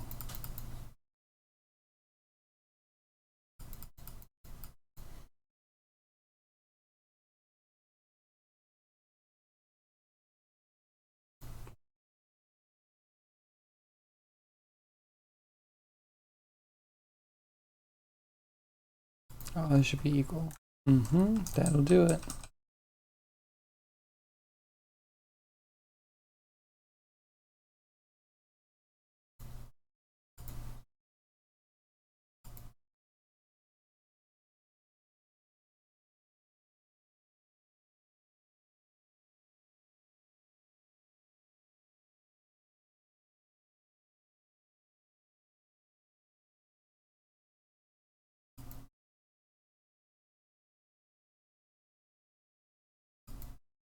Okay, you can put it down and pick it up. Perfect.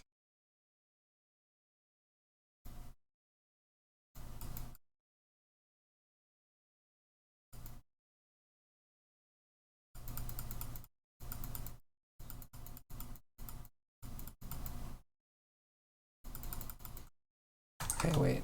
Are we removing things properly? Stored pieces, remove at.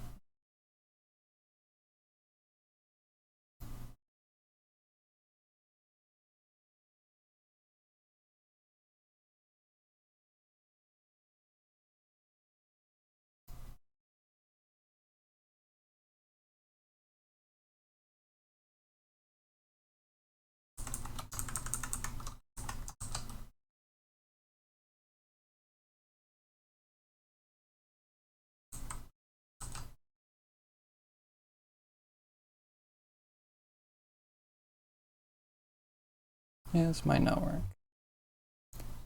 That might be okay. It's kind of a gamble. Kind of logically makes sense, but it's something I've never tried before.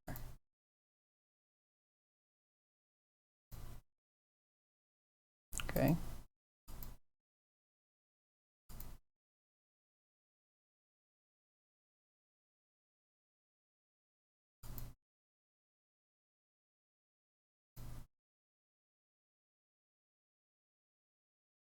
Yeah, kinda snapping into place would be good. Let's make a to-do list.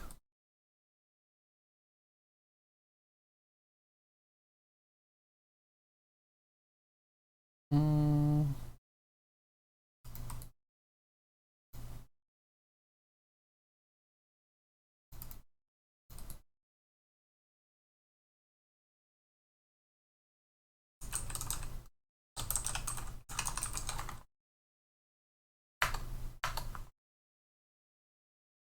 There.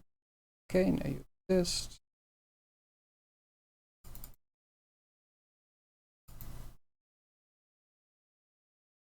We need to snap placed object to grid.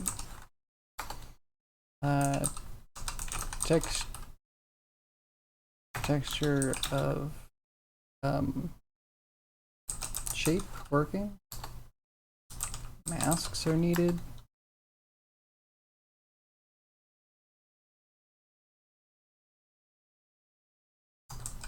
Oh, there's a bunch more that we should do. We need.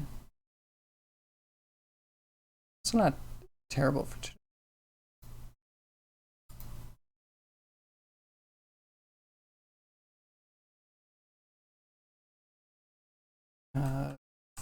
Grid offset.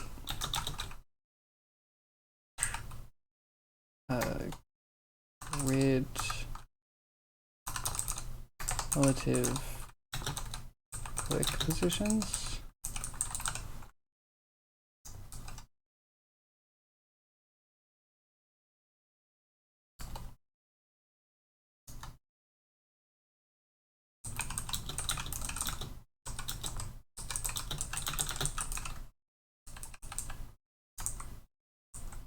My TAF.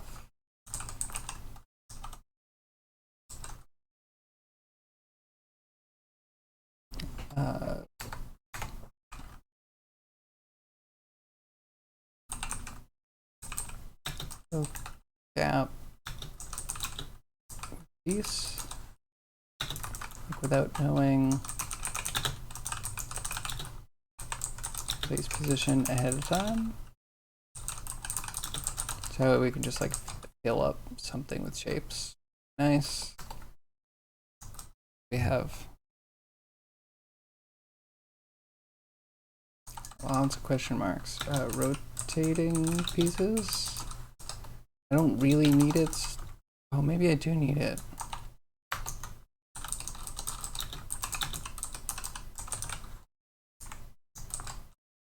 Yeah, it's kind of better than putting in 4 versions of the same object.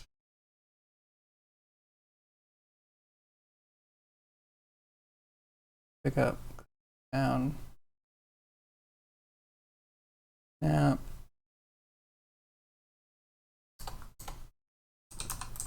Start grid.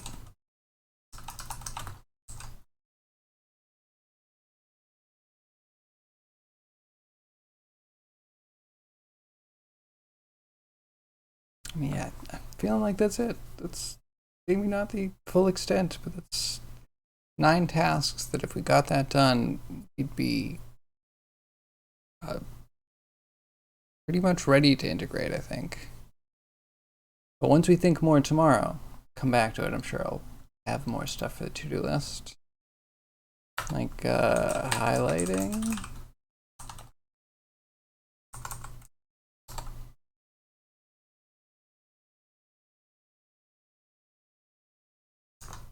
We need highlighting pieces and highlighting placement areas.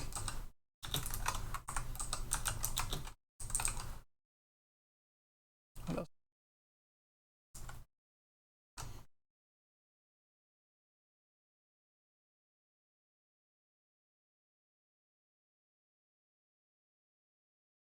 Okay. All right, I think we're good. I think we're good.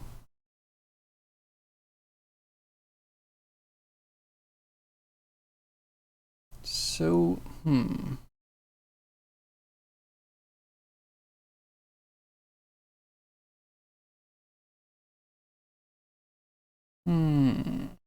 Can't think. Is there somewhere?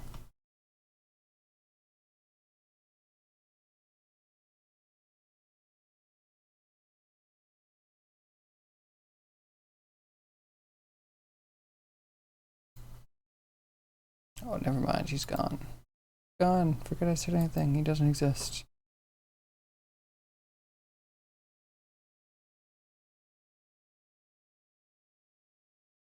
Okay, whatever. Maybe we can do a quick grimy raid. Let's see how successful we are. Thank you everyone for joining me today. I really appreciate each and every one of you. Wonderful human beings. Thank you, my chatters, my lurkers, my VOD watchers. I hope to see you again tomorrow between 2 p.m. and 6 p.m. Eastern Standard Time, when I will be here again. And I will probably finish some stuff on this to-do list. Yeah, good progress today. Hopefully we are as successful tomorrow. Hope you have a great rest of your day. And I will see you later. Bye-bye. Oh yeah, jump in the Discord if you want and find out when I go live. And post all your work so we can ogle it. Bye-bye. Have a great rest of your day. See you tomorrow.